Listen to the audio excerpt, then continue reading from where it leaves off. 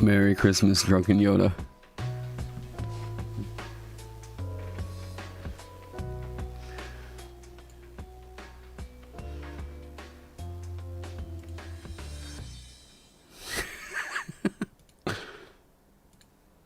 How are we doing? It sounds really good right now, I'm not gonna lie. Hey everyone. So, oh man. What a night. Last night. Hey, Merry Christmas everyone. Merry Christmas, Happy Kwanzaa, Hanukkah, Festivus, whatever everybody else celebrates. Yes, merry everything. Good vibes all around. Hey, Camus, how you doing? So, oh man, I have been talking with Ross. I don't know if Ross is going to be able to pop in today or not. He might be able to make an appearance. Let me double check. We'll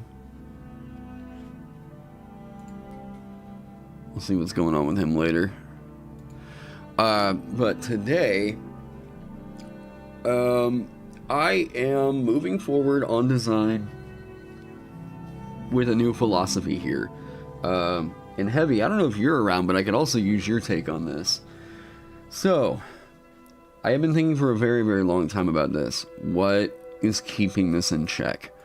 What is keeping the Runekeeper, if I'm going to make the argument that the runes that you're going to get are the equivalent of maybe some spells, you know, like that kind of level of power, what's making it to where this thing isn't just better than Warlock at short rest spell regeneration, right?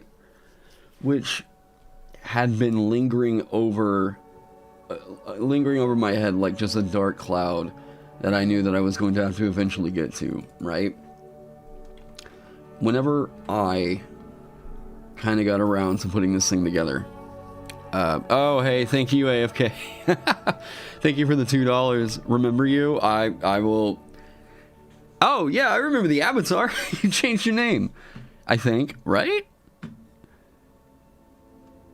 Right? Is that right?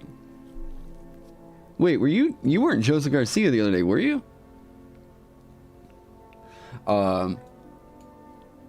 Okay, so here's my thought. With runes, if I'm going to say that they are okay, I'm glad I remembered. Okay, so runes are, I've been basically using Warlock as a sense of when can I give you a rune, when can you know, whatever. And that eventually led me down a path the other day where some of y'all that were in here saw me get to a point where I was like, oh crap, the concept might just not work. So, what I've come to the conclusion to on this, hey Metacliff, yes, another stream.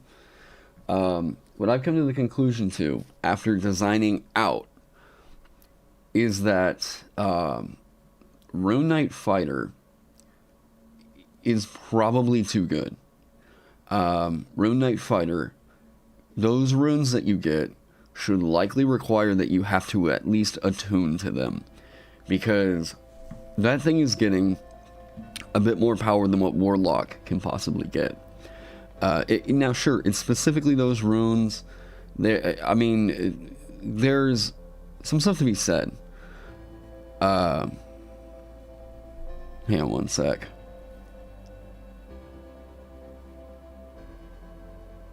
Okay. So there's a lot to be said for the way that the Rune Knight is designed.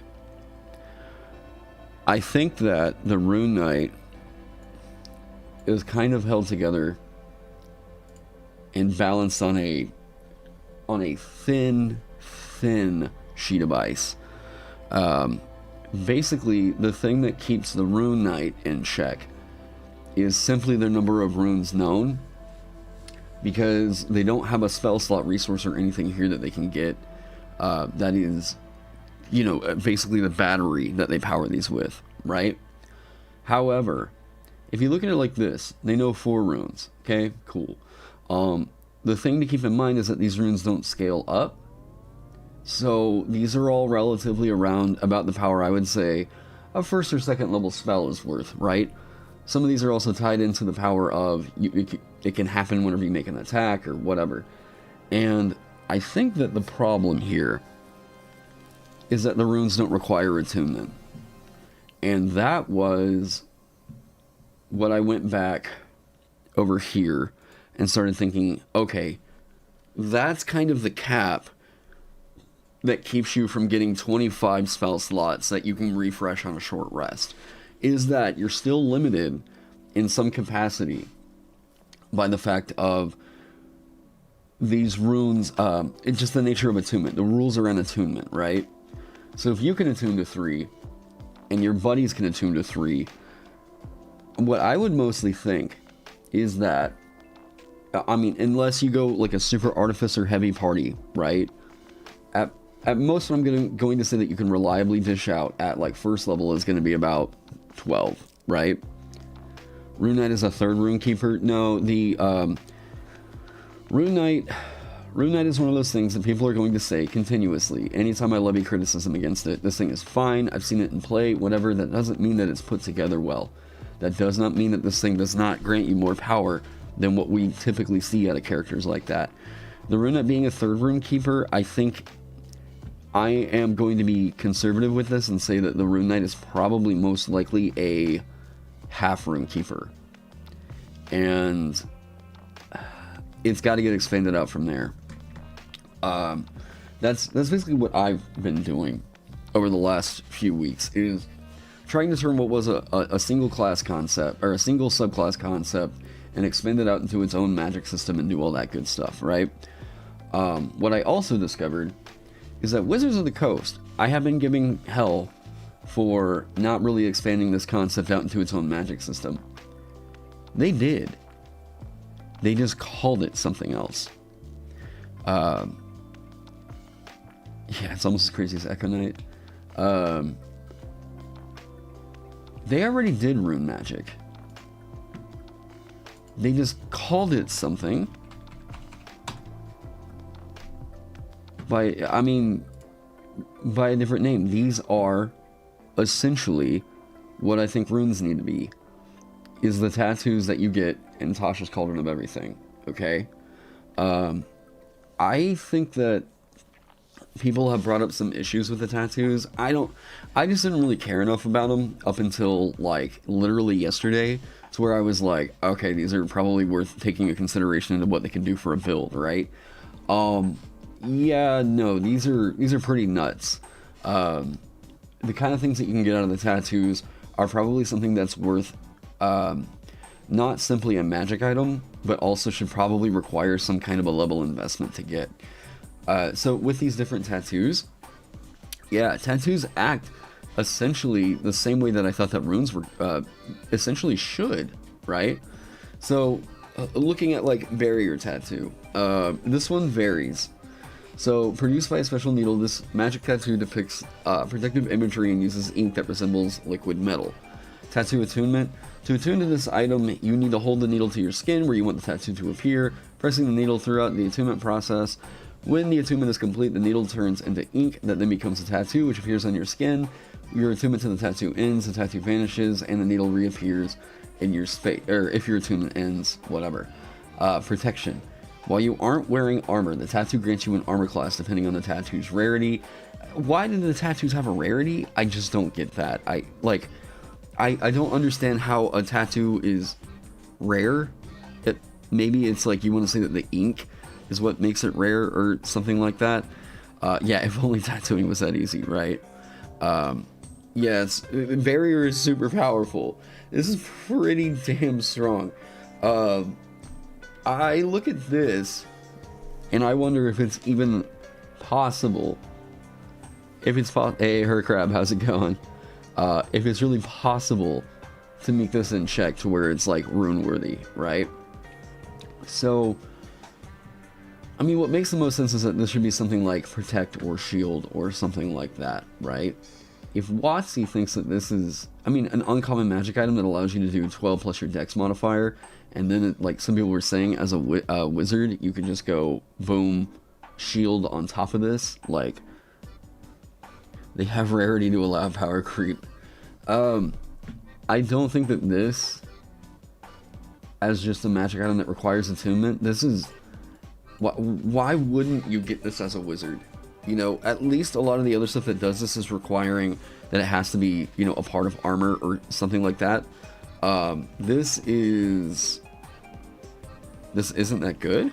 How?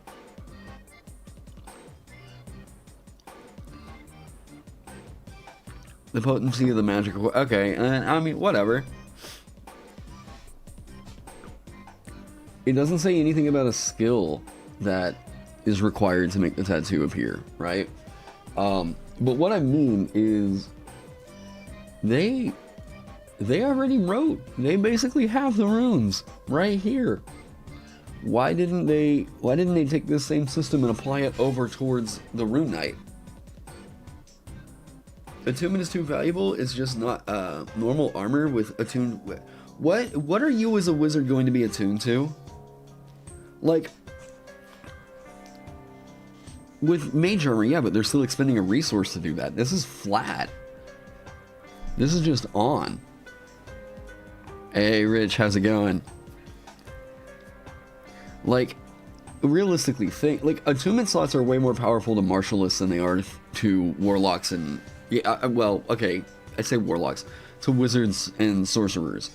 Wizards and sorcerers, they want to get that rod that buffs up their spell save DC, attack bonus, and all that stuff. They don't really care about, like, all their attunement slots aside from maybe one or two items. This is a really nice thing for a wizard to get. Really nice. Like, if I look at rare, this is basically like you always have shield on right here. Because it's just 15 plus your dex mod.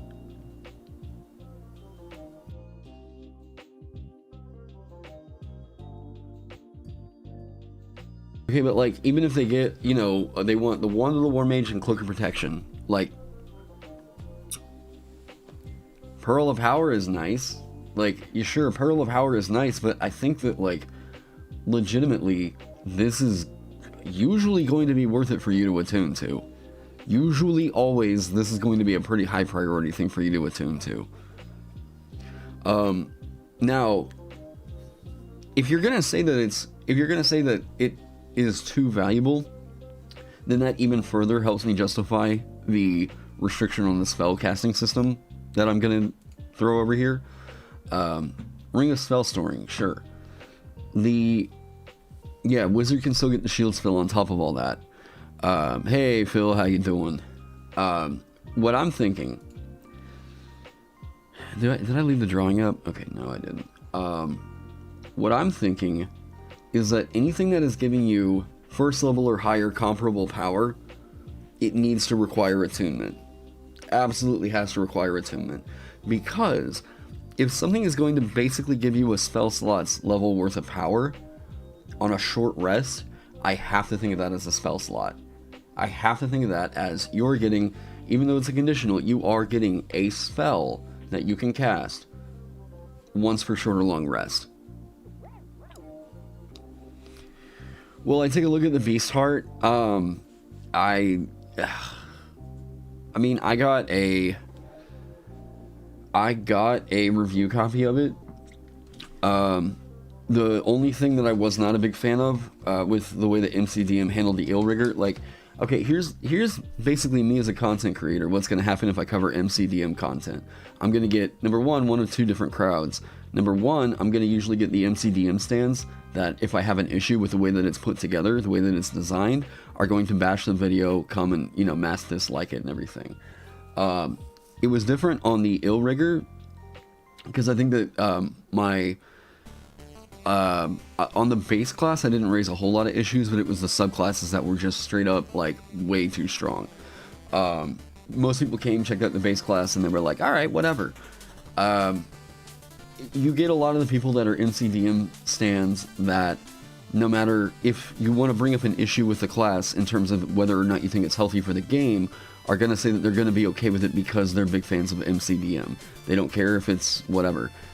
Some people might say that that's hyperbolic. I have literally seen people in Discord type that in the MCDM server. So, like, you know.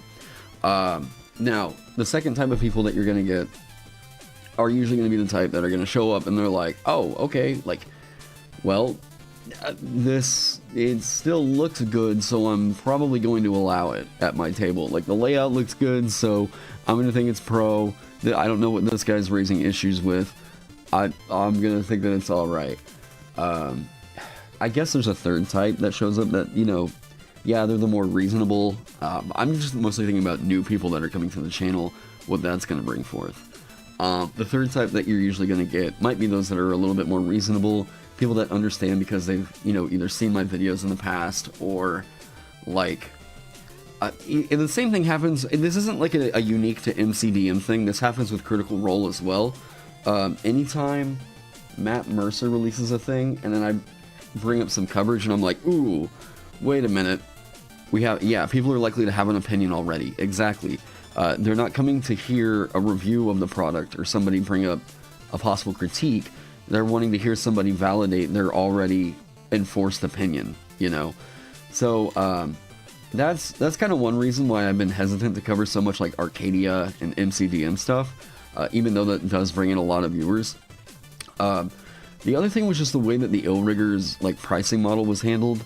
Whenever they had initially sent it out, it was like $666, and I thought at that price range, yeah, it was probably worth it because, like, I mean, if there's issues, you can balance it later, whatever, but, like, I think the effort that went into it made a workable class, and I was kind of alright with that.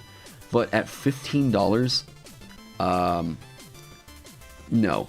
At $15, that thing, we were told that there would be changes made, there would be erratas that help rebalance it, and so far from what I've been able to tell, there aren't any changes that were made to it.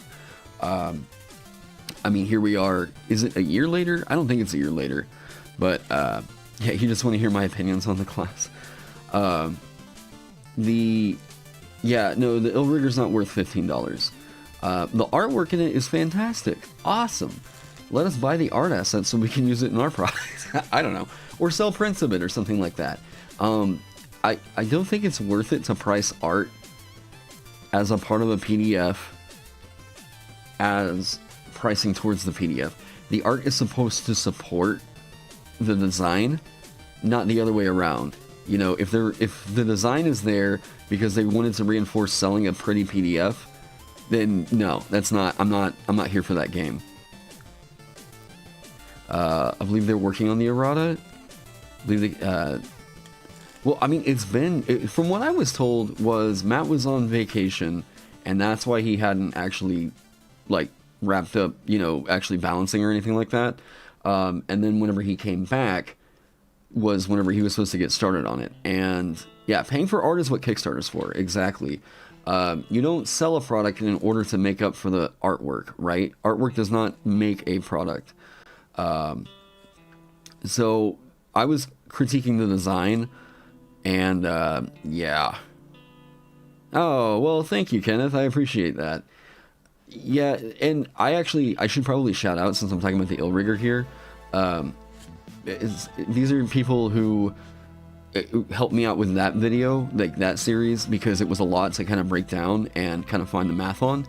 Now, these aren't people, I'll put this disclaimer here, these aren't people that I will say are backing my opinion right now of, like, MCDM products. They're just people that helped me out with making that video. Ukulele Bard, Heavy Arms, Ross Leiser. There were quite a lot of people quite a lot of designers that were really helping to crunch out some of the numbers on that so I could get so many of those videos out in time, you know. Your understanding was that Matt thinks the class is good as is. He has also said that he wasn't trying to design it for the 5e system. Like, there's legitimate quotes of him saying that class is designed as to how he thinks 5e should work, not how not how 5e is actually designed. So that means that is not a 5e class. He did not how do I put this? Okay, he intentionally did not design that to be a 5th edition class, so therein, why should it be okay for 5th edition play? If it's okay for his tables and whoever wants to accept that as their level of balance, like, okay, but like, everybody else is going to be looking at your Illrigger being able to do absolute havoc out there on the battlefield and just say, why can't I also do that with some of the options that I made, you know? Is it really just like, cool, I'm gonna find this one piece of homebrew that I can sneak past the DM and that's how I'm gonna win D&D? That's underhanded. That's, no. If you design a homebrew class that needs to support the system, not subvert it. I can happily show you my DM skill stuff 100% preview because it's one of the few designers that you produce your own art, so yeah. Yeah, it was funny because, like, you artists, there was a funny Twitter post that said, you artists don't understand the power that you wield in the TTRPG sphere. You know, yeah, like, basically, here's what I'm saying. If you don't think that the system is good for supporting what you want to create, then don't use the system. Like, that, like, you know, I'm making the Runekeeper because I'm like, okay, the system will work. There is a thing here that does work. Is the Illrigger more powerful than the Paladin? Yes, it is. Yep. The Illrigger provides much more power. Like, okay, the Baleful Interdict feature is supposed to be the thing that keeps the, like, it gives the Illrigger God, I keep trying to say that. It keeps the Illrigger up to par with what the Paladin can do with Smite, right? But what the Paladin can do with Smite is damage, okay? It is pure radiant damage. That is what the Paladin can do.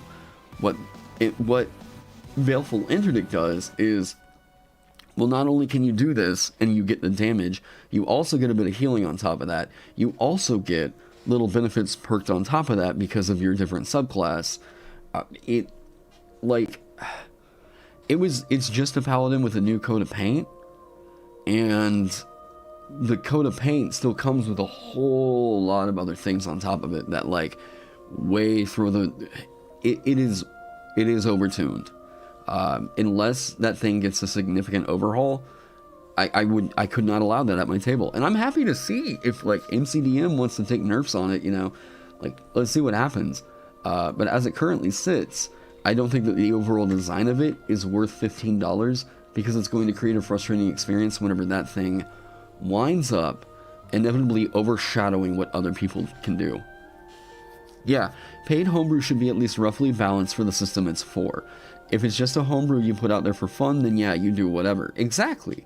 That's the reason why guys like Benjamin Huffman, Ross Leiser, Heavy Arms, me, like Walrock, Kibbles, it's the reason why we've kind of been able to set out our own niche and kind of attract more people to actually play our classes, is because we have better DM and player buy-in, and that they see it and they think, number one, okay, this is evoking a pretty cool flavor. I don't know that I could do this with another character concept.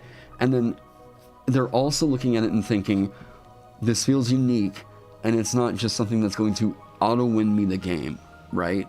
It's not something that's going to overshadow everybody else. Your choice of class should be a meaningful decision. It should come with benefits and potentially some drawbacks. Like, I did the Paladin video, but the thing with Paladin has a pretty big weakness, and that's dealing with ranged attackers. Sure, they have their spells that they can possibly do, but, like, they're going to have to blow resources to, do that, right? It's fairly rare that a Paladin is going to have a means of getting up on a ranged character, especially with flight. Paladin has a real hard time dealing with flight. That's another reason why, if you see, like, some of the races that have that restriction of, like, you can't wear heavy armor, what class do you think they had in mind for that? Part of the thing that keeps Paladin in check is that they don't really get a whole massive amount of mobility in terms of, like, vertical combat.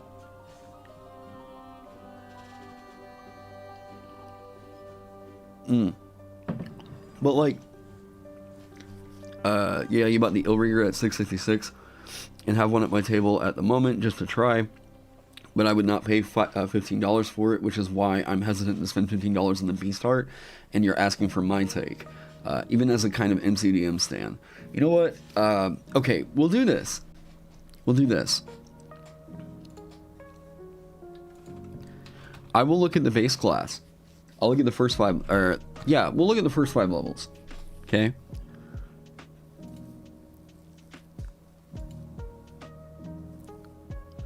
I can usually determine whether or not a thing is pretty reasonable for play within the first 5 levels.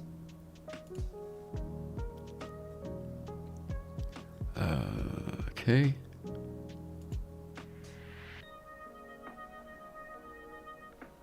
Yeah, I mean, the artwork and everything is fantastic.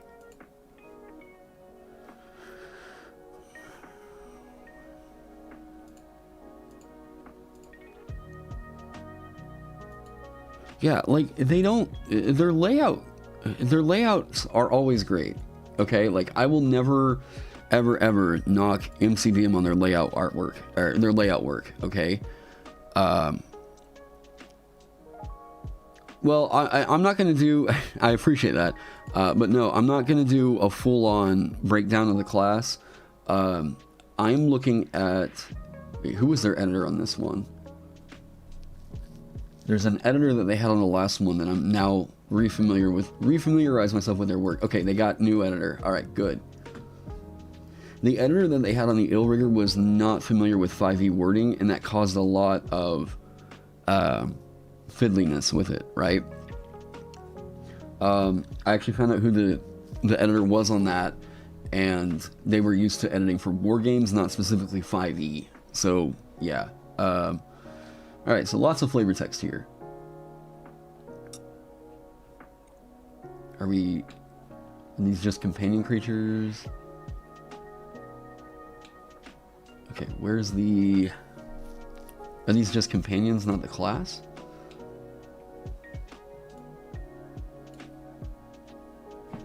Give me something like that.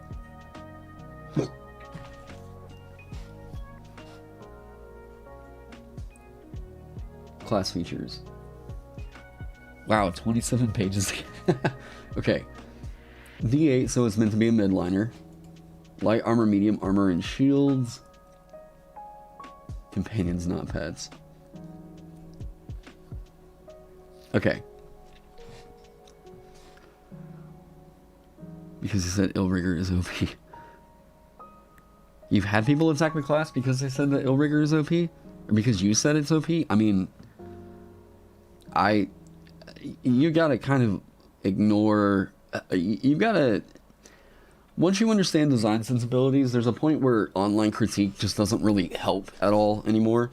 So the Beast Heart's whole vibe is, it's like you and this beast, very like He-Man. Okay, so rather than it being like the Pokemon trainer thing, this is a classic kind of like, yeah, you're a bit of a barbarian in a way. So, is there a reason why? Was it just that Beastmaster is blah? I guess this one won't get spellcasting. So, okay. Let me just look. I'm just gonna look strictly mechanically. Okay, I just want to look at within the first 5 levels. What is this one throwing out? And is that going to be reasonable for the first tier of play? Okay. Strength and wisdom, sure. Simple weapons, battle axes, great axes, longbows, nets, scimitars, and short swords. No tools. Yeah, ranger but barbarian. Equipment, you start with the following equipment. In addition to the equipment granted by your background, hide armor or leather armor, a longbow and 20 arrows. Okay, a martial weapon and a shield, or 2 martial weapons, 2 hand axes, and a simple weapon, a dungeoneer's pack, and an explorer's pack. Okay, so at first level, you gain a companion creature that accompanies you on your adventures, fighting, exploring, and living alongside you. You can choose any companion in this supplement or other MCDM supplements. You might also find some cool companions on the the companion section above has information on 15 companion creatures you can choose for your Beast Heart and information on the rules regarding companions. Your supernatural connection to your companion binds their life to yours, allowing you to help your companion overcome even the most grievous injuries. If your companion has lost hit points or is dead, you can spend 1 minute meditating on your companion's spirit. The companion then regains all of their hit points and returns to life if they were dead, and you gain 1 level of exhaustion. Okay, if the companion's body was destroyed, they reform within 5 feet of you. That's very Saturday morning cartoon. I don't mind this at all because, like, if it's going to be your core feature, then, like, yeah, it's very He-Man, right? The first time you finish a long rest after you gain a level in this class, you can bond with a new companion of your choice, which arrives in an unoccupied space within 5 feet of you, or in a manner determined by the GM. If you already have a companion from this feature, they leave to be on their own when the new companion arrives. Okay. So... complex answer actions, but you can make simple statements. Okay.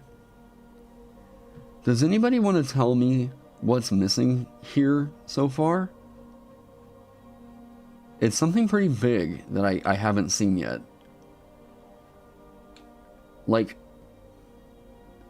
pretty big that I haven't seen yet.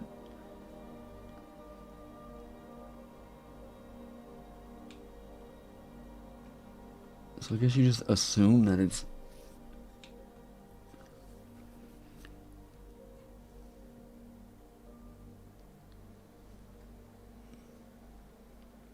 like, I am... unless this is covered somewhere else in this PDF, this doesn't say yes right there. This doesn't tell you, from what I've seen so far, it doesn't tell you how you command it in battle. Which, like, if we're just acting on assumption that people already know that information, then, like, it needs clarification. If we're just assuming that, yes, it's in battle, because you are a beast heart, whatever, like, you get this companion. Okay, cool. Wait, you get a mimic with it? Alright, fuck that. Buy this class. Like, like, okay, the ideas are cool, right? Like, it's fun. I get a mimic buddy. Who doesn't want a mimic buddy? This is very cool. But, like, does it clarify anywhere, anybody that's seen this, the companions acting in battle? Companion creatures. We'll see. I'll double check in the flavor text. I know I skipped over some stuff, but, like, they are wild in nature. New classes introduced as a supplement. Every caregiver who commands the creature. Okay. The caregiver's player controls the companion most of the time during the game, though the GM can step in and take control of the companion and the caregiver are separated. It's a bonus action to command them until you get to 6? Does it say that? Okay. So, okay, it is. It is in here. It's just not in the class. But, like, it needs to be in the class. It, like, that info, if we want to say, like, well, it seems too cluttered, we're just going to throw it somewhere else to refer to that. Like, it for sure needs to be in the class. At least as a sidebar, maybe. Like, having to refer to it up here. It's in the supplement, sure. But, like, it comes before the companions. Like, this is just some, like, you know, kind of UI critique here, okay? It should most likely be in the feature that it's going to key off of. You know what I mean? The companions in this book are meant to be standalone. What? How do you mean? Okay, so far what I see is you can choose a companion. 7 plus 7 times the caregiver's level, so 14, okay, at first level. 7 plus 7 times, 7 plus 7 times, 7 plus 7 times. Okay. So they're all rolling out with 14 hit points at first level. Okay, no, here we go. 6 plus 6 times. Is it just based off their con mod? Okay, so 5 plus 2. Okay, so 7 plus. Okay, now I see where the math that they're coming up with is coming from. 8 plus 8 times. Now, there is one thing I will say. And that is a bit clunky. I get it, but I also am very, very familiar with this system. And as someone that's a first-time reader, like, you want to design stuff as if the people that are reading it are brand new to the game, right? If they pick this up, which I realize, hey, not many people that are going to be playing homebrew are brand new to the game. I get that. You still want to design for that because you want to make sure that your first user experience is a really positive one, right? Caregiver can be any class, not just their class. They're meant to be something anyone can have, but the class gives more options and adjustments to the companion. So, okay, so the companions then are their own thing that, like, anybody can get. And the companions are going to gain levels as you level up, although the Beast Heart is a... The Beast Heart is a character that specializes in taming companions, I guess? Okay. So then... Okay. So then the reason why this comes beforehand is because... The reason why this comes beforehand is because the companions are supposed to be able to be commanded through the caregiver. If you're a DM, you want your player to understand. Yeah. Okay, so then what we're looking at here isn't exactly strictly tied into class mechanic. This is tied into, these are alternate monstrous companions that any character could potentially pick up, and then whenever they pick it up, they are determined to be the caregiver. And the caregiver is the one that can control them in the game. Then the DM can step in and take, if they're ever separated. Okay, so basically they are NPCs. So if it's an NPC system, then I think that this is pretty alright for this to be up here. One companion per group, companion control. If a caregiver dies or becomes separated with a companion, the GM determines who controls the companion. In some cases, such as a caregiver dying, the caregiver's player can maintain control of the companion, making a heroic stand against enemies.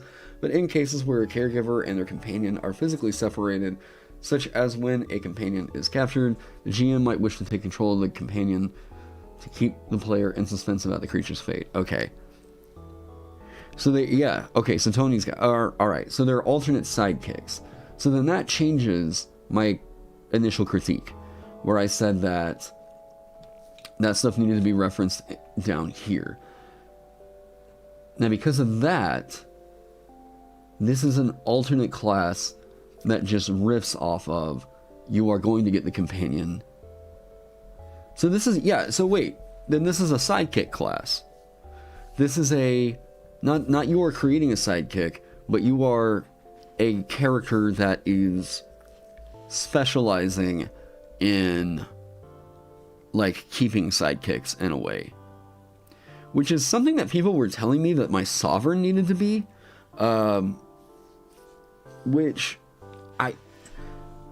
okay, here's my worry. Now this was covered in a Happy Fun Hour, like 2 or 3 years ago. Somebody asked Mike Merles why the Beastmaster Ranger couldn't get large-sized beasts, okay? The problem with getting a large-sized beast is that it changes how much area of the battlefield that you can control, okay? Like, how much area you have to influence. Let me give you an example. I'm just using Corel Draw because it's quick and easy.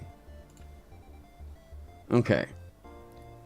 So let's say, let me view the document grid. View, snap to, document grid. Bam. Okay. So here, let's say this. we have a standard, you know, inch square battle mat, right? Let's say here's my character. Okay? Sure. We'll make you blue. This is my character, a medium-sized character. What this means is my overall influence whenever it comes to, like, what I can do with melee attacks is usually about this much area, right? Except in the case of, like, you know, we can say Bugbear gets this much area, right? Now, radiuses aren't really well defined for, like, how big is a 10-foot circle in D&D and all that stuff. Treant Monk did a video on this. It's actually pretty funny why circles are squares. So here's the deal. Whenever we are on an inch square battle mat, this is about the general area that you can control, right? This is Corel Draw. It's a quick vector art program. It basically acts like Illustrator, Adobe Illustrator. It's just a little bit quicker and it's a bit easier to use for first-time vector artists. You're back. I'm talking about the Beastheart Ranger, or the Beastheart class that MCDM just put out. Okay, so let's take a look at this. This is about the average influence, like the average area of influence that you could expect a first-level character to have that's just doing melee attack damage, right? I'm sure there's other cases like Bugbear, or if you're going with a polearm, like, okay, fighting with a polearm that has a 10-foot reach, there's a reason why that's like the big special property of that weapon, right? This is a pretty big area. Now, the reason why Beastmaster has the weird restriction of you can't get large-sized creatures is because basically, and this sounds a little bit like, why does this matter? Is basically because you get more area than just, I guess you could say it's that. You get a bit more area. Well, and not, that's something I try to hand wave, Phil, is like, if it's a large size carrier, what happens in corridors and stuff like that. You know, I try not to get too specific in on that, you know, because, like, yeah, squeezing is a thing. I like, if players want to play large size characters, I try to make it to where that's not such a big inconvenience, right? Or maybe it just adds it into the game. Like, it adds a bit of flavor into it. They can't squeeze through this corridor. Well, like, that's going to be...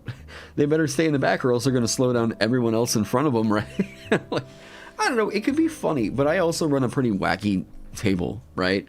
Now, do I agree that this should have been...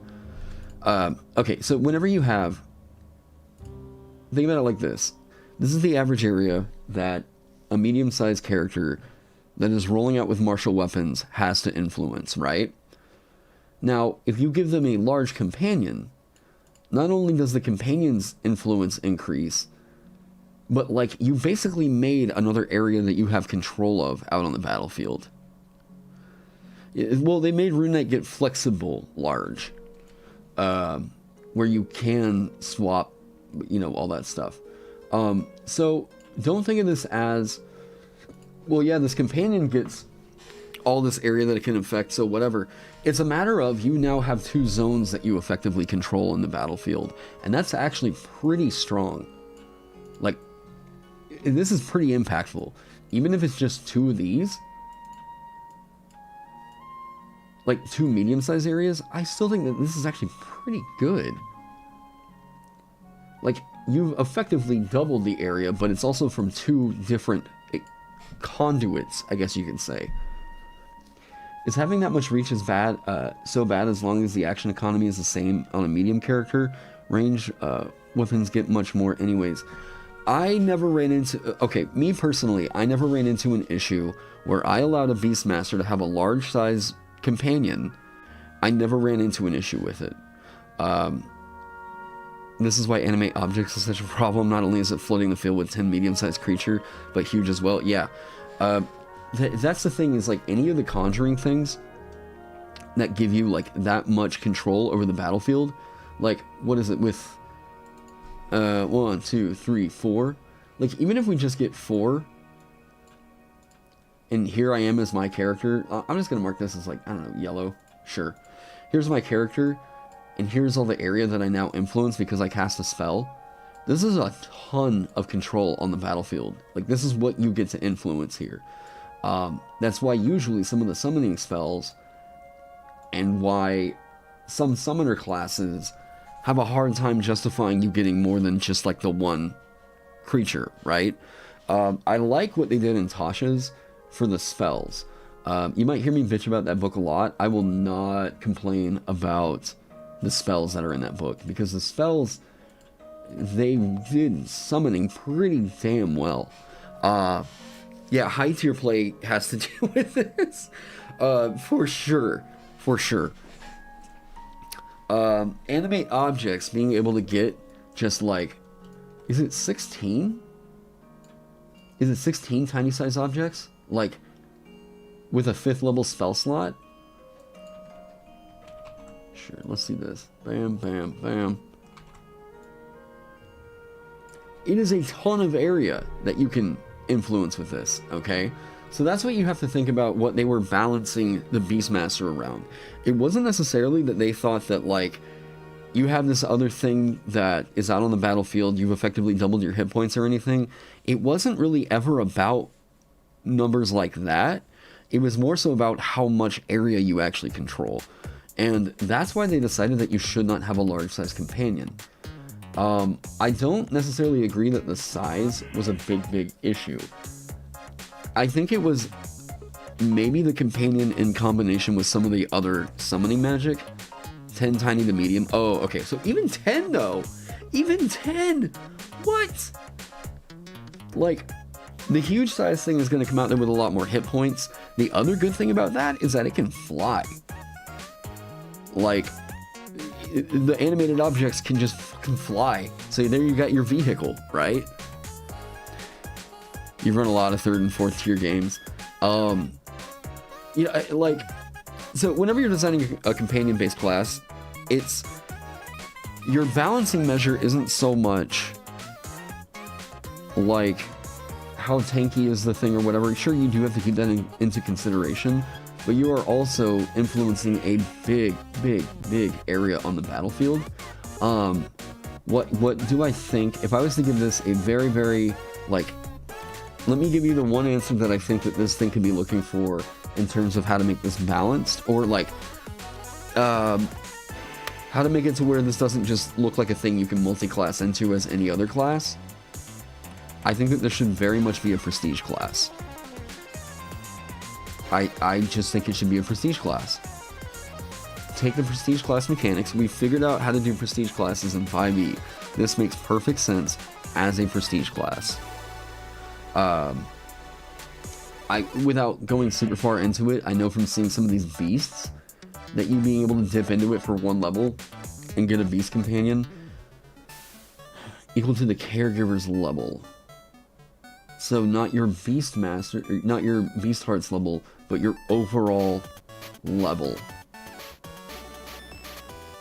This means that you can go over and get it for a 1 level dip, and then it's still going to scale off of your general character level.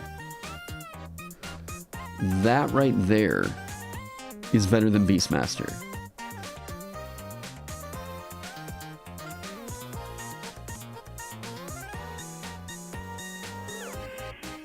Times, if you look right here, 5 times your ranger level. That's specifically written that way because if you dip over here, grab this, the Drake Companion is going to keep getting stronger as long as you keep investing into levels as a ranger, right? That has a specific narrative tied into it. As you are leveling up, it's supposed to imitate the fact, or the idea, the narrative that you are training this thing up. You're making it better because you are getting better, right? Like, there's a tie-in with that. This makes so much more sense as a prestige class than as its full-on class right here. Like, do a 10 level thing. a 10 level thing. 7 plus 7 times the caregiver's level. So that means you can already get a companion without being a Beastmaster, but then it adds another entity. You have monsters for the calculations. And sure, I get that. I understand what this is trying to do. I'm just talking about, like, what I'm looking at as the things that worry me upon reading it, right? Okay, so 140. That's not all that insane. Yep, 160 for some of the bigger ones, right? When did we figure out prestige classes? I mean, I will point to Benjamin Huffman's Keeper the Cobalt Queen as the example that I think prestige classes for 5e should be there for. You don't disagree with universal companion mechanics, but it's not a casual add-on. It deeply affects the CR that you can take on. And wait, you don't agree with universal... You don't disagree with the companion... I'm not super sure what that... I'm not super sure what the critique on that was, Phil, but... I mean, like, realistically, no one wants a prestige class product. Does nobody want it? Like, I think that they're kind of cool narrative options. You complete an adventure, and then you can possibly take on this, like, you can take on this prestige class because you figured out, like, I don't know. I think that prestige classes are fine. You know what makes the most sense? And it's something that I had actually designed around. A prestige class's narrative 100% makes sense for you becoming an undead character. Don't make it about your race. Make it about, let me see. Is that gonna open? Okay. This is something that I had shown off. Where's this at? I had shown off my Life Reaver fighter over on Josh at Dungeoneers Packs live stream a little while yesterday. Wow, this, I hope this shows up even remotely well over there. Okay. So, I think that the layout is just not going to show up well on stream. This is one that I had started in on like 2 years ago and just kind of like, man, decided to like, I've just focused on some other things. I thought that what made the most sense was that you becoming an undead was actually a class option, similar to like how Warlock, if they became a, if they became a Warlock, they take on this patron and, whatever. You having to enter this class, Warlock actually kind of made sense as a prestige class in a way, but the narrative for a prestige class should be that you do something in the story that makes you take on this. Multi-classing into anything should definitely have a storyline attached to it, right? But this is one that I thought like made infinitely more sense specifically as a class or prestige class option. The idea I had behind it was like you were going to be an undead. The different compulsions were going to be like the compulsion of passion. So literally, like you were kept as an undead ghost because of like a long lost love. The compulsion of wrath, you were literally revived as a revenant or wraith, something like that. It was extremely hard to figure out how this could even be remotely kept in check. I started in on it, and I think I got distracted by the dancer. What was going on at this time? Was this a 2020 thing? 2020, yeah. I think there were just so many other things that kind of caught my attention before really getting into this one, right? I'll save changes to it, sure. Boom. Okay. Anyways, I think that with this Beast Heart, like, if you have this at the table, is there really a whole lot of reason for you to go Ranger? I guess, like, you're going to get spellcasting as a Ranger compared to this. You're going to get the D10 die rather than the D8 hit die. And I think that you, as a D10 Ranger, are going to want to stay in the midline anyways if you're taking Beastmaster, because, I mean, you want the Beast to fight like in combat. You get a Myconid buddy. Like, sure. Do I want to play a character that's running in the battle with an owlbear? Absolutely. Absolutely. I think that this is such a cool idea. I want that so bad. It's got something called Give a Hoot. I want to play this so bad. But like, I'm also trying to justify whether or not the narrative of the base class makes sense. If this is just something you get as a companion and the DM is like, here you go, it's a thing you can take and add in, fine. I'm fine with that. The DM knows what they're signing up for. I don't know that did the class need to get attached to it? Maybe as like a prestige class. There and again, I haven't exactly looked at the entire thing, so. Anyone remember when the certain race templates came with prestige class like progression? Not really. The beast is all you've got mostly. You never get extra attack. Your whole deal is just signature attack and escalating special abilities. Like, you learn to channel your companion's fury into extraordinary deeds called primal exploits, which are fueled by your companion's ferocity. You learn 3 exploits of your choice, detailed below. You learn 2 additional exploits of your choice at 10th and 17th level. Whenever you gain a level in this class, you can choose one of the primal exploits you know and replace it with another primal exploit, for which you must have the appropriate B-start level. Some exploits are activated using your reaction, others specific circumstances. Okay, all exploits require you to expend your companion's ferocity to use them. Is that covered? No, it's just there. Okay. The companion loses ferocity equal to the cost when you use the exploit. Okay. So it's signed into your wisdom modifier because it's like you're training it, and okay, cool. That's an odd layout decision with the strokes not going through all the different colors.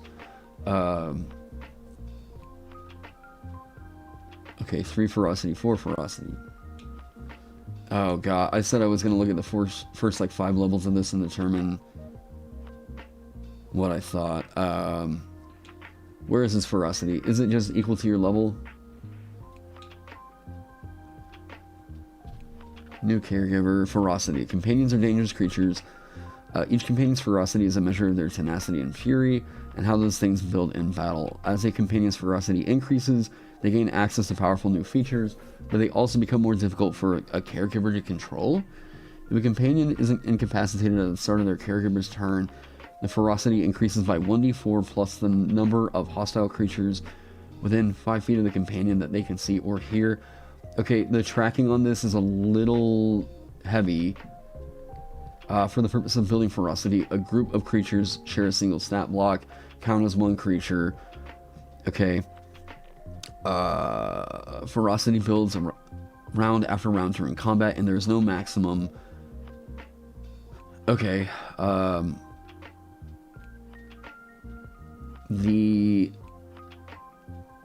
Okay, end of combat drops to 0.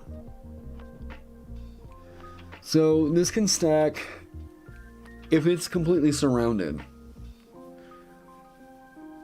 If your companion's completely surrounded on, and I mean on all sides, top, everything, which is possible in the case of something like the Bloodhawk, I think that they had in here. This can be pretty nuts how much ferocity you can build up. You're so confused by what this document is supposed to be. The top of it is like companions, and you're gonna have to you get this companion mechanic that you basically get sidekicks with. What I think they could have done better with maybe is by making the companion an actual sidekicks like class.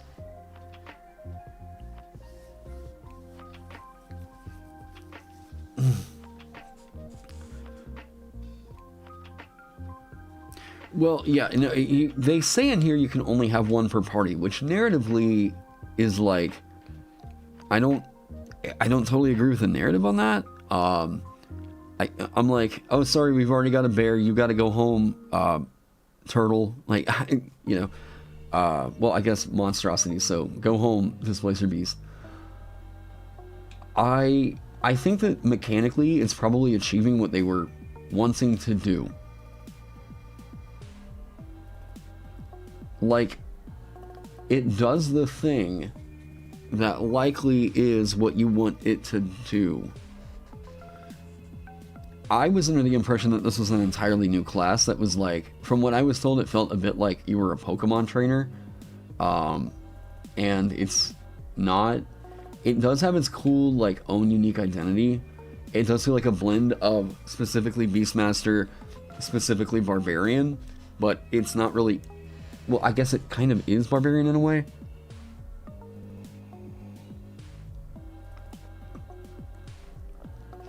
So, okay, let me say this on Prestige classes. Okay. Prestige classes. I hear people saying that, like, they seem totally imbalanced or, like, they just seem whatever, but I have never heard anybody actually bring up a reason as to why they think Prestige classes are imbalanced whatsoever. Somebody tell me, anybody tell me, that's in the chat, why are Prestige classes, as a mechanic, inherently broken? Why should we not allow for Prestige classes to be a thing? Somebody give me an answer.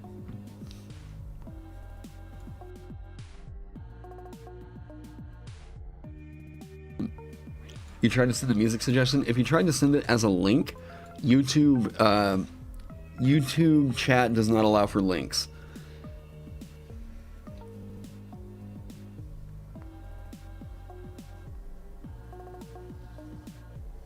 Okay, so they allow for better multi-classing. But conventional wisdom is a strong deterrent. What do you mean?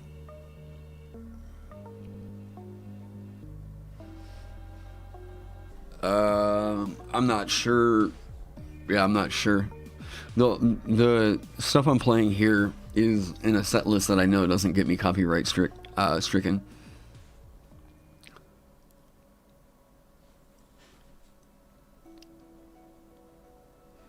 You could get around the idea that certain prestige classes are unbalanced, but the mechanic as a whole is too broad. But, like, anytime... Okay, so if that's the case, then why is it that people still make these absolute assertions that prestige classes overall are imbalanced?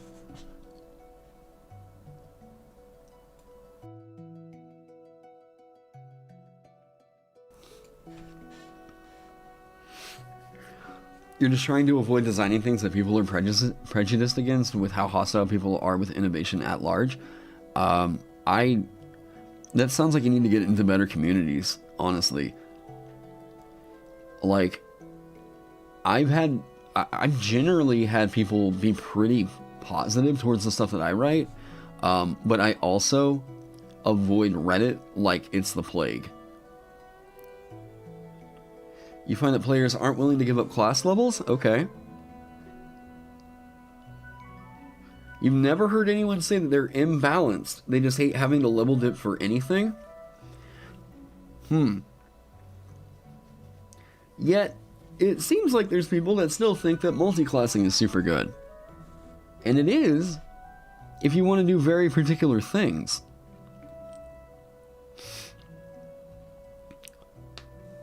Prestige classes just reminds me of 3E and make subclasses like, why should I care about it?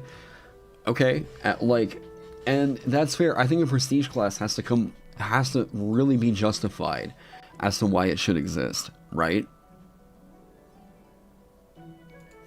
Prestige classes make sense to me as something that could probably be a little bit more broad than just a subclass concept, but it doesn't really get justified in terms of I want to make a full class. Honestly, I think if you were going to do Constitution as a spellcasting ability or something similar to that, it could make sense to do it as a prestige class. That's what, I'm going to keep harping on it, but Benjamin did that with the Cerulean Sage in Keeper the Cobalt Queen. And if you want to play that blue mage, like Final Fantasy kind of thing, I learn the attacks and abilities of enemies out there. That's a cool way to do it.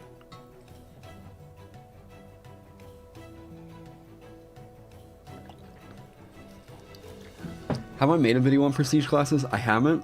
I haven't, because I find that, again, like, man, it's kind of rough in the TTRPG sphere, because, like, anytime that you make any kind of a video on any sort of content in the D&D sphere, it feels like you have to really carefully phrase what you're saying, because if you were to say anything that comes off as an opinion, and I just don't care anymore, so that's why I say opinions all the time in my videos. But like, if you were to say anything that's an opinion, and you make a video around that opinion, and it doesn't reinforce what people are already thinking, then it just tends to get mass hate. Like, mass hate. The TTRPG community is like, hey, most everyone I've had in my community has been awesome. I really haven't had to moderate a whole lot. Everyone's been really positive and constructive. And we've voiced, opinions and talked about them here on the live stream and everything. But like, I find that if you go into communities like, the Unearthed Arcana subreddit, or just the D&D Next subreddit, people are extremely hesitant to upvote or positively discuss anything that doesn't already reinforce their own biases. There's also, like, with people that watch actual plays, and like, some people might say like, nah, it's not like that, whatever. Dude, I don't know how anybody does an actual play, because the TTRPG sphere, anytime I've watched like a D&D actual play, I go and I see their fans go and say like how they should have done this or this, or how like you look in the comments and people are like, oh, this guy sucks, why can't it's like, people that watch actual plays, I have seen so much backseat gamering happening in the actual play sphere for like TTRPGs, and it causes people to like actually quit and give up on D&D as a hobby. It is that bad. Like, if you go and find anybody that just goes and plays, I don't know, Minecraft, Fortnite, whatever, and you're like, oh, it'd be cool to like have them sitting on a D&D campaign. Dude, we've seen people actually like completely like turn away from the entire TTRPG hobby because of how they were treated by the TTRPG community. Let me give you one example, and then I'll move on from this point. I was really stoked to know that this guy was playing D&D. So, super wholesome content creator named Saikuno, who wound up leaving a D&D actual play because the people that were watching it kept getting upset that he wasn't using the right spells. Yeah, here we go. Let me pause that music real quick. Okay, by the way, Saikuno is like super wholesome. This dude has done, as far as I've been able to tell in the time that I ever watched him, like, no wrong. Just a super sweetheart. Let me... Right? D&D was genuinely the worst. Yeah. I want to put this over on my channel, because TTRPG people should be aware of how we are perceived in like the wider online sphere. Think about all the hate that you see posted in the TTRPG Twitter, whatever. This is the thing that people that aren't big into D&D see whenever they start trying to play D&D. Yeah, he also quit playing with Arcana before all that controversy. Thing is, I didn't even stream it, right? D&D was genuinely the worst experience I had with fans, like, ever. Like, people say GTA's bad, people say Rust is bad. D&D by far was the worst experience I ever had. So that was just me, and I didn't even stream it, which is absolutely crazy to me. But yeah, it was the worst, guys. I'm sure some people might have been there to see it, but like, I legitimately was. So I'm a sub on Lily's channel, right? Like, I was banning her longtime subs sometimes. Like, I remember one time I actually felt bad because this guy was subbed to Lily for like 9 months, and I banned him because he sent me death threats. And I was like, really, man? Like, you don't like the way I play a game? So I banned him, and like, Lily backed me up, but I'm like, imagine subbing to someone for 9 months to like, do that. And I was, yeah. So let me turn that back down. Like, the guy cheated on his girlfriend. Who cares? That's between him and his girlfriend. Whoa, whoa, whoa! That was loud.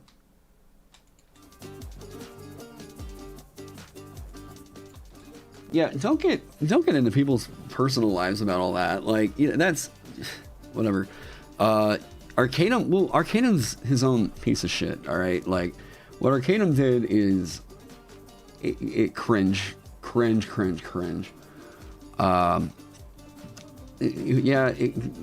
Whatever happened between like somebody and their significant other, like, look, if it's just like a cheating thing, that's none of our business. That's none of our business.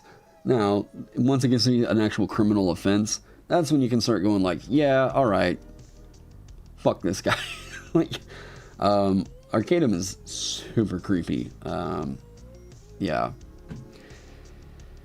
but it was a huge thing that they publicized. But like, I mean, like, guys, I'm 32. Like, why should I give a damn about what a 22-year-old and his girlfriend, whatever. Yeah, it doesn't have anything to do with D&D.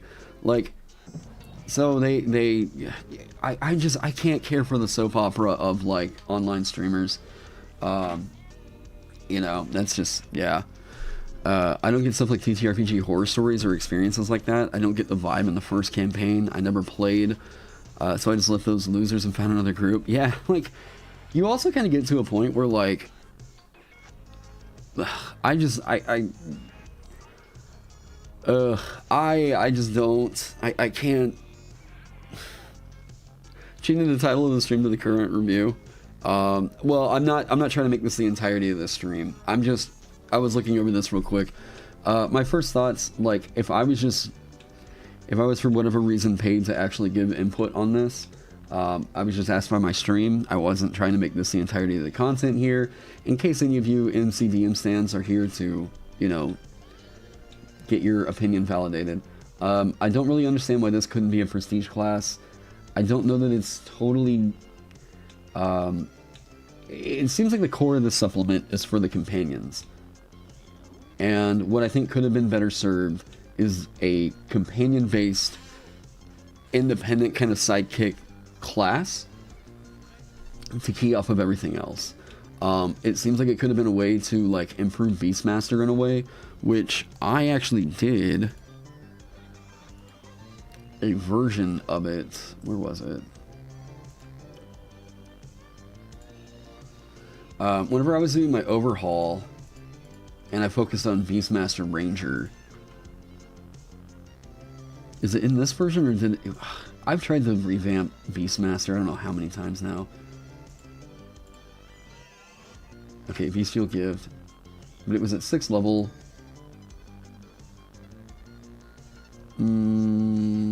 Okay. So it's not here anymore. Oh, okay, I understand what happened. I thought what could have been kind of cool would have been to... Oh, I'll get to that, Tony Miller. What would have been cool was that at 7th level allow them to also train monstrosities. But, I was trying to remember... I think I got worried about Basilisk and Cockatrice because you having a relatively on-demand sort of form of petrification was just going to be way too good. Like, way too good.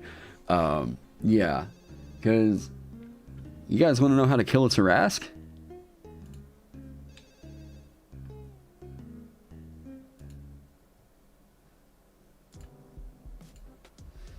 First thing you got to do is survive long enough for this to go off. Alright, so here's the one thing that always concerns me anytime, because I want to make so bad petrification as a core kind of a thing for another class. I don't know what, but it sounds so dope that, like, because being a big Final Fantasy fan, I would love for there to be more conditions in the game. For conditions to have a lot more weight than just like, yeah, players can just out charmed, frightened, poisoned, stunned at like the first tier of play.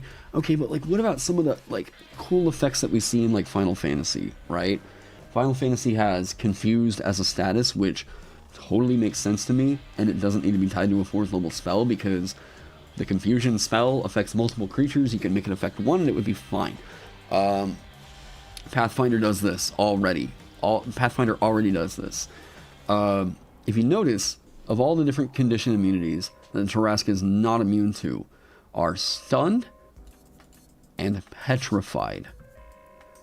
So, if you manage to burn through legendary resistance, okay, burn through legendary resistance somehow, what you could do, have Monk go in and try to get Stunning Strike off. Bam, bam, bam, because it's not a spell or a magical effect, it is key, alright?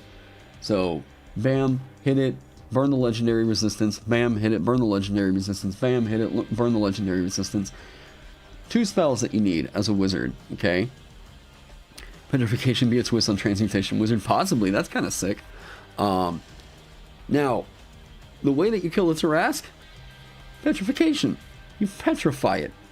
You just turn into stone. Turn into stone. It's not immune to being petrified.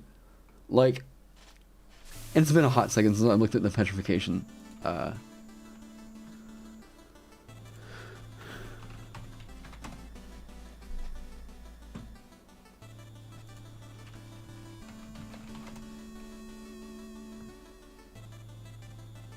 Is it petrify? I forget the name of the spell. What's the spell? You all know what I'm thinking of. It's a big, nasty...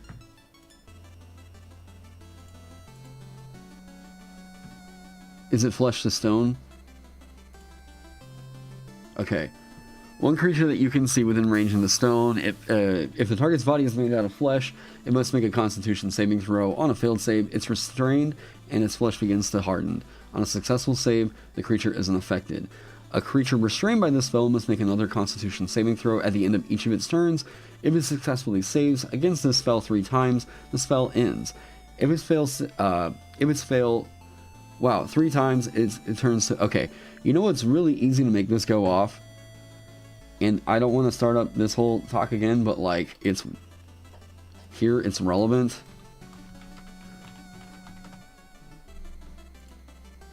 Cool. I need to actually buy the damn book. Okay. Silvery Barbs. Okay.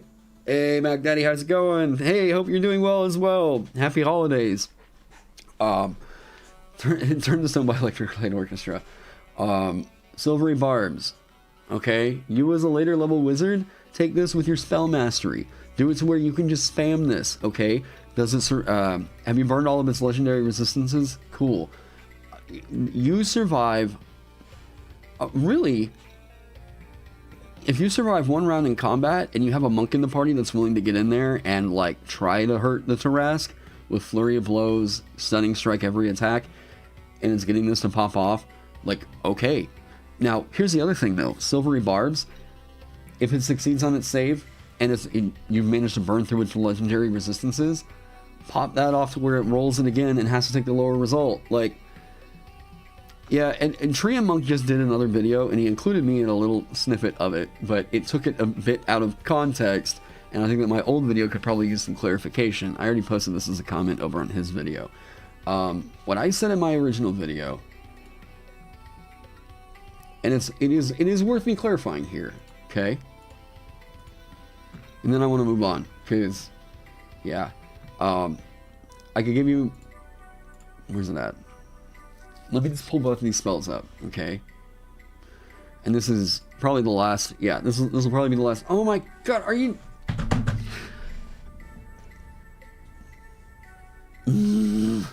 I don't want to have to buy this book. I've already got a copy of it. See, hey D&D Beyond, throw your boy a legendary bundle, and I will just say that you all sponsored the stream, okay? Hang on.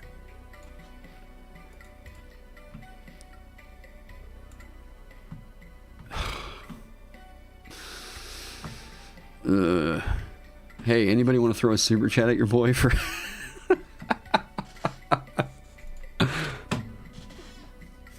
Okay, hang on.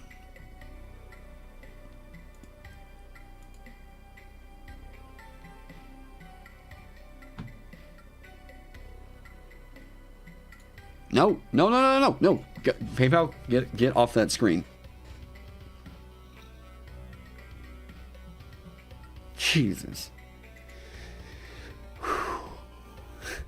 My heart was just really thumping there for a second. Okay.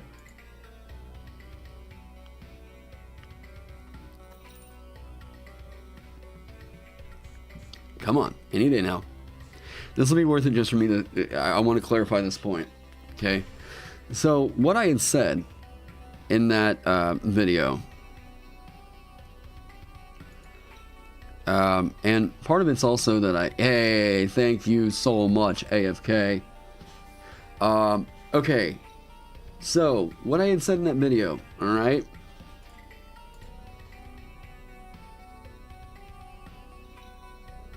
No, don't send screenshots. Don't worry about it. I got it. Alright? We're good.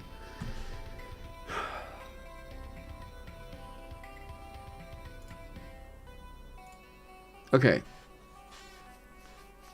So here's what I had said about this spell. Okay? And here's the thing that I think got taken... The context wasn't totally clear. Okay? And what I basically said was... If you are forced into the option of taking either Silvery Barbs or Shield, this is just so much more applicable in most combat scenarios, and it's so much more versatile. You can use this in so many more ways than you can use Shield. Shield is good at one thing, and this is what it outclasses Silvery Barbs in, and people have been using this example as a means of saying that, like, no, my point is disproven, they've been trying to discredit me with this, okay? No, of course Shield is better against multi-attackers. Of course it is. It lasts for the round afterwards, whatever. But Silvery Barbs has so many more uses than just, let me raise this up on myself, right? This is, yeah, like Thaumatarge just said. This is something that you can use defensively for your allies. You can't use Shield defensively for your allies, okay? Shield is on you. Like, and this is a pretty restrictive spell by comparison. This is very nice for you, okay? I know that Shield is a good spell. I am not saying that it's not. What I am saying is that this covers a vast majority of more territory than Shield. In that, if you are a character who is being forced to take one of these spells and not the other... Hey, how's it going, Mads?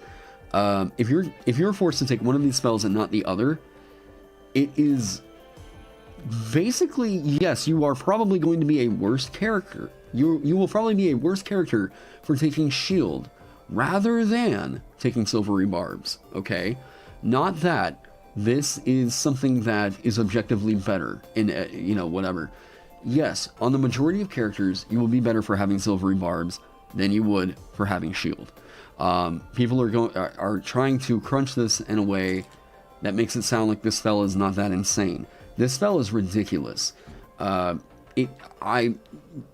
talked about this already on live stream, in videos, all that stuff. I know that this is the big hot topic right now, like pretty universally. Here are donations to the rant. Thank you so much for the $10, McDaddy. Oh man, I have what I've said in my video still doesn't really clarify exactly how busted this is, okay? Like, this spell is... Does this spell break the game? Will you break the game by having this spell? No. I'm not saying that this spell is going to break your game. What I'm saying is that this will create a very unhealthy playstyle, especially at later levels of play. Because if you're just continually forcing something to re-roll the thing that it's already done, like, is this fun? Is this really fun? Like, you shut it down, it's like, okay, the creature rolled, here's the save, bam. No, roll it again. I'm gonna blow a first level spell slot, roll it again. I'm gonna blow a second level spell slot, roll it again. Sure, it's competing for resources with other things, but like, it's not really that much of a competition. It's just really not, like, especially against saving throws. Come on, this is so insane. Like, it could just be, and this is a thing, right? People are focusing too much on this effect right here. It's the fact that this effect right here is paired in with the second paragraph is a part of what elevates this above it being a first level spell. You know, if we can say, like, and people will say, you haven't seen it in play, okay? Because I'm just going to address Treant Monk's criticism of that right here. As a designer, I can still compare it to what else we have in the game. Comparative balance, comparative design is a thing. Like, this is a manner in which before we even put it out there, okay, if I say something like, I'm going to make a feature that says, when you hit this creature, it is petrified, rather than when you hit a creature, you deal an additional 1 damage to it. We know that one of those is stronger than the other. Some people can say, well, yeah, but I mean, like, in that one case, well, creatures that are immune to being petrified, that's not as good as 1 damage. Oh my god, stop it with that. Stop it with that. You, like, there's no common sense whenever it comes to that. Like, there's always a fringe case where it's like balance through abstraction or something like that. I don't know what we want to call it. Like, yeah, it's designed to be spammable. If this was a second level spell, I would still say it's probably too good because of spell mastery. Like, it's probably too good because of this. You being able to get silvery barbs at will, and it doesn't expend the spell slot. Your resources just got cool, whatever.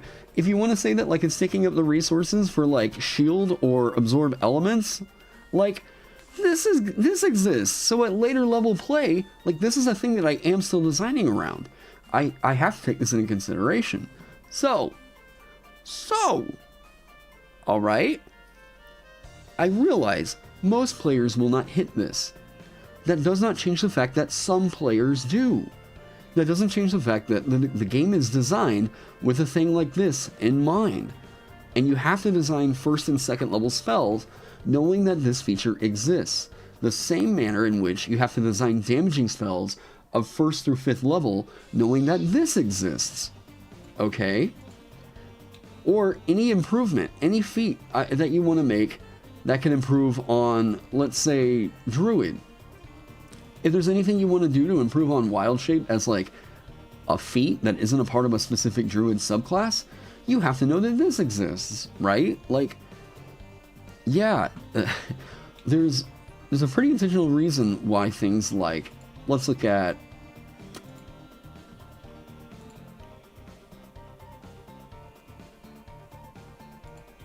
Cleric, third.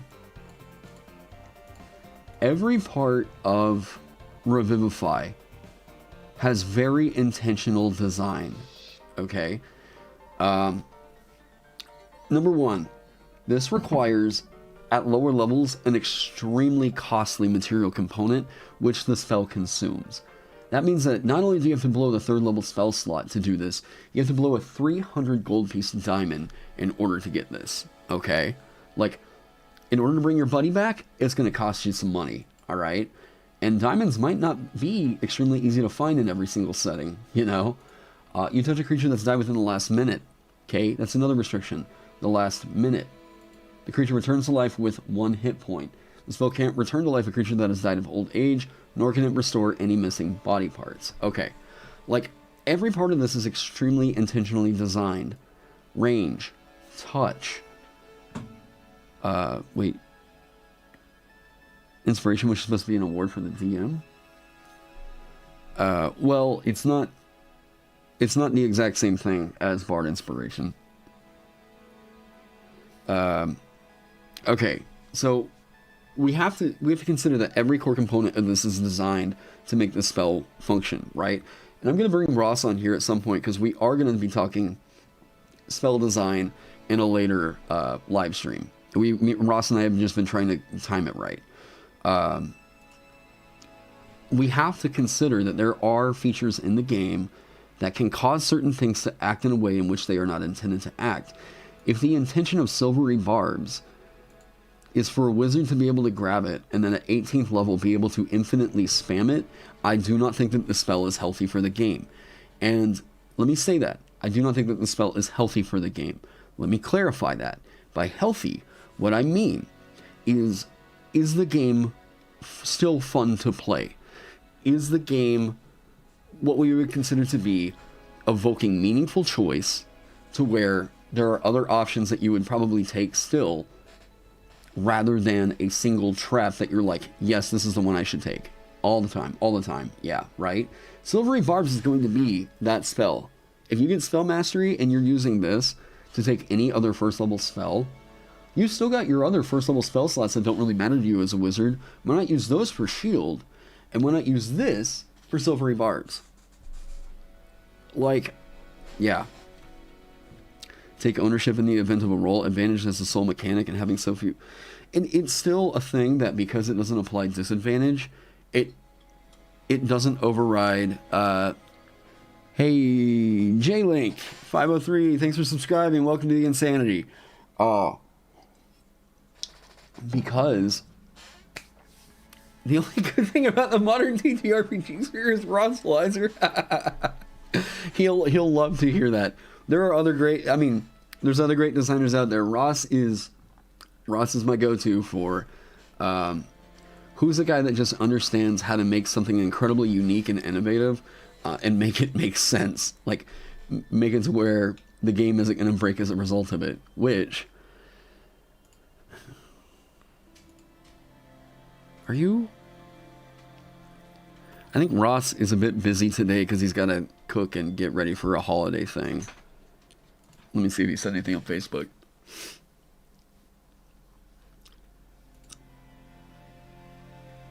Yeah, he's looking busy.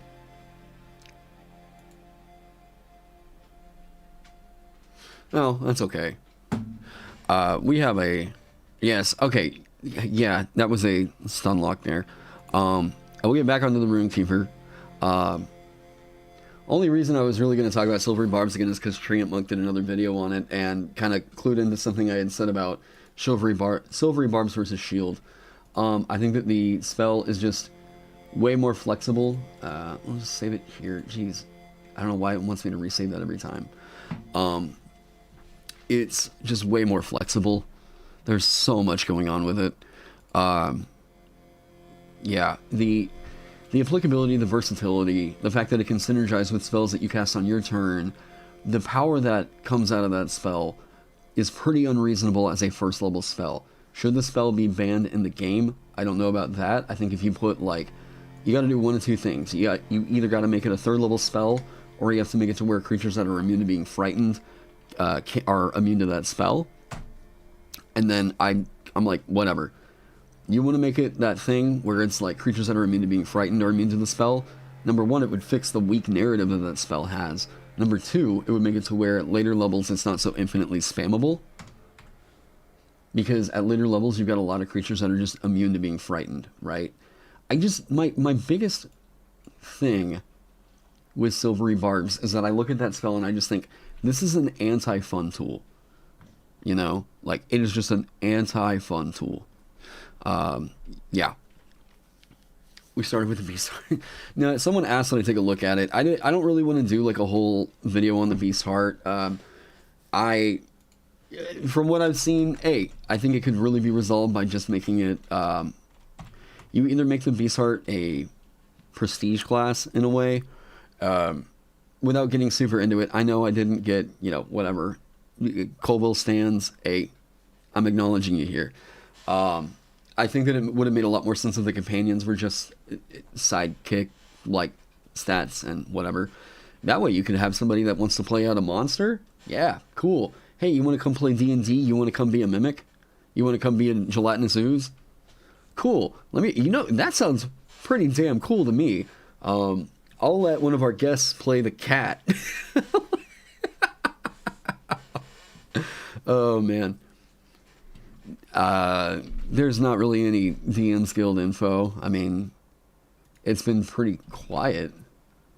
I haven't really seen anything pop up on the DM's Guild that's really blown up my skirt.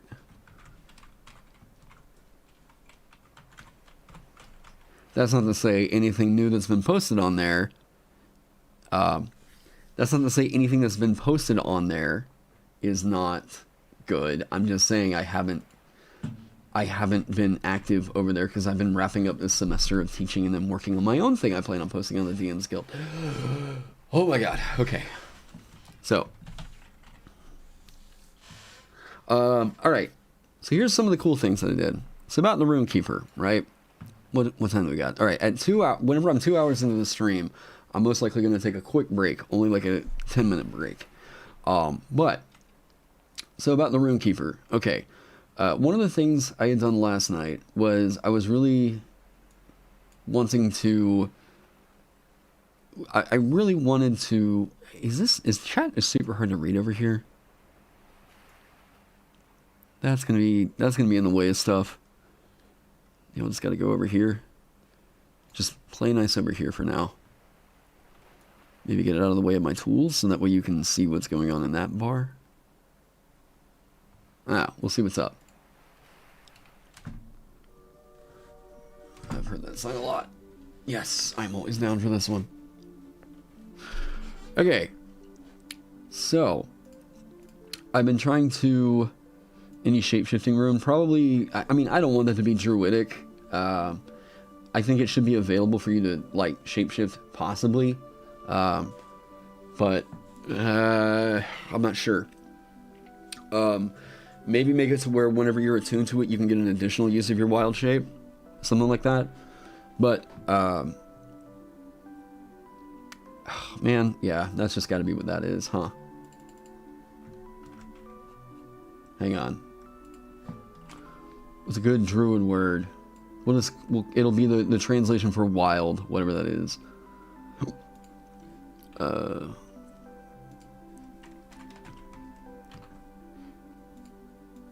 Whatever, wild, sure. Oh. And this is going to be a rune. It's going to have to require attunement. Get back down here. Okay. This is going to be a rune that has to require attunement. Why is this? Next style should be...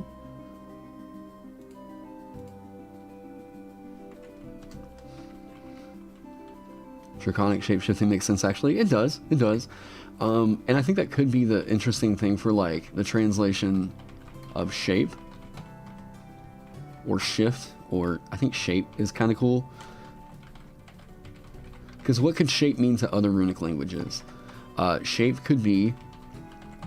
For dwarves, shape could be basically fabricate, right? You shape stone. Shape for dragons could be a little bit weaker, right? Shape for them could be you can transform into a humanoid of some kind. This is going to have to require attunement.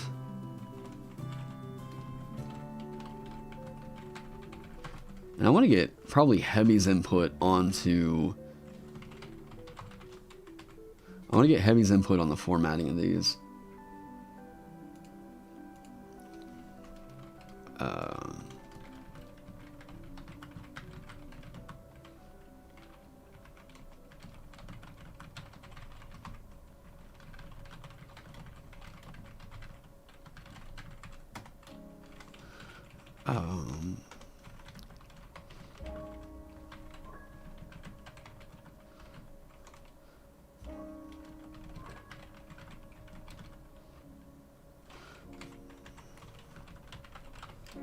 Boom. Requires attunement by a druid.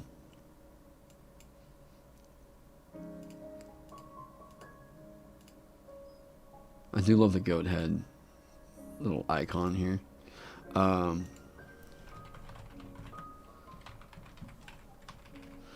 You would have them have different shades. You mean like the different runic fonts and stuff? Why are you making me do more work? Why? Why? I mean, I could agree. This thing's already a nightmare. What are you doing?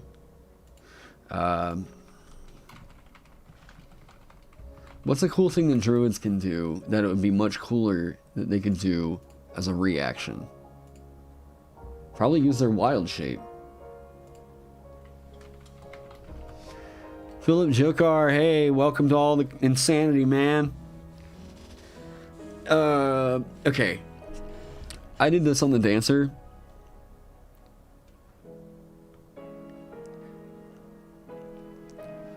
So, over on the dancer, it's a flare that allows you to do this. I think being able to wild shape as a reaction.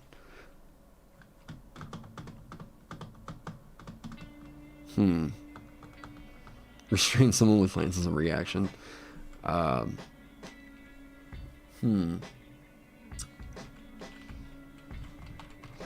It is kind of cool that, like, there's this little party communication of, like, you know, hey man, invoke the rune, and then, like, whenever you invoke it, they can shapeshift as a reaction. And that's kind of sick. Change wild shape form. Ooh. Ooh. Ooh. Wait a minute.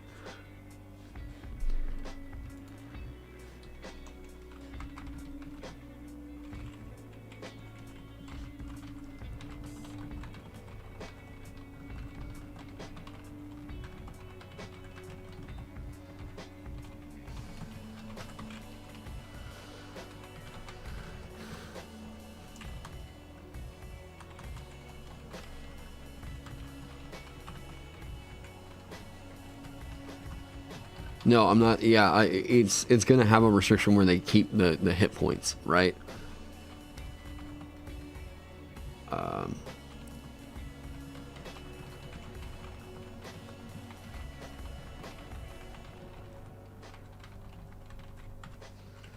Can use their bonus action to freely any beast form they're capable of normally turning into their hit points.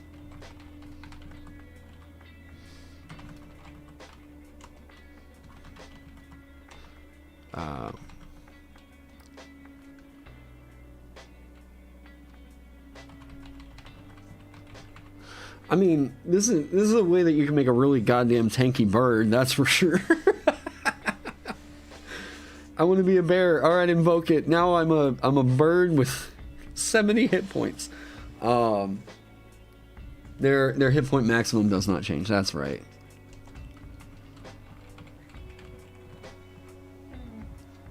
Oh, I don't know if y'all heard that, but that is my dogs begging to go outside. Hang on. Okay, so you guys can see kind of the what I'm going for with the runes, right? This makes sense. Yeah, bird with arms. There you go. This is about the kind of power that I like out of a rune, where you're making it to where isn't about the same level of power as a spell. That's pretty good, but you're making things a little bit more convenient for people, which is like what I think is the cool way to be a support. Is like with the dancer, the thing that I loved was whenever I figured out, like, you know what was cool is that, like, the war dancer, you can cause a barbarian to go into a rage as a reaction.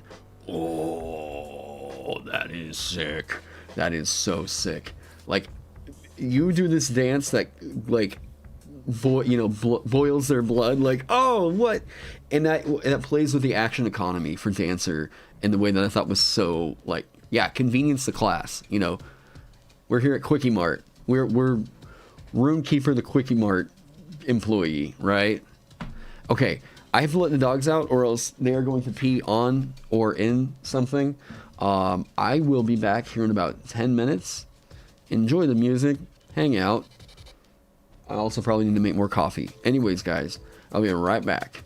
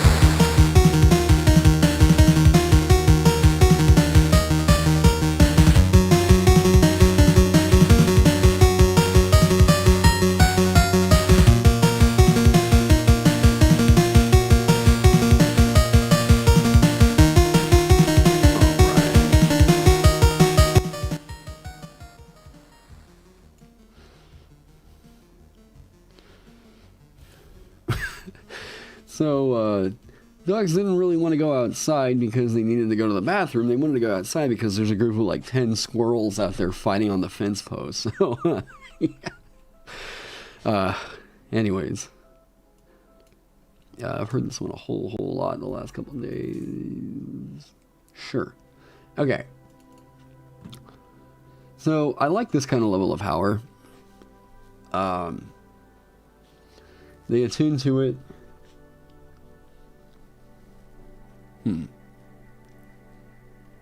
Ugh. Ugh. Hair in my mouth. Let me try something real quick.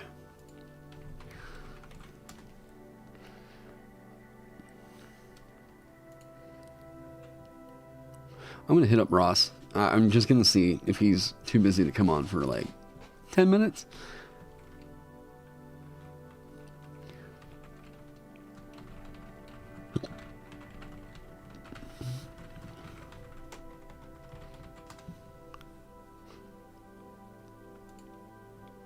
Let me see what that says.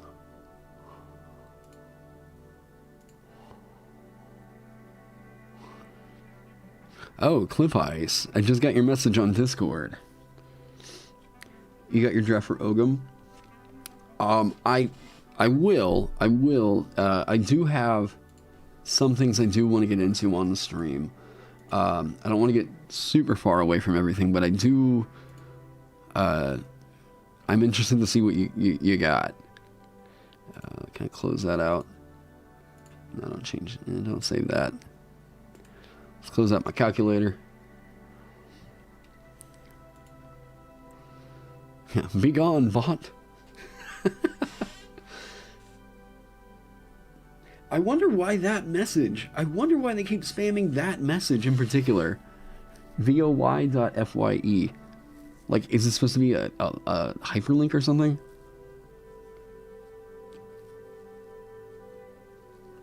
I think it's fine if it's for the next minute. That way it gives them something kind of cool and flexible they can do in combat. But it does refresh every short rest. Which, I mean, honestly, the Druid is already getting short rest refresh on their wild shape. You're going to have to invoke it as an action on your turn to just allow them to change between their different shapes. I don't think that that's that bad. Their current hit points, their current and maximum hit points don't change. Yeah.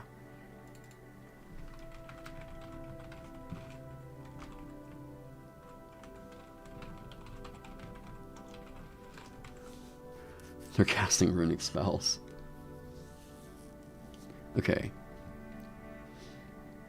Yeah, because if it was like, they assume the lower amount, whatever, like, what this does is it makes it to where you as a Runekeeper, like, you and your Druid are good buddies.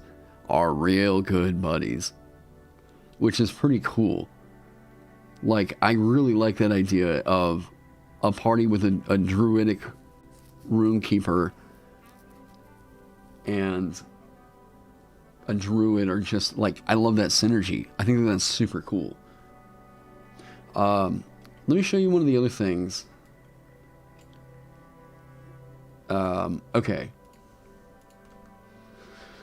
So, I had been trying to figure out, any other cross-class rune ideas. Kind of. And I think you'll see how that comes into play with this right here. Okay. So, with, like, Troth, this is basically pulled from the, Eberron dragon marks. Because what are dragon marks if not runes, right?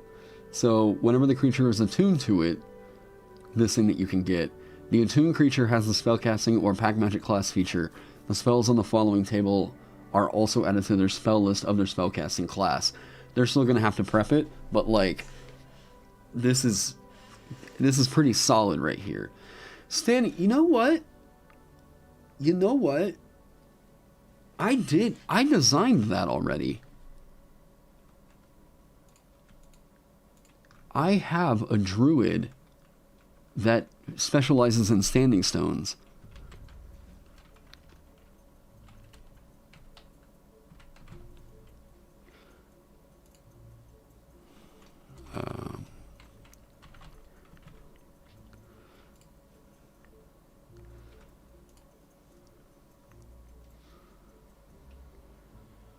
I should create a Runekeeper Adept. Get out of here.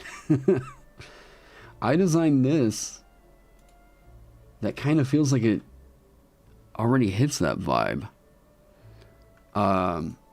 This is a Druid Circle I just had the idea for and I wanted to make happen. This is over on the DM's Guild. I believe I've still got it over there. Because I had this idea around Legends of Frozen Far, but like we had gotten so far into like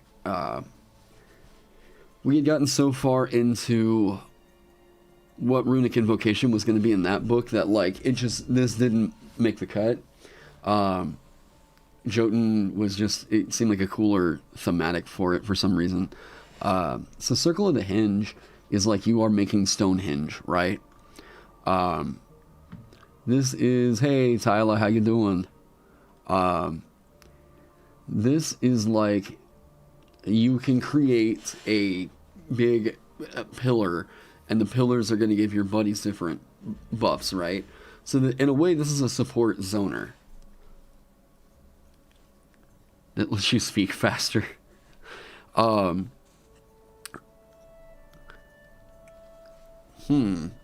That's kind of already a thing. Like, hey, how's it going? AJ and Esper were talking about how every being having their own rune, but not necessarily knowing what their rune is. Yeah, I like the idea. That's a really cool, that's just a really cool campaign driving kind of an idea. Totem Shaman. No, Ross already actually wrote that. If you wanted to play like the Totemic Shaman, like from WoW, you can absolutely do that now with Ross's Shaman. Go check that class out. I did the layout work on it. Yeah, Ross's Shaman has a subclass in there that is meant to evoke what the Shaman from WoW is. This Runekeeper is going to be kind of the, like, I can move around some of the magic properties of items.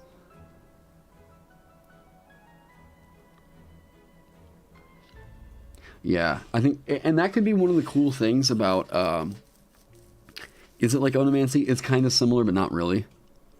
That could be something that, like, possibly the Infernal Runes kind of hit more of the thematic of, but,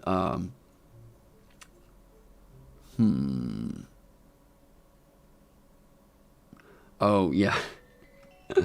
So, I thought that this was super funny.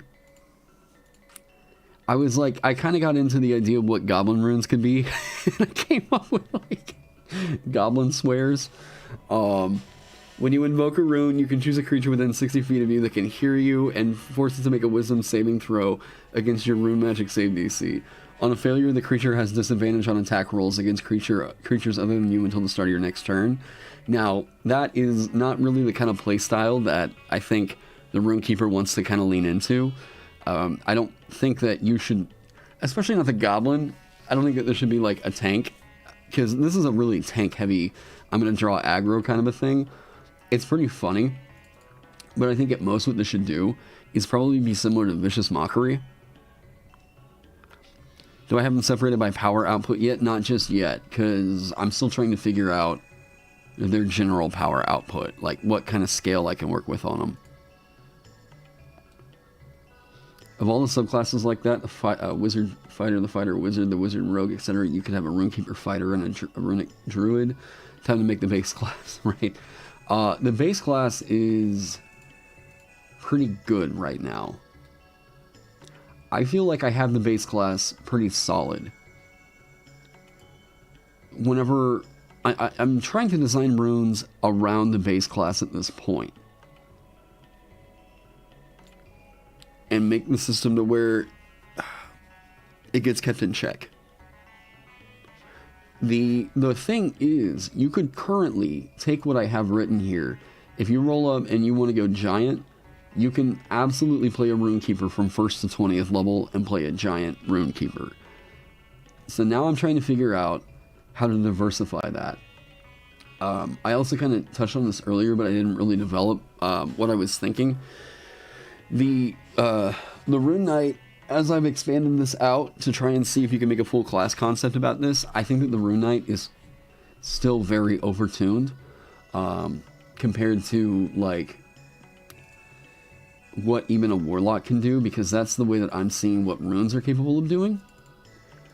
The thing with the Rune Knight Fighter is that the runes don't scale. So I think that that's a thing I could do that's kind of unique for them. Is that these are going to scale based on how many runes you know of that language and yada yada yada. But I had to still keep it in track, like I had to keep it in check with how many runes you can possibly have inscribed at a time. And that's where attunement is going to come into play.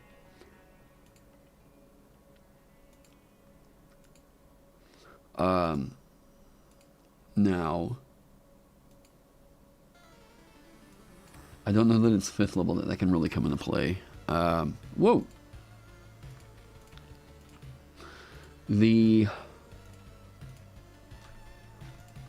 Because Heavy figured this out, and I think that Heavy's right, and even Wizards of the Coast figured this out, and I think that they're right. Runes should most likely always require attunement.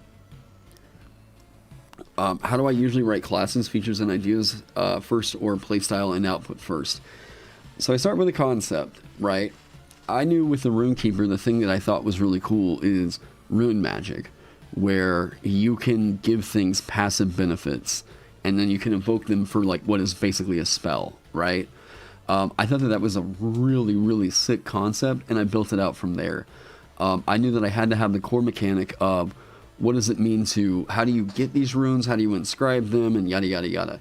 I could pull that from, in a way I pulled it from Cleric, in a way I pulled it from Wizard, and I kind of set the scaling off of how often a Warlock can get an invocation, a spell slot, and a cantrip known. Kind of these things combined is what gave the Runekeeper its scaling, right? So the most runes that you can ever possibly have inscribed at a time is 25, which is about the same number of spells that a wizard can prepare. The problem is that Warlock can't cast 25 spells. They've got it, their short rest, refresh, whatever, per short rest is what I mean. But they do have their always on invocations. They do, so like, here's how I look at it. Whenever you're developing, okay, it's one thing to write a new class. It's another thing to have to write a whole new magic system. That's, and I feel like I'm going to keep mentioning his name on here. That's the thing that Ross is insanely good at. Okay, so like, you have these invocations known, and you get 2 of them, right? So, you get these invocations known. These are usually an always-on effect that I consider to be like a passive. I also consider a cantrip to be about like a passive, right? Because this is an effect that you can always do. And then you have your spell slots. You have 2 of them, and these come back to you on a short rest. So I think 2, that's like having 2 passives. And I've got 2 of these that I could like invoke in a way, right? So the trade-off here is like, wait, what? Oh, you've stumbled into a silvery bar breakdown. I can't hear enough philosophy around this spell. Oh man. Yeah, no. I'm not going off into another tangent on silvery barbs. No. We're good. That spell. Wait, where's my coffee? Hang on. I cannot move forward. Where's my coffee?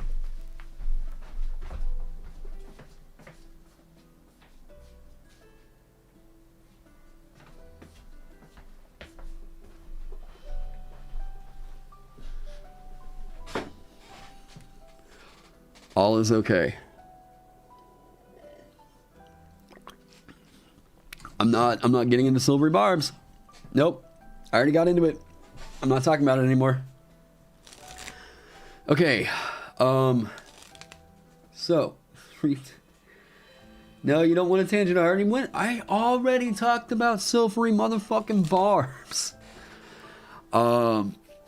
Okay. Oh, I'm getting a countdown. All right, here you go.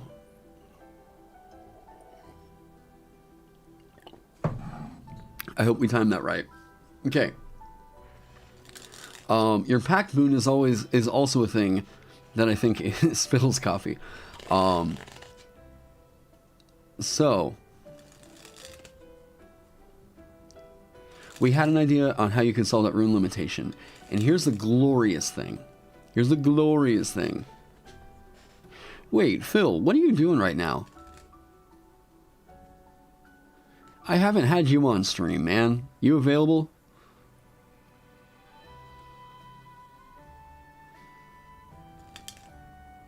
You let me know. You hit me up in Discord if you feel like coming on stream. If not, like, hey, it's all good.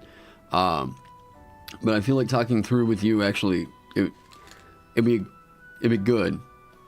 Seeing the work that you did on mana conversion, I'd like to get your opinion. I am available. I've seen you in my chats. I don't know who you are though, man.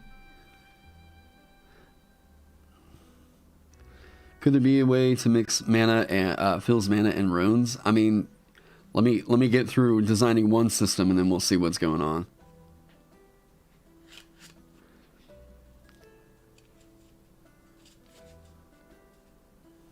Yeah, this game is like having large creatures on your team permanently. It fundamentally changes the math of how... Wait, are you watching the beast... Wait, Phil, are you chatting... Okay.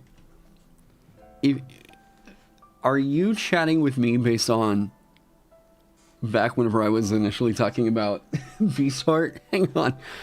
Alright, I'm gonna hit you up over on Discord.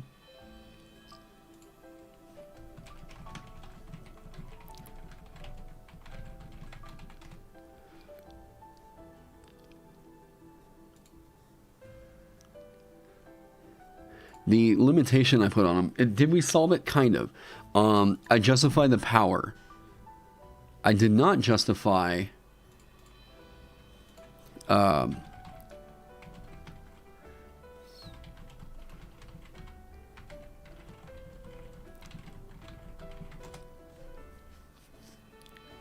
me see.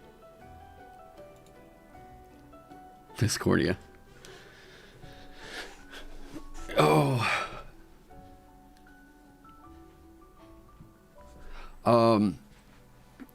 So when coming up with this system,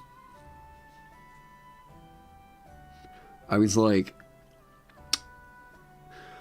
to see, well, okay, wait, there's second level spell slots. Alright, let's think about this differently, okay? Then let's multiply these two. So it's like, first 1, 1, 2, 4, 4, 6, 6, 8, 8, 10, 10, 15, 15, 15, 15, 15, 15, 20. Okay. That's giving me a better perspective on it.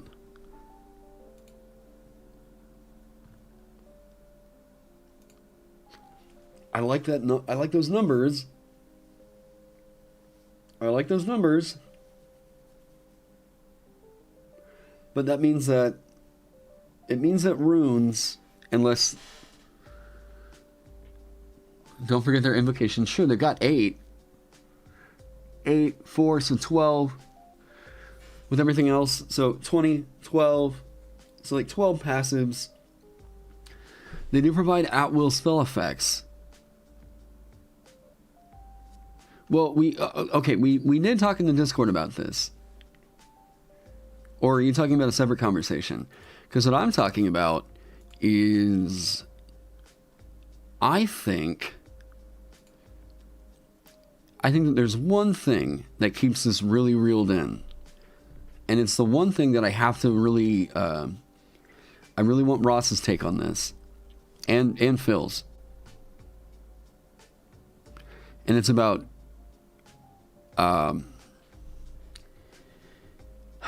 it's about attunement, okay? Now, if we're requiring attunement for runes, then what this means is that is actually kind of your hard set, how many you can prep per day. If every rune requires attunement, then there's something there.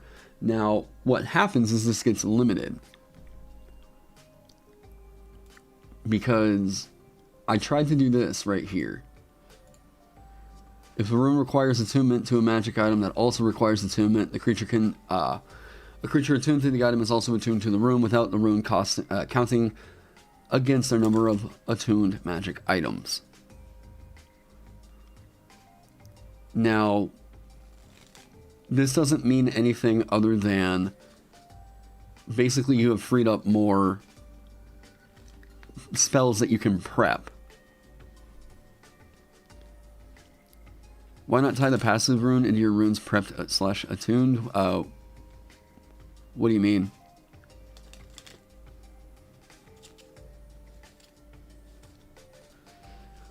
I'm not sure what that is meaning.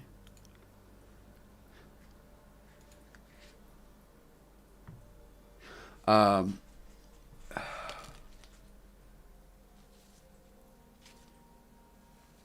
I think that this is okay. But I do see a point now in possibly pushing this higher. Why not tie that passive into your runes / runes prep / attune like a passive based on the rune language? I'm trying to wrap my mind around what you're proposing there. Yeah, invocations aren't at will. You can only invoke once or twice for short rest. Right. We're like, this is actually a puzzle solving stream.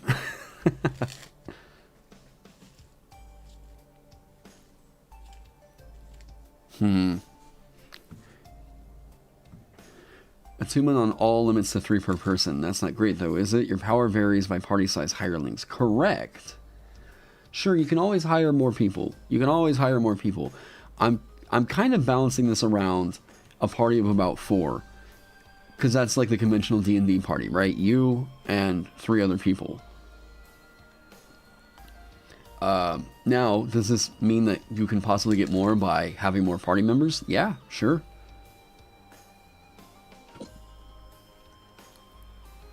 Some invocations are limited.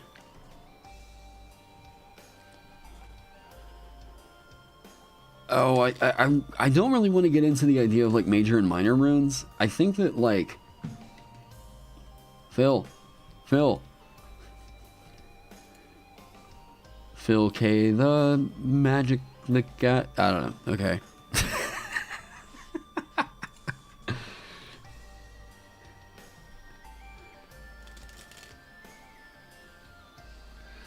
Phil, check Discord.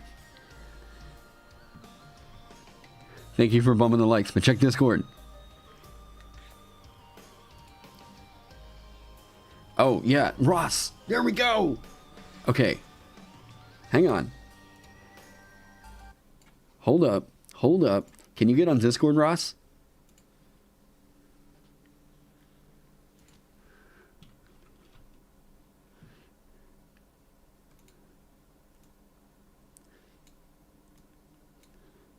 There we go. Hey, can you hear me? Oh, I can barely hear you. Wait. Oh, let me turn up my volume here. Weirdness going on with the phone right now. Is that doing it any better? Well, I can hear you, but for some reason, hang on, you're not getting transmitted through. Okay, let me get you transmitted through my output that the speakers. Bam. Let's try that. Hey, let me hear you real quick. Hello, hello. Whoa. Hello. I think that's good. I think you're on stream right now. Okay. Oh, Can chat hear me? pretty sure they can if we didn't just accidentally clip their speakers.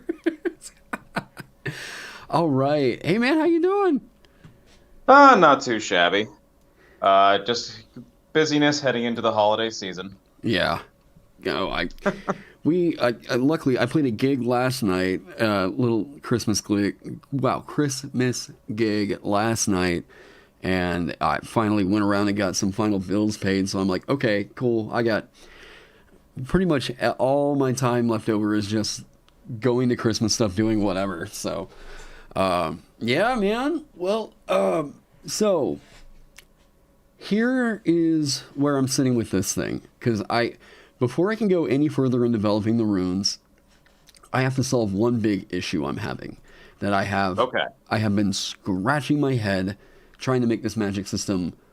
I know, like, hey, try not to balance before like you're done with the final thing, but like I have to make the quote unquote spellcasting system make sense. Right. So you know how runes work. You've seen my you've seen my drafts so far. So To be honest, I didn't go too deep into the runes because the formatting really right. confused me. Yeah, and But the formatting is mostly a problem of I haven't settled, or I had not settled yet on how it needed to be formatted. I had been fiddling around with some stuff, but basically my thought is a rune has to require attunement. Because what attunement is going to do is it's going to restrict exactly how many spells you're going to, or quote unquote spells, you're going to be able to invoke per short or long rest, right? yeah. Okay. So my headache right now is I'm trying to figure out how this isn't just more than what the warlock can do. You know what I mean? Hmm. So I believe it still functions much in the same way. I don't know if you're actually if you have the live stream pulled up. I can see chat. Yeah, I have the live stream running muted on my computer screen right now. Okay, cool. So Oh, by the way, thank you, Metacliff. I appreciate it. so here's what I'm thinking. Okay, so you get these runes, you add them to a runic lexicon, functions much in the same way as a spellbook does. Now, whenever you inscribe a rune, consider that to be like you are preparing it, right? Yeah. A rune provides it provides a passive benefit that I would consider the upper level of a passive benefit should probably be cantrip. Like you just get a cantrip. Okay. And I still think even that might be a little too good. The way I was kind of looking at these was I'm going to scroll down because I found a few in here that I'm like, this feels good. This is one that I just came up with now on this stream that I'm like, okay, this feels like this is about the level of power that I could really see a rune's passive being. Where's all my text? Where's all my text? What happened? Okay, there we go. All right, so if you look at this one, the wild rune, I'll name that something more artsy later. There's a little bit of delay on this stream itself, so like that I'm seeing from the audio I'm getting through Discord. Okay. So just bear with me a tiny bit. No, you're fine. I'll just read it down for you real quick. So prerequisites, this is a rune that's going to require attunement, and it can only be inscribed on a druidic focus, and a druid has to attune to it. So you have to know druidic in order to get this rune. Invoking time of 1 action, which we'll get to that. So the passive benefit of this is that the attuned creature gains an additional use of their wild shape feature.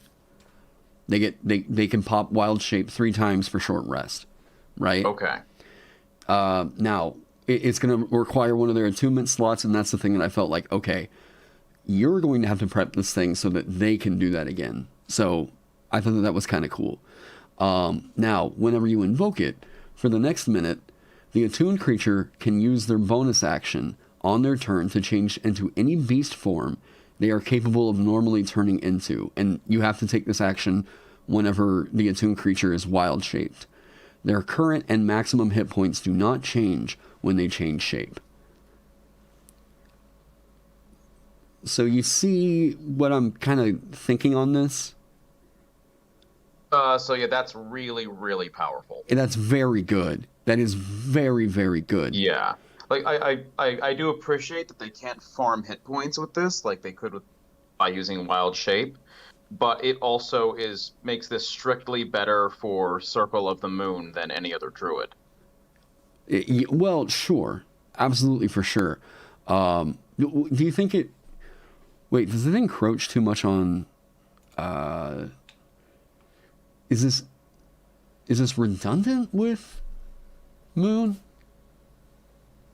I wouldn't say redundant because it's almost like an extra use of wild shape, where they can just turn themselves into a mammoth but keep the same hit point maximum that they normally have and not use the mammoth's maximum, so they can still deal the mammoth damage for a Yeah. minute, Well, and do the various things. I think what I might be concerned about with this is that the minute from the invocation time on this doesn't preclude them from using druid features. it doesn't. Can you say that one more time? I'm plugging in headphones. It still allows them to use all of their druid features. It doesn't replace anything. Well, as it's currently written, at least. Still allows them to use all the druid features. Whenever they And cast spells, yeah. You mean the rune itself does? Yeah, because it's just changing shape. It's not following the rules of wild shape from what I can tell. The invocation. Right. Turn into any beast form that you're normally capable of turning into the current maximum. So you think It's one of those things where I think some specificity does need to be added to this, but I'm not really sure what power level you're going for with this, because that kind of flexibility is outrageously powerful. The ability to go from a mammoth to a mouse, yeah. as a bonus action is extraordinarily powerful. Right. And back after you squeeze through the tiny hole you're trying to squeeze through. Yeah. So, oh god, Or you could even use it to set ambushes. Go, like, dig into the ground as a mouse and then surprise. right. Mikey Dactyl, okay, yes, I did see the video. No, he didn't call out my channel. He did not call out my channel. He's just bringing up another point that I probably should have clarified a bit more in the video. No, Tree and Monk and I are Chris and I are buddies. I'm not starting drama with anybody. The silvery bars thing I already talked about. Don't worry about that. We moved on, guys. We've moved on. Okay. So the versatility of this is very good. Very, very good. I'm fully conscious of that.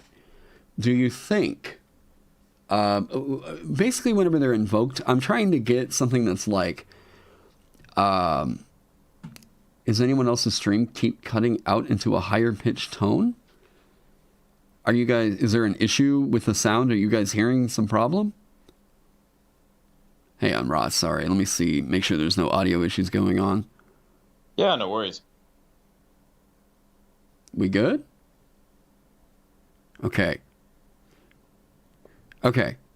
So, making some type of power level. Yeah. No, I mean, for sure, we're there.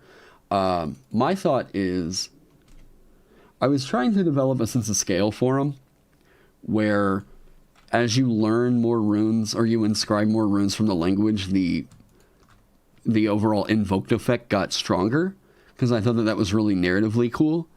But forming my sense of scale for like how many runes is the minimum that I can require for you to power the thing up was making me feel like, oh man, these were just getting a bit too out of hand.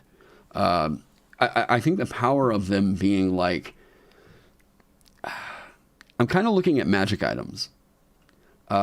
And I think that in a way, Wizards of the Coast kind of already wrote runes with tattoos. A little bit, I can see that.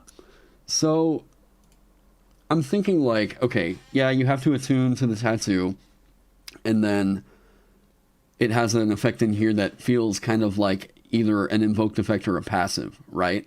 So like, yeah, magical scribing, while it's on your skin, you can write with your fingertip as if it were the ink pen and it never runs out of ink. That's quirky and cool. As an action, you can touch a piece of writing up to 1 page in length and speak a creature's name. The writing becomes invisible to everyone other than you and the named creature for the next 24 hours. Either you can dismiss the invisibility by touching the script and once used, it can't be used again until the next dawn. This is something that I could really easily throw onto a rune, like whole part, whatever. Absolutely. If I take this, and this is something that I'm like, base level, no prerequisites. Yeah, it's got to require attunement. That's kind of what I'm thinking for like base level on some of these. Maybe if they have some prerequisites, then I can start to get into some higher level power. I mean, I get the issue that I'm having is with scaling this in my head because these runes are already working a little bit differently from what we did in Legends of Frozenfar. Sure. And so I'm not as familiar with the system as you might be expecting. That's So fine. what level are you expecting something like this wild druidic rune to be available? Well, that's a good question. I don't really know. Because And I think the issue you're running into here is that you haven't established a baseline power yet, and you're trying to design effects at all scales of power before any sort of baseline has been established. right. And I think that's why you might be having so many issues with the sliding scales. Yeah, no, exactly. So baseline level of power, I think, is like that one we just talked about. Hang on, sorry, one sec, answering a text. Okay. That one that we just talked about. Now, I think that wild one, the thing that's going to be hard with this is that you have to know Druidic to learn this spell, or to learn this rune, which means that you have to either go and take this Druidic subclass here, or you have to come over to this class as a Druid, and then you can learn this. Or you spend a few weeks of downtime learning it. Sure, if your DM's cool with that, right? Like, Yeah, true. I also thought about, expanding it to where as level features you gain additional languages, right? Which made perfect sense on this one. That's basically like their expanded spell list in a way. Where was I just at? Okay, the one that we just took a look at. Okay. So this is one that to me makes perfect sense. I'm talking about the one from that tattoo we just pulled. Yeah. If this is me making a brand new rune, and I know that this is exactly the kind of power that I want out of it,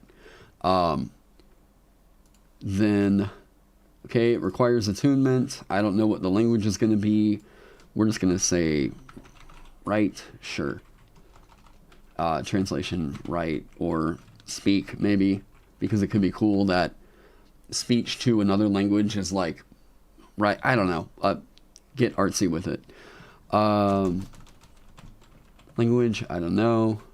Invoking time is going to be one action because we're just going to repurpose the effect in here. On a different note, I really, really wish that the passive and the invoking time were switched. Like, I really wish those were switched in place because because the way my brain is reading it due to spells Yeah. is that this passive effect is what is affected by the invoking time, not the when invoked section. Right. And that's why the reading the runes confused me. And yeah, I can see that. Yeah, it does make sense. I don't know why, just like, yeah, it does need a switch. So, Yeah. but getting back to what I think the core of the issue is, like, not even talking about specific runes, but like I think a core of like trying to compare this to Warlock is that they're not directly comparable. Because Warlock chooses their own cantrips, they choose their own short rest spell effects, and they choose their own Eldritch Invocations. It's 3 separate axes of choice. Mm-hmm. In this class, whenever you choose a cantrip, you're also choosing your Eldritch Invocation slash spell attached to it. Right. So there's not that same core of flexibility. And even Warlock is much less flexible than many other spellcasters because of the incredible limitations to its spell slot resources. So I'm not sure attacking it like a Warlock is quite accurate. I'm not sure. It's a little bit like comparing apples to oranges. Sure, sure. You're right. I mean, yeah, the loss of flexibility is fair. Okay. Well, so here's my thought, and I'm interested to see what you think about this. Spell slot usage. Do you think it's fair to say that I could consider, or you tell me if you think this is just a non-starter. Could I consider a rune that you attune to can only be a rune can only be invoked if it's attuned as the spell slot usage, or the spell slot that you get. You know what I mean? So you're saying like, so you can inscribe a certain number of runes per day, and those inscribed runes provide passives that are active no matter what. But if you are attuned to the rune slash the at later levels, essentially the object it's attached to, then you can invoke it. Well, I think what it needs to be is the rune has to be attuned in order for a creature to gain its benefits. I think that is incredibly restrictive unless your party has an artificer. Okay. Because so many adventures like are balanced around giving creatures items to attune to. Now. So I think requiring because the item rewards, some of which are necessary or at least provide a huge leg up in certain combats. And then even then locking up attunement slots, I think, is an anti-fun mechanism. So Because if a party member has a magic item that they really like, or if this character has a magic item that requires attunement that they really like, requiring that prevents them from getting full usage out of their runes. I think it's restrictive in a way that's going to be detrimental to fun. So you critiqued this feature that I wrote, Master of Runes, where I added in the second part of it, and the wording is clunky, and that was a big critique. But basically, what Master of Runes allows you to do is whenever you attune to an item, or whenever somebody else wants to attune to an item that you have inscribed a rune onto, the rune doesn't count against the number of attuned items. At tier 2, or I even heard you mention as I came into the stream to kind of listen in and get a little bit of an idea of what was going on, you said you might even move this to a higher level. Do what? Like you were saying as I was coming to the stream, that this feature might even be moved to a higher level than even 7th. Oh, sorry. No, I meant this one, Cataphasis. Oh, okay. Okay. This one, because the comparable feature to this is Artificer's that 11th level feature. Where's that Okay. at? So, just question for you. Is there a reason you're very averse to having some runes require attunement and others not? Because I feel like that would solve a lot of the issues you're having. Because that's another dial of power. It is. It's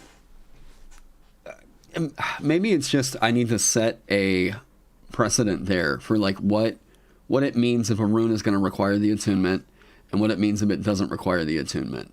And I think, what's your thought? Like base level, if a thing is going to require your attunement, you're hoping that it grants you at least what? You know what I mean? Yeah. So, I mean, I think you can consider it some of the same ways that we consider magic items. Because some items have just passive effects as long as you hold them. While other magic items, you need to be attuned to something and holding it to gain its benefits. And you can use that dial the same way with the runes. You can have runes that have very minor passives, maybe even runes that don't have invocations attached to them. That could be just basic cantrip or proficiency stuff that's just useful things to have. Right. And then you can have other more powerful runes that act more like spells or have activated abilities like a flame tongue that require attunement. Fair. Fair. Okay. I think. I personally, I don't feel like there's. I don't think it's ever a bad thing to have more balanced styles, if you can allow yourself to have them, because then that allows you to create more complex and more varied types of things, and that creates interest. Right. Well, and I was, I'm trying to make it work off of something that's already existing in the system with like the attunement, where I'm trying to almost make attunement the way that your prepped spells, quote unquote, are kept limited in a way. I can expect a D&D party to mostly have about 12 attunement slots, a party of 4. And Yeah.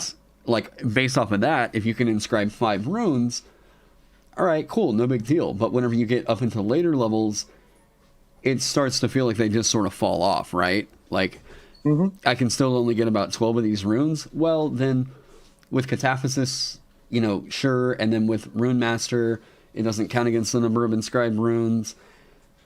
I'm really starting to feel like I'm designing myself into just a fucking headache right now. I think I might have an idea that might fundamentally change some things, Okay. but that I think is a relatively simple fix on paper. Okay. I know that a lot of the runes are designed around being able to each be invoked once and then twice later. Right. What if instead of that, you can invoke a number of runes per rest, equal to a certain amount based on your Runekeeper level, and it doesn't matter which rune that is, you can invoke the same one multiple times if you want to. That would make it act a little bit more like spell casting, and would make it a little bit easier to balance, and then might help with certain aspects. Because right now, I'm trying to make it slide pretty gracefully into the pre-existing system, and the big thing for me with that is that that's not how it works on the Rune Knight. Why do we give a care about what Rune Knight does? We know that class is unbelievably unbalanced, and besides, it's a subclass. Well, sure, but like, and that's okay. So what I'm kind of coming to the consensus to right now, what consensus? Wow, conclusion. Jeez, is that the thing that keeps this one in check is that they hard set the number of runes that you have here, right? 2, 3, 4, 5. Bam. I want to make sure that the Runekeeper can still do the same things that the Rune Knight can, only better and more, have the entire class around the concept. To me, what the Rune Knight is these runes don't require attunement. They get to re-invoke them on a short or long rest. Which, okay, if it's a number equal to the number of runes this means that they can only ever invoke 5 twice for short or long rest. Which, that's already insane. We know that that's insane. It is. Yeah. So my question is, and I'm really not trying to be harsh here. No. I feel like you yeah. are. But I do just want to be kind of like almost brutally honest. Yeah. Why are we basing a full class on a system we know is broken? I want it to feel like it. I want it to feel like it can plug into the system, and that if people wanted to take a Rune Knight, like they could see the through line where it came from, right? Like I want people to feel like I think that you get better buy-in whenever people can see the concept being built off of something else. That's why it was so easy for me to look at Vince Magus and go, oh yeah, he took Eldritch Knight and made it a full class, and I had my buy-in with that, right? It's kind of what I'm trying to do with the Rune Keeper, is I'm trying to take what the Rune Knight was doing and take this interesting magic system and just expand on it for a full class. But the problem with the Rune Knight is the magic system. Okay. Fair. Fair. Fair. Like, if honestly, if Rune Knight didn't get the runes, it would be perfectly balanced. Like, Yeah. like the way, because, so I'm afraid you're writing yourself into a corner doing an arbitrary thing, trying to fix a class that is so broken from not only a balance standpoint, but from a design standpoint, that you're writing yourself into a corner. And I Well, don't want to see you do that because I yeah. really love the concept. Well, yeah. So, what I initially had, and I do really love the idea of how tight and clean the class like table is, and that's my layout brain saying no, keep it simple because that looks pretty. But like, if I add a thing like you have a number of rune charges, right? Yeah, Metacliff said it right there. I want it to feel like the main class that the Rune Knight is based on. But what Ross is saying, and I agree with him, is that the Rune Knight at its very core has an issue in that it's a half. Basically, think about it like this: it's like they had written a third caster for a magic system that doesn't have a full caster just yet, and that's what I'm trying to write right here: is the full caster to the Rune Knight's half caster or third caster, whatever you want to say. So the system for the Rune Knight should most likely have a more restricted use than how many times you can invoke whatever it is. Which I will agree with Ross on. I think this would be so much easier to design for if I had a hard set number of uses in which you could invoke these things. That makes a lot more sense.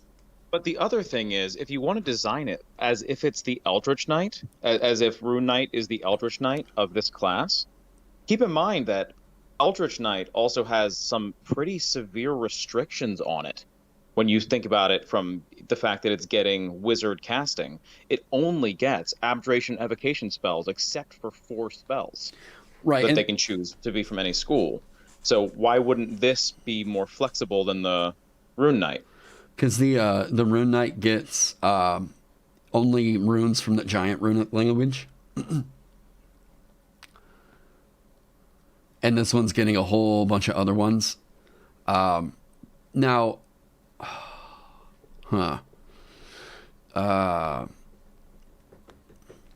wait, did you hear me? Yeah. Okay. I wasn't sure if you were going somewhere else with that thought. Well, and I'm trying to think. It's way more restrictive. We have, well, it's also, wait, some of those runes that it gets are restricted by level. And if this is going to be the half/third caster, okay, so it gets Hill Rune at 7th level. Eldritch Knight gets what at 7th level? They get second level spell slots. Sorry, second level spells, yes. Okay. So that means on a full caster, that rune could be thought of as a second level spell. Yeah, second level spell slot, theoretically. Yeah.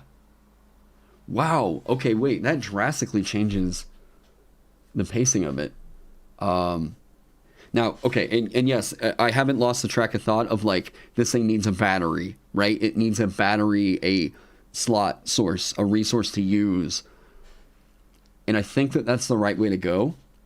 Oh, maybe there could even be a hybrid system where you start with the same system of each rune can only be invoked once per rest, but then later, instead of being able to invoke each rune twice, instead you get a resource that lets you invoke runes again. Okay. And that can be your flexibility. Ooh. Oh my god, that gives me the limit. That gives me a cap. Now, sure, it's not as graceful as what the Rune Knight gets with Master of Runes. We don't have the nice through line of like Master of Runes, bam, here at 15th level, you can invoke them twice rather than once. You can make that the capstone. Fair. Because on top, if you get the twice per rest for each rune plus this flexible kind of charge system that lets you use them again and again, like that has the through line, but also is even more flexible. So you think like you get a number of runic charges or whatever. Okay, you can still only. I mean, that is better. It is better than what the Rune Knight gets. Yeah, I don't know what the number should be off the top of my head right Yeah. now, because like that would require much more analysis. Uh, but I do think that that is a healthier way of doing it than just like a straight up double. Yeah. Well, and it is more flexibility. Mm-hmm. Um, Because if one particular rune is going to be extremely helpful, at least it's invocation, then you can use that same invocation more than twice. Okay. You have a number of charges that you can use to again, whatever the scaling is on that. Okay. Okay. That's a good start. That's a very good jumping off point, because yeah, I don't think Master of Runes works really well for the problem that I had is that I like the idea of you can invoke it once, bam, okay, that one's gone. But whenever you're having to track suddenly a bunch of them twice, that feels like okay, so I've invoked that one once, so I can only invoke that one again. Yeah, it's bookkeeping. There's a weird amount of bookkeeping in that I think gets solved if you just do these charges like this. Now, the issue that potentially does crop up with this is that if some runes, especially ones with a lot of prerequisites, have particularly powerful invocations, this breaks the hell out of those. Right. No, I mean, and you're right. But like, I could do the system of like, some people were saying major and minor runes, which to me felt like I understand why they're thinking that. But even outside of the Rune Knight, there's other precedents for rune magic in the game that still use this invocation system. So that's why I'm like, I don't want to get into the idea of some have an arbitrary classification of minor runes, and those are like cantrips. Because then I know the first thing I'm going to hear is, why is this not just a spellcaster? And then I'm going to lose my mind. So, what if? So every rune can be invoked, once per short rest when you get it. Sure, but with this charge system, what if different runes had a different charge cost for invoking them beyond the first time? Yeah, I thought about that. Because that could be a way of balancing it so you can't just spam your best rune over and over and over again. And it could be like, I mean, if I'm designing it here, it says like invoking time, like 3 charges or something like that.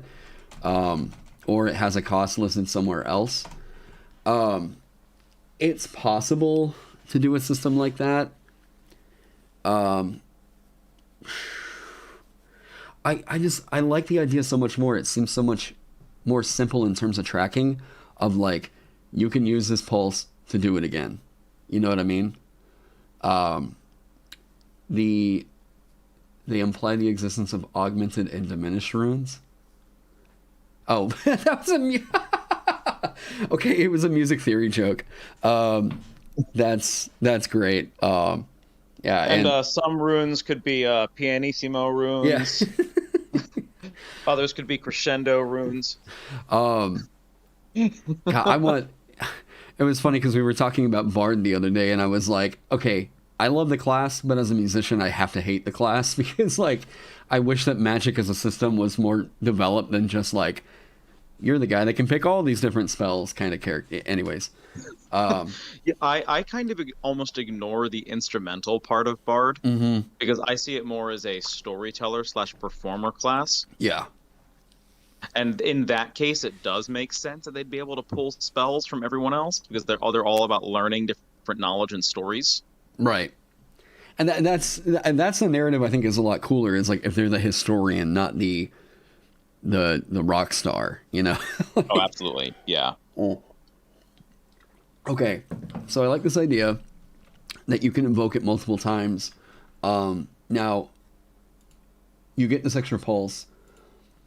So the way that I think that you build that structure of how many times you can invoke it twice is how many times can the rune knight.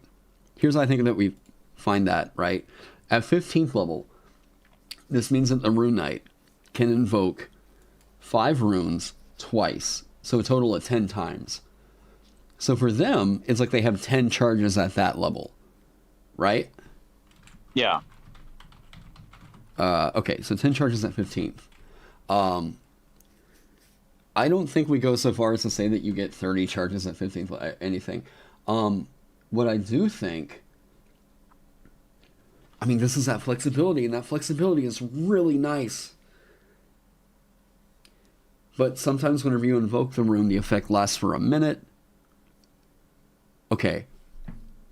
I think it So might... if we're going based on this, if we're looking at 7th level, I mean, the way you calculate what the level should be for a full caster version of a half caster is divide by 2, round up. So, Right. So at level 7, like this, you should have 10 charges. So I don't know how many runes this thing can inscribe and therefore use at level 7, but theoretically, the number of charges you should have should be 10 minus that. 10 minus... Oh, okay. It would be intelligence modifier plus your Runekeeper level. So we'll say 11. Basing that on intelligence modifier is definitely going to make this. You think that's a non-starter? I think so. I think if you want to balance this system with with being able to have a short rest cast on things on this invocations, that you need to have a defined number of inscribed runes per Runekeeper level. Okay. Because that basically what that means, that it makes it so that if you increase your intelligence modifier by 1, you get an extra short rest spell. Yeah. For all intents and purposes. And an extra passive. So I think it has to be defined by Runekeeper level. Okay. Man, well, there goes my pretty table. All right. So, and that's fine. Actually, it might still be okay. And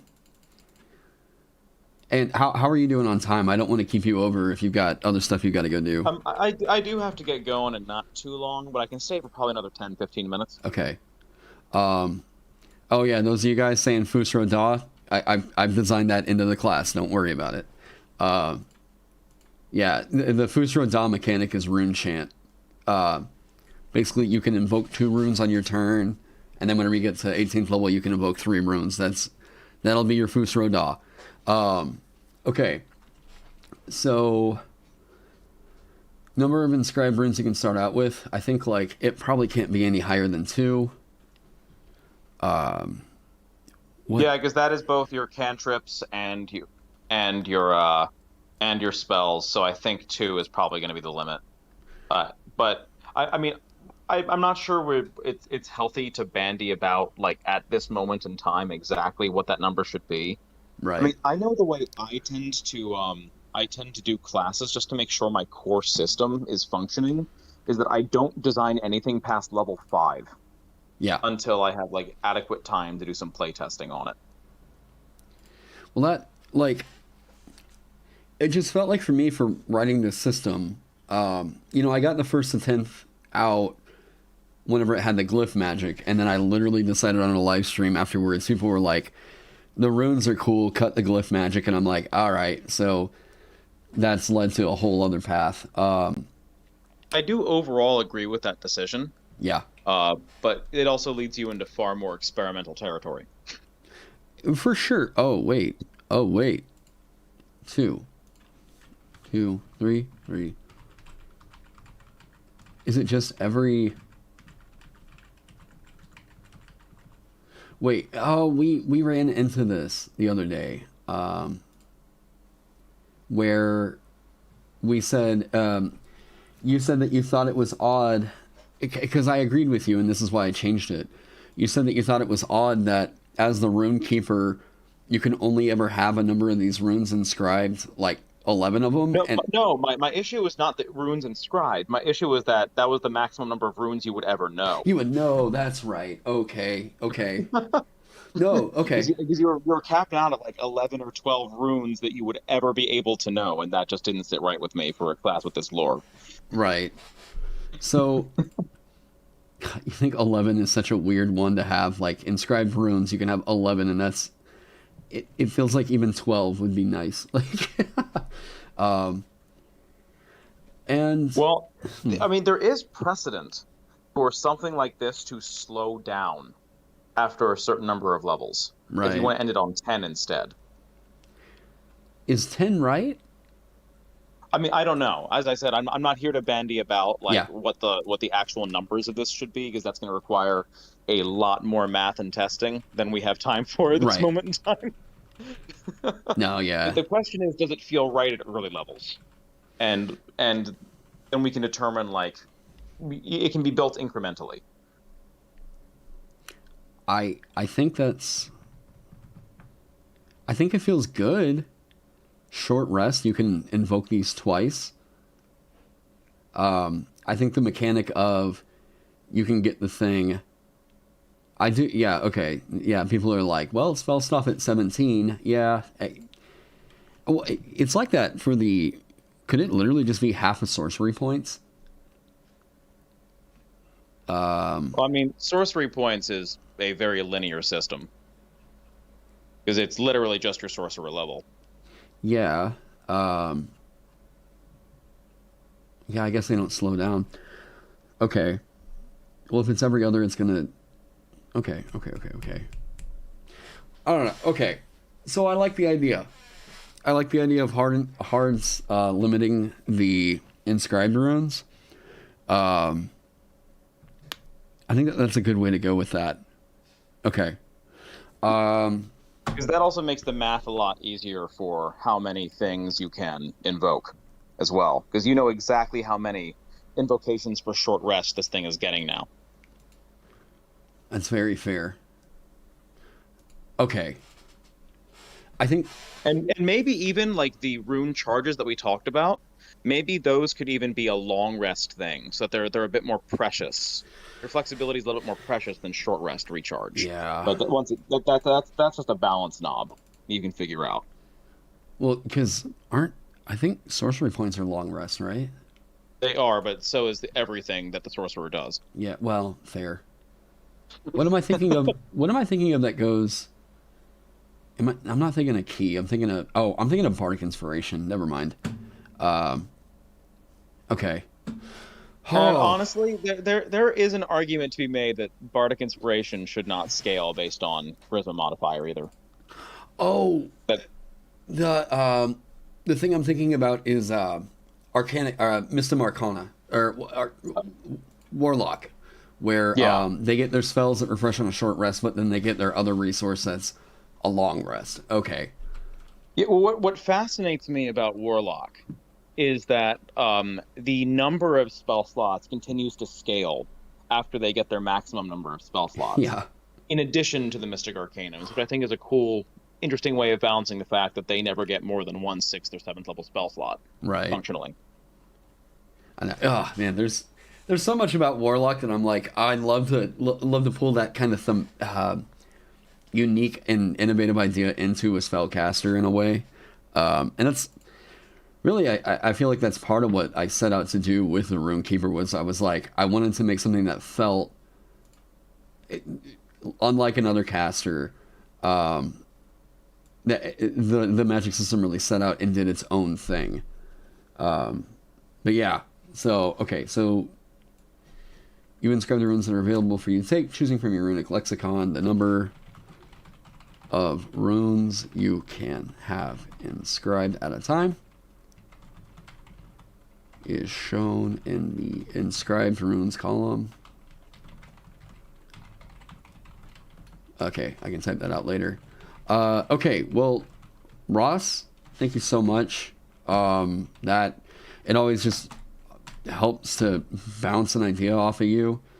I think that's actually making it work and churn.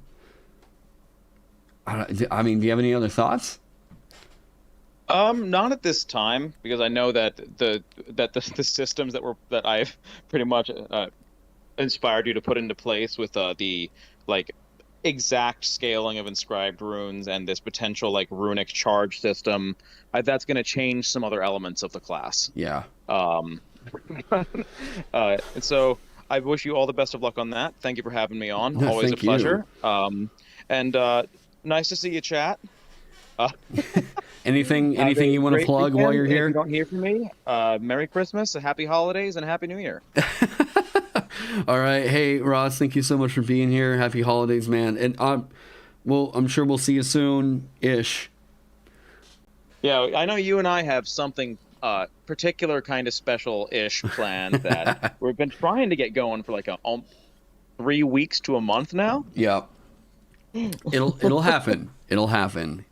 Yes. Hold us accountable, chat. Yes. I think I'm gonna let Ross go here and chat. I'll probably take about a 5 to 10 minute break, and then I want to get Phil on here if you're still available, Phil. And then we'll probably just hang out with Phil for a little bit and then wrap that up. But Ross, thank you so much, and we will see you around, man. Yep, absolutely. See you later. All right, see ya. Oh my God, that fixes so many issues. Okay. Yes, Ross is a champ. Okay. So with that, you're on board? Okay. Let me, like I said, let me take a quick 10-minute break. I will be right back. Amanda just got home from work. So let me go say hey to her, see what's up, and then we will be back with Phil.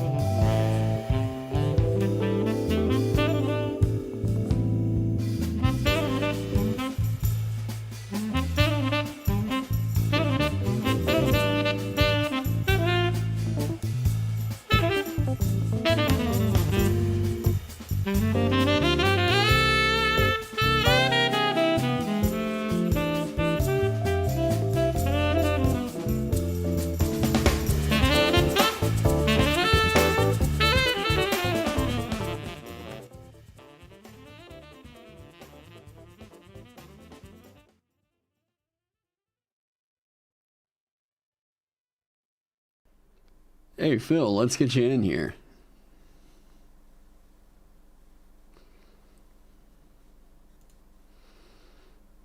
Let me see.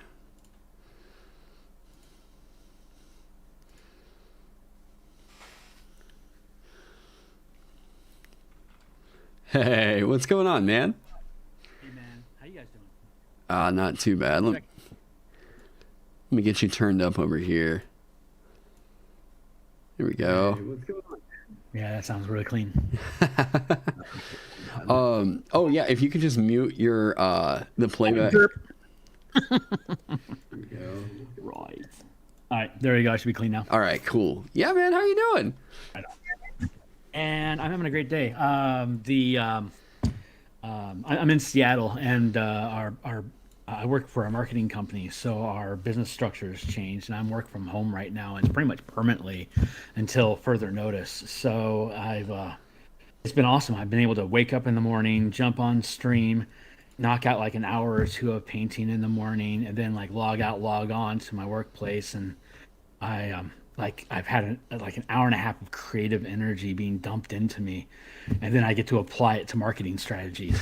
It's a blessing. It's such a huge blessing.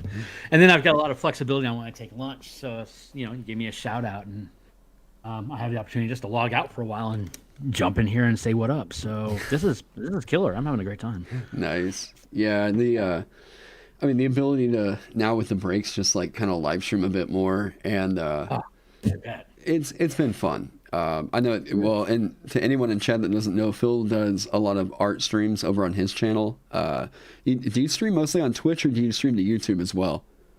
I switched over to YouTube permanently now. Interesting story about that, if you mind the lark. It was that when the big income reveal got leaked out, one of the favorite channels I listen to when I paint off stream is Covert Go Blue, who's like one of the top rankers on MTG Arena. That's where I keep without having to play Magic all the time. That's where I keep updated on all the meta of what's going on inside the game by watching what he's experimenting with. And he's like, well, since this has all been dumped, I may as well show you. And he showed his Twitch versus his YouTube, and he's got like a couple 100,000 people that follow him. And the amount of money that he makes off of YouTube is about 10 times the amount that he makes on Twitch. Yeah. And it's like zero effort on his side to do it. So I only had an audience of built up like maybe 70 some odd people on Twitch, and I was just starting to get on the brink of getting sponsorship or like getting cleared to like get monetized on there. I'm like, well, I'm having to waste a lot of time taking stuff off Twitch and then reloading it on YouTube. If there's that much big of a difference in money just from doing the same work, then to hell with Twitch. Just switch over to YouTube, and because it does all you gotta do is press click and it runs, and then like there's zero effort on my side. It just does all the work for you, which is ridiculously great. So yeah, I'm permanently on YouTube now. Awesome. The word. Well, we're glad to have you. Right on, man. Ross is awesome. I like how he's helping build the headspace around different scaling strategies for what a glyph is actually able to do. What do you want to mash on right now, or are we just talking shop in general? Well, I mean, one of the things that I saw in your whenever we talk homebrew or whatever over in the Discord, your sense of analysis is one that I think helps me kind of wrap my brain around the general sense of scale that a thing should get at what tier play. Yeah, right on. You've got a really good capacity for seeing, analyzing it in terms of, okay, well, yeah, that's about second level spell. Yeah, it makes sense for that to be kind of like at will at this level. And I mean, also just anytime I'm coming up with a new magic system, it also just helps to riff off of guys that have done something that gargantuan. You know what I mean? Yeah. I am flattered. Thank you kindly. For those of you that don't know, I mean, I've talked about him here on the channel in the past, so I never actually had him on. Phil designed the 5-color, how exactly do you, 5-color mana system? Yeah, the 5-color mana spell point variant rules, basically, or 5-color mana. I mean, you can search for 5-color anything. And you're pretty much going to find me on Google at this point or on DM's Guild. So it's just I've got enough content punched out there that the algorithms are starting to show my face. So, but yeah, 5 color mana spell points is basically what it is. I think let me see here. Was it on? Oh wait, that's Rogue Watson's review of it. Which, cool. I'm glad to see that Rogue Watson, tap on tap burn. Trying to give a little. Yeah, that's the branding for it. Tap on tap burn, 5 color mana spell point variant rolls, and I've only got. I'm about to drop Elemental Key, which is what I've been streaming the artwork for the past couple weeks, and that takes the same idea. The core of it is that you spell points in the DMG are just universal because there's 8 schools of magic, and just like spell slots, you spend a point or you spend a slot, you cast a spell. Bob's your uncle. But when you're looking at Magic the Gathering, the way that MTG works, if you click off that and scroll down, you'll see the bundle. Yeah. But that's the free thing that I put out like at the very beginning, just as a proof of concept. But it's when you have like color mana, it's 5 different schools of Magic, and the way that the card game works is that you have to have an enough mana resources to be able to cast a spell at different point values. Like you have to have 3 red to be able to cast like 3 mana cards. So if you translate that into spell points, as long as you got 3 red mana, you can cast 3rd level spells. And then the system's mostly about translating what color does a specific spell belong to as opposed to what school. Yeah. And so like the elemental book that I'm doing is instead of 5 colors, it's 4 elements. So it's like, does this spell? It's for the monk, the poor bastard. Right. But the core of it is like, is this an earth discipline or is this a water discipline? Or like thunder is like air or earth because of that quaking effect. So it's like if you want to know thunder step, it's either have air, earth, or both, and that lets you do cool avatar stuff. Like if you want to be an airbender, you're just going to focus your stream into air, or if you want to have everyone gets to be an avatar, and pick your flavor and swap it out, and stuff like that. But it's mechanics that back up the flavor, and so when you do that, you have to start thinking about what level, what tier are you able to do stuff in, and that's where a lot of these mechanics break down into, is like at what tier of game should you be able to do cool stuff, and does the game break when you get up to higher levels or not? So yeah, so I guess that kind of leans into why you'd want to have a conversation with me about scaling different runes in the first place. Well, and so back whenever I was designing the merchant, specifically the gambler, I'm big on like cardistry. It's just one of the things that like I've always got a deck of cards sitting with me, and I'm fidgeting with them or whatever. And I wanted to make a system that could like almost allow you to use a deck of cards instead of a D20. And right. I had heard about, like, I had done some research into how that prisoners were actually using decks of playing cards because dice are banned. Yes, absolutely. God, that's so clever. It totally works. So what I had designed is and it kind of played into the gambler mindset, was I actually made a high variance dice with a deck of cards, where the face cards are going to either represent a 1 or a 20, and so you're going to crit and fail more often, but it's that high, and you can also kind of count cards by discarding some, and I thought that was such a cool, fun little like play on it. Anyways. Very clever. So your thoughts? I know that you've been really active over in the Discord, also talking about this, and also just just generally, you give great advice over there. I really appreciate having you actually over there. Thank you. But since we were talking about the sense of scale, specifically what Ross was just talking about, right? The sense of scaling for like the general power of these runes that I've been writing. What have you seen that to you stands out as that feels good? Like that seems like the kind of thing. Was there a particular rune that you saw that you were like, I remember that. Yep. Okay. I can see the base level of what these should be. It's not specifically. I mean, I know that you're still figuring out the scaffolding of how they would scale in the first place. Like you were just dealing with today, is what power resource were you going to use in the first place? So until you really have an idea of how many runes you're going to acquire, you can like some of them have the scale of level 1 to 5, and those are the spells that they're equivalent to. But like the actual runes, like you're looking at Karn right now, which is Storm prerequisite 7. You're already building prerequisites into these. Yeah. So it looks like these are all just based off of basically like similar abilities that you see. So like the Harn one, 7th level, like control weather is a 7th level spell. So that's pretty analogous by itself. Right. But if you're looking at like things that are, when you're looking at things that aren't so translatable, that's where I start. Is there a spell that exists on a full caster list that duplicates what this thing does? And if it doesn't, is there a class feature that exists for a full caster as a core mechanic, right, or a subclass mechanic, and what tier does that come into play? Because you generally have like what, except for like clerics are weird, but generally you're going to have like one subclass ability per tier. Right. So if you're looking at doing something similar, then you're looking at, well, what tier is going to come into play, and then at what level does this scale into that tier? So if you got the tier lined up, then you can look at, does this come in earlier or later in that tier to an equivalent spell casting ability?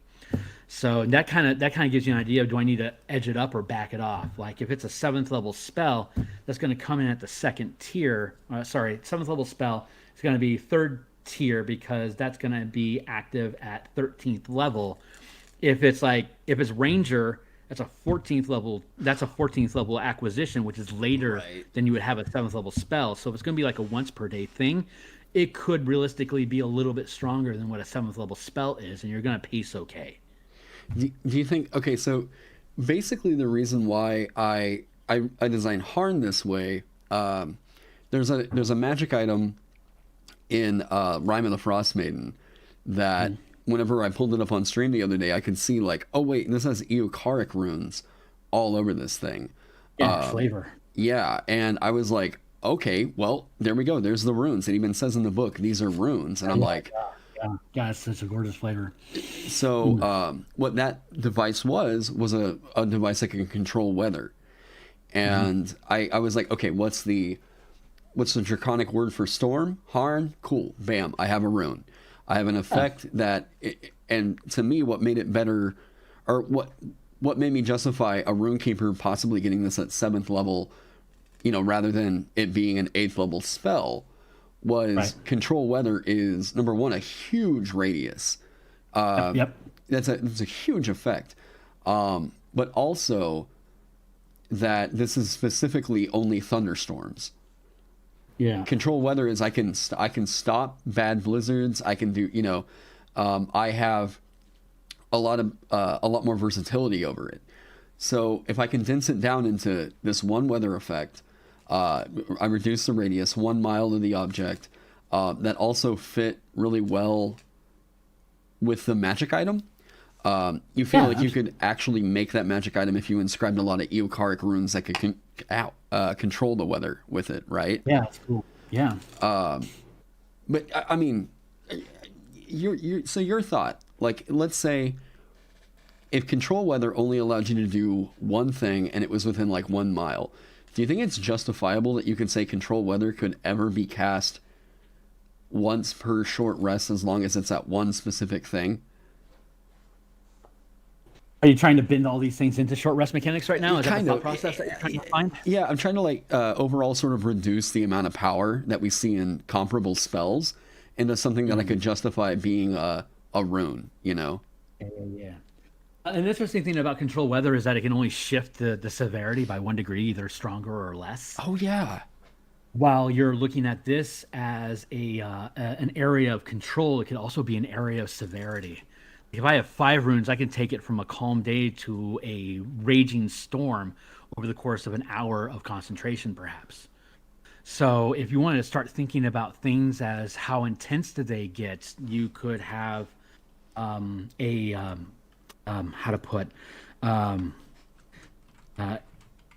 rituals, for example, have different, generally are your casting time plus 10 minutes. I had put out a book called Theurgy, which is all about creating rituals. And the higher level the spell, the longer the ritual takes. And it's kind of like a thematic thing. Like if you want to do a 9th level spell, it's going to literally take you all day to do it. Yeah.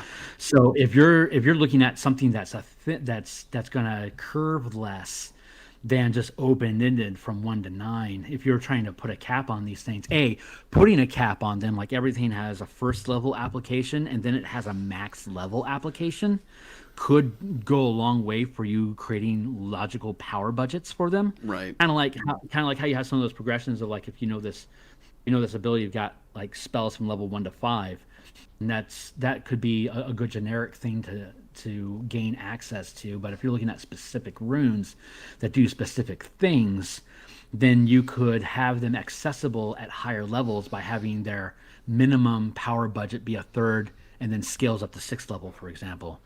Or, like, you could play with that mechanic. So if you wanted to have the idea of, like, one of the things I'm doing with Kensei Rebuild is taking different, like, feats or like boost abilities that you could use in combat, and then trying to assign a tier where it's sensible that comes into play as something they could use.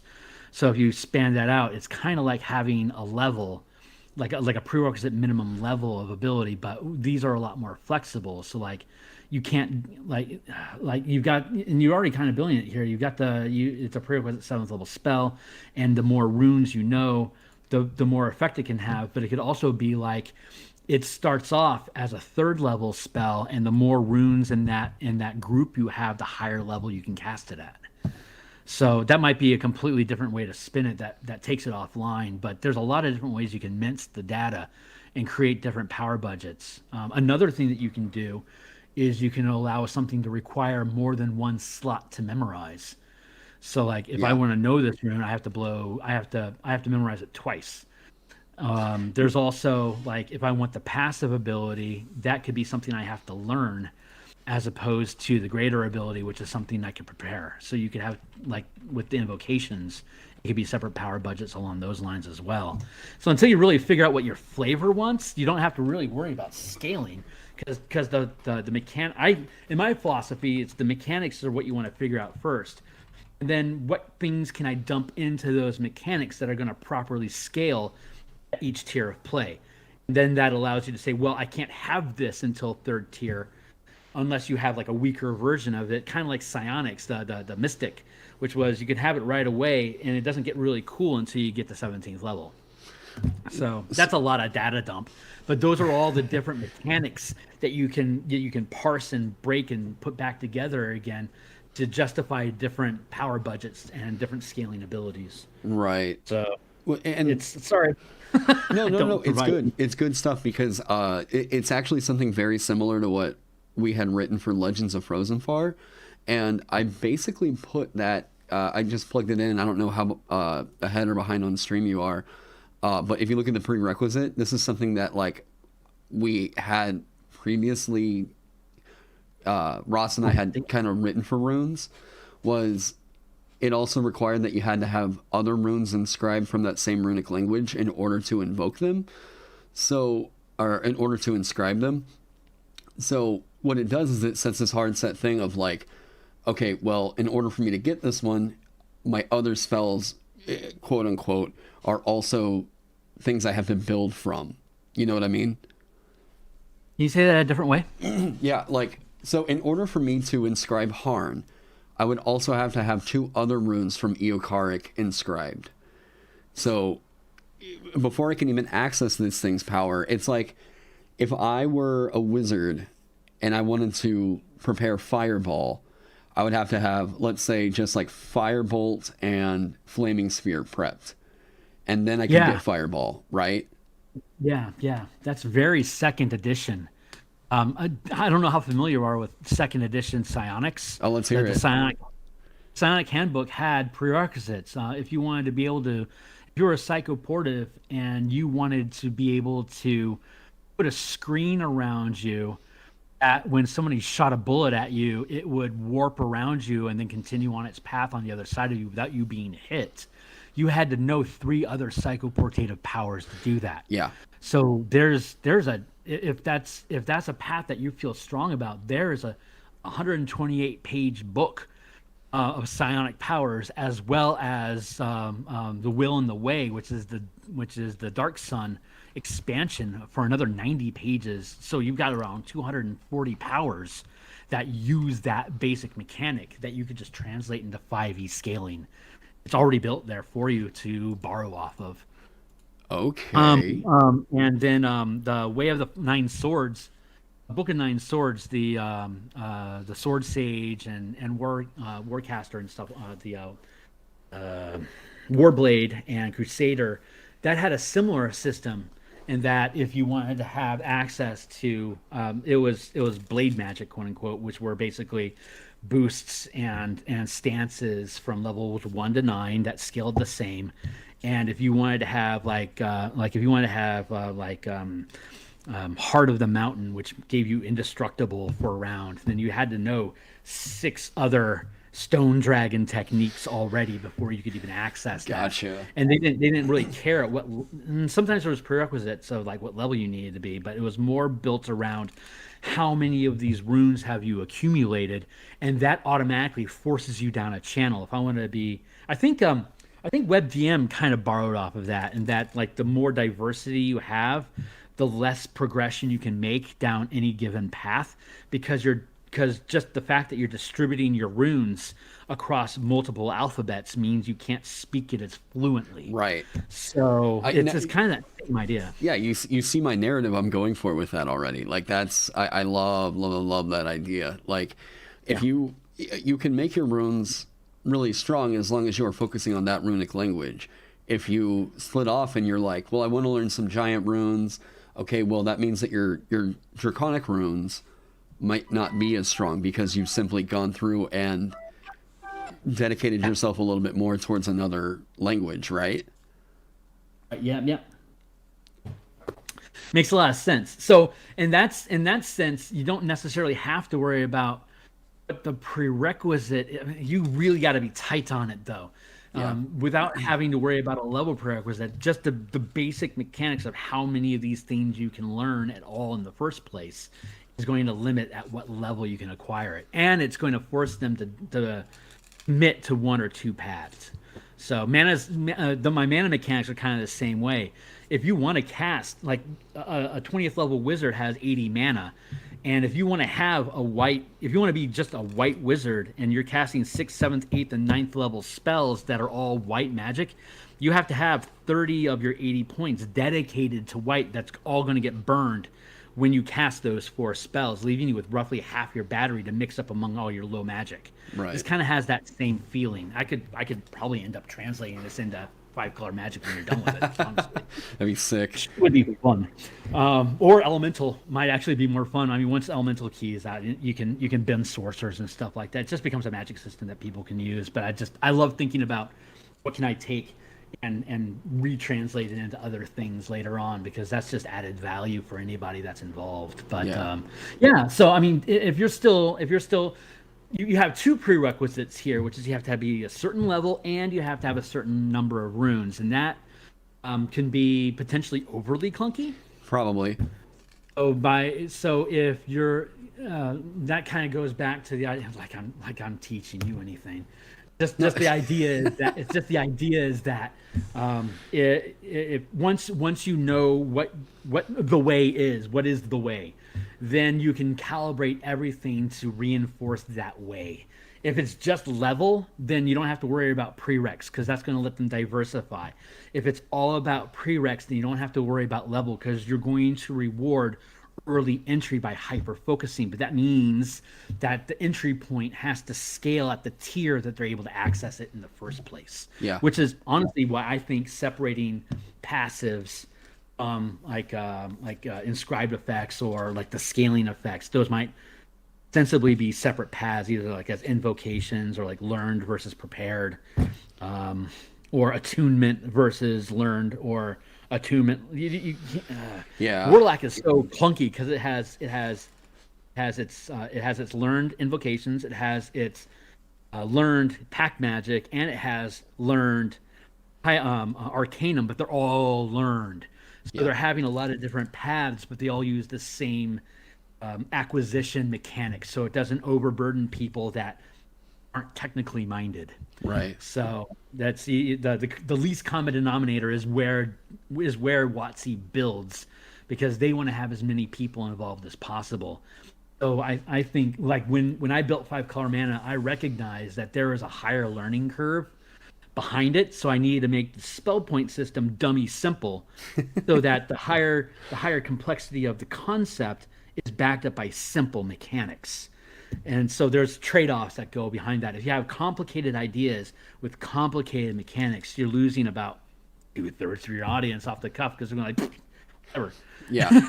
So anyway, thanks for letting me ramble. No, yeah, it's good stuff. It's good stuff.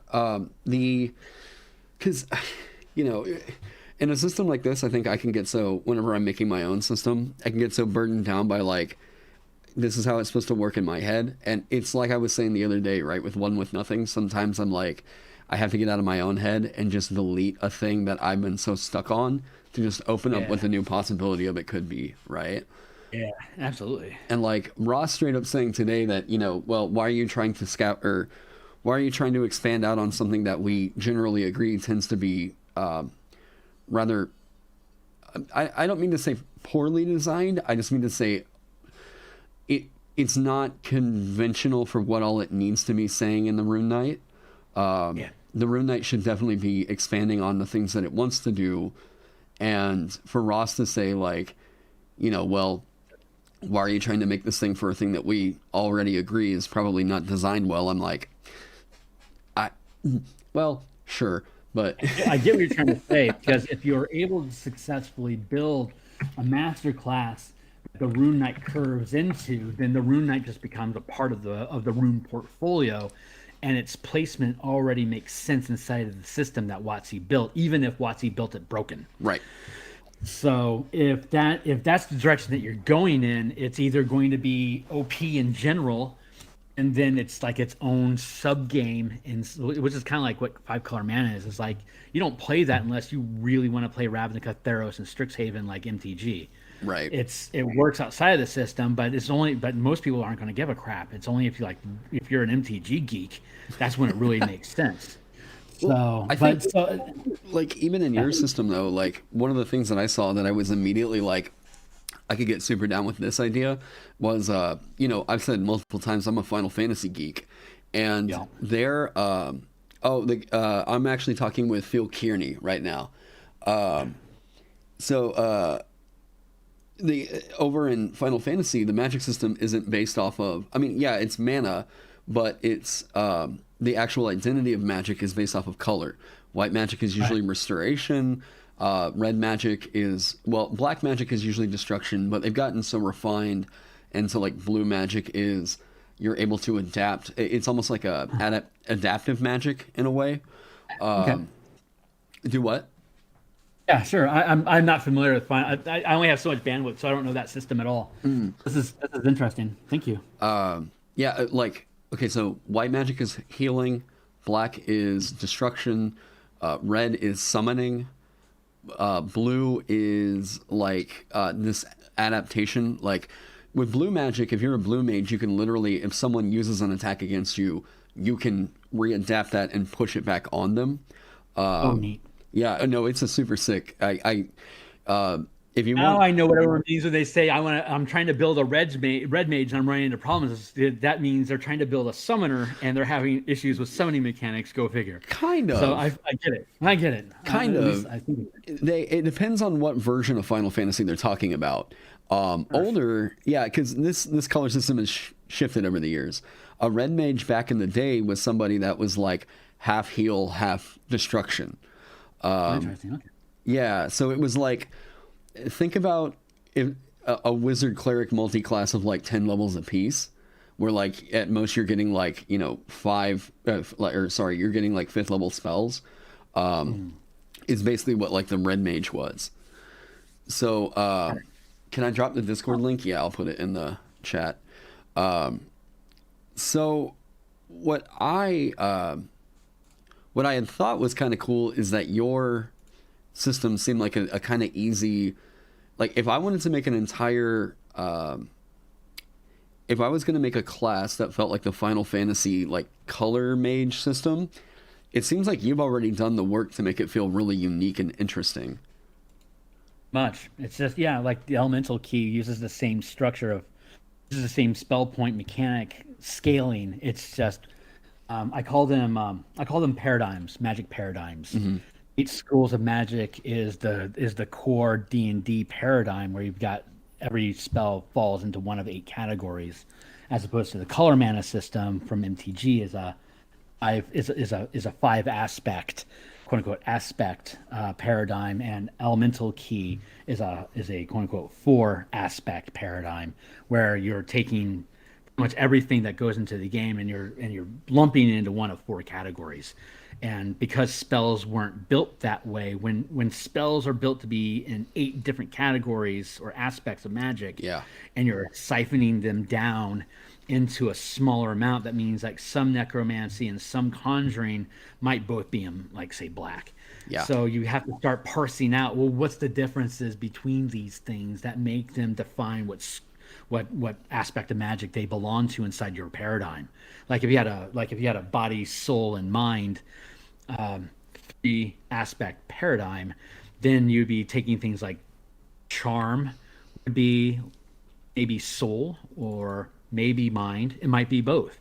So you could have spells that fall into more than one category, but you're going to have to burn a resource that corresponds with it. So flexible spells have more colors or schools or different aspects of magic that you can purchase it through, as opposed to something that's hyper specialized, like fireball is only red magic in MTG. So you got to have red mana if you want to throw a fireball, unless you research it to be a different color, in which case maybe it's now a black spell because you spent the money and the time to learn how to cast fireball as a black magic spell. And now when you cast it, you're narrating it as like this death ball that gets thrown at things and sucks the life out of things in its area of effect, as opposed to burning them to death. It'd still be fire damage because you haven't changed the spell, you're just changing the flavor of narration, which is what Wizards of the Coast is all about. You can play an Eldritch Knight 1,000 different ways just by changing the description of what you do, and like that's not satisfying to any designer. It's like, if it's gonna be something different, it should do different, it should feel different, it shouldn't just be my words, it should be the mechanics that go behind it. And so it's like you can go really light on a magic system just by description, or you can go deeper in and build mechanics that reinforce that flavor, which the 5 color magic system I built, it effectively builds that crunch behind the flavor. But we're talking about your runes, so that kind of leans into what crunch best describes the flavor that you want to invoke. And if it's learning these alphabets so you can become a fluent speaker of it, to me that's like, I know enough Pigeon that I can get myself into a fight or into a bathroom, but I can't necessarily have a philosophical conversation with you in your native tongue. So like there's that's why my brain keeps sticking on learn versus prepared, because there's different things that you want different runes to do, so you can parse out different aspects of what a rune is supposed to do into these different acquisition resources. Does that make sense? Yeah. It's kind of rambling. Well, no, I mean, because what you literally just did was, it kind of helped me, I think, determine what the interesting inscription is going to actually be for Supernal, because you were talking about, white magic dealing with the soul.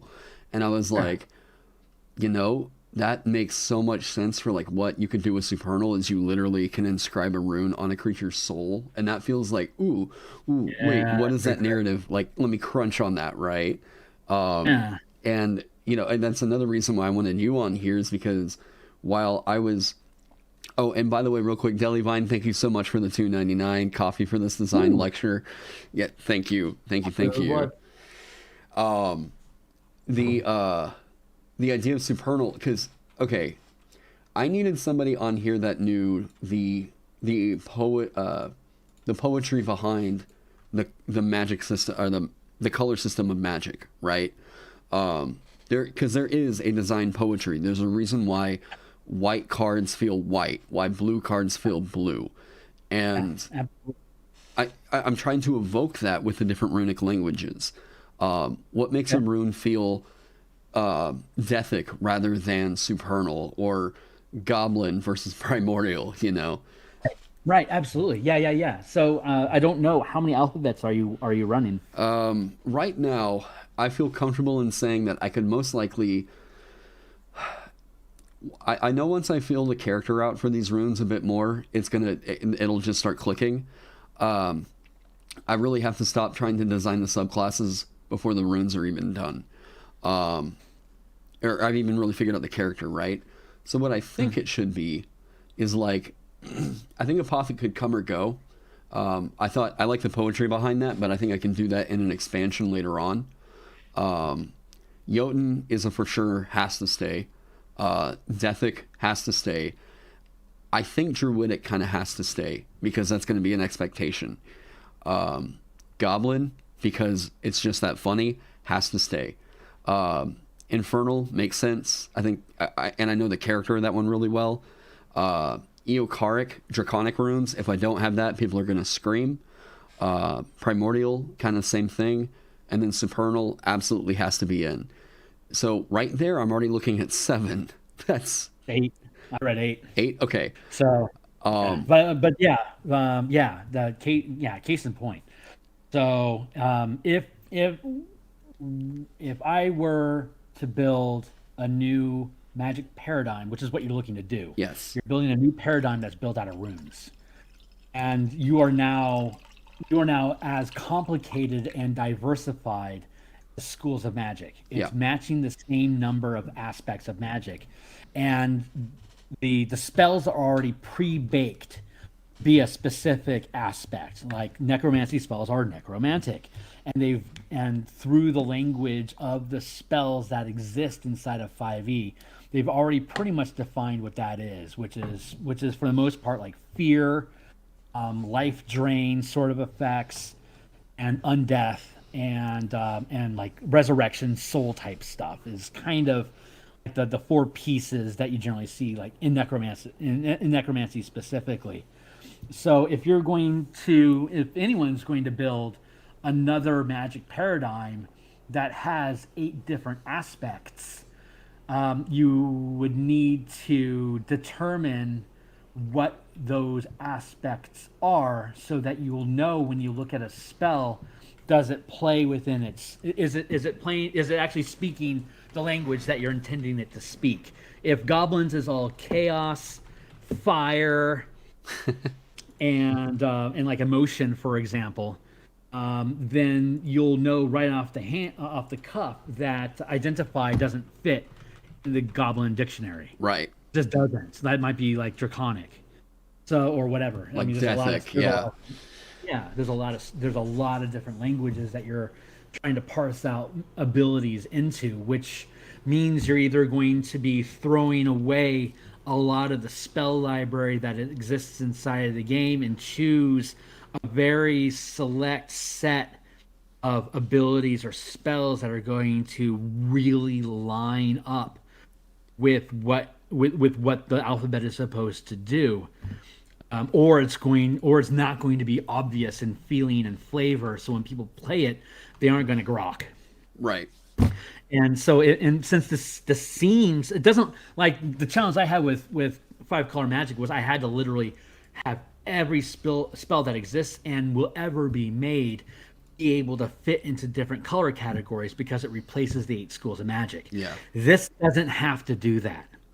So when you're building an alphabet, you can have it speak with very specific syllables, and you can have each aspect be a flavor of what those syllables are, so that if you're talking about chaining things together, then you know how to build words out of that. If these analogies are all falling in place with what you're trying to do. So if you know, and then it's just a matter of how many aspects do I want each alphabet to have. If I want goblins, it'd be ideal that you could have major languages and minor languages. Goblin could be a sub-school of giant.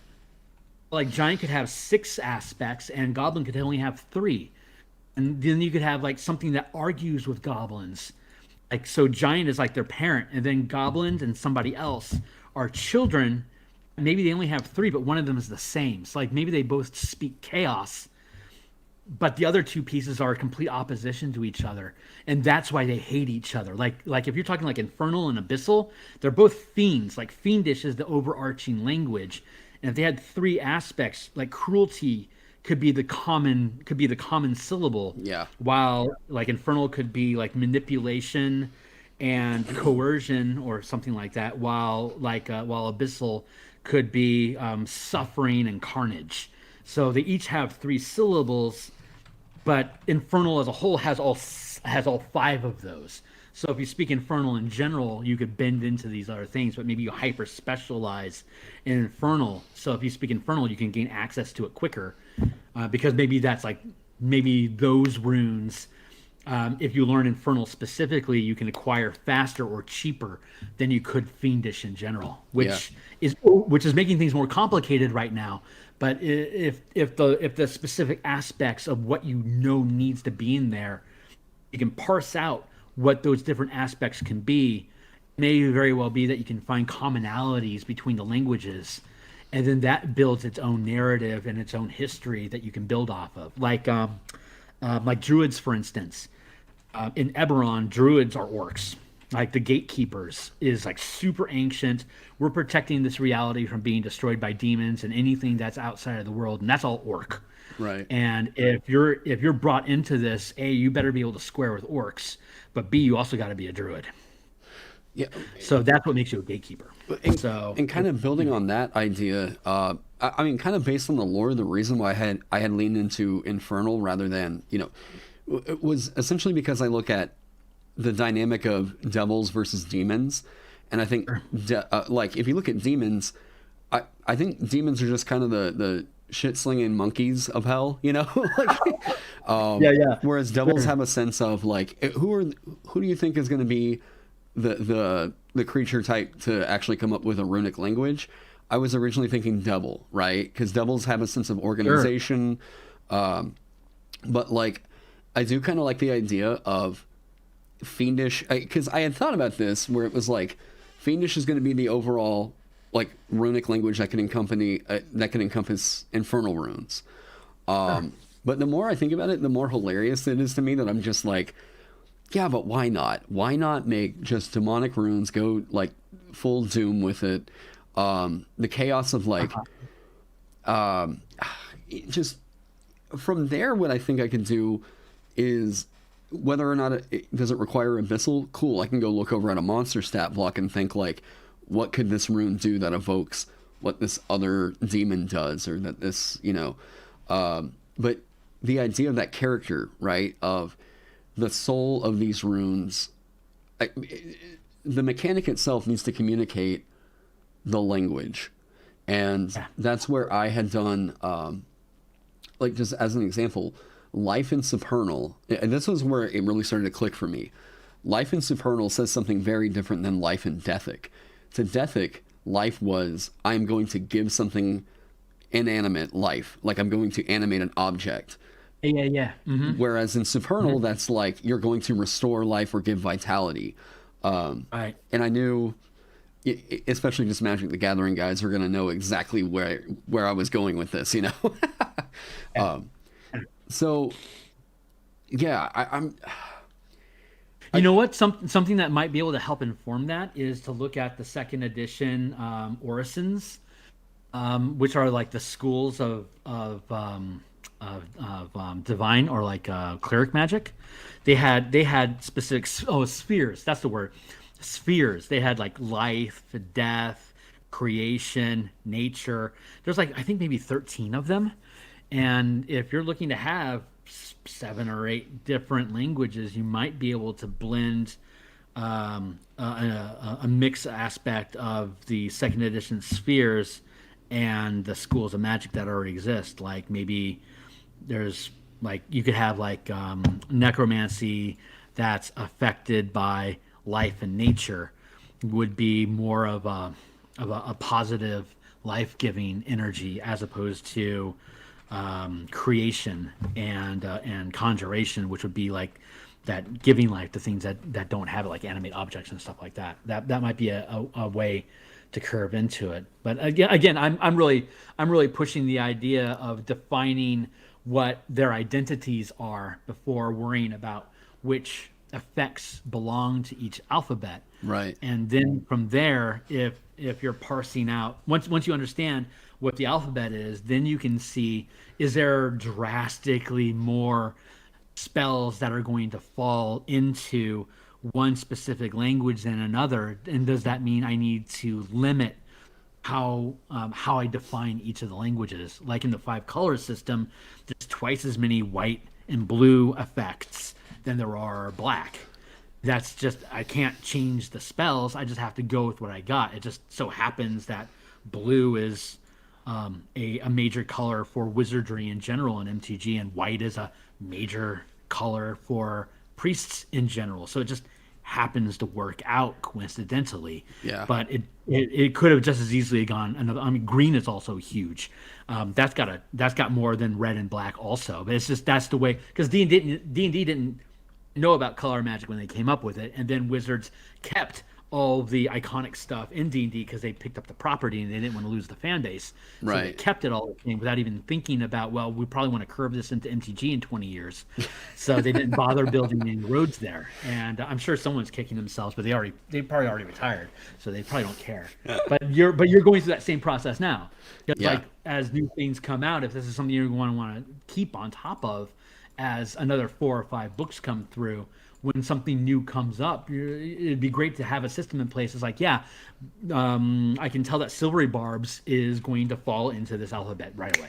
Right.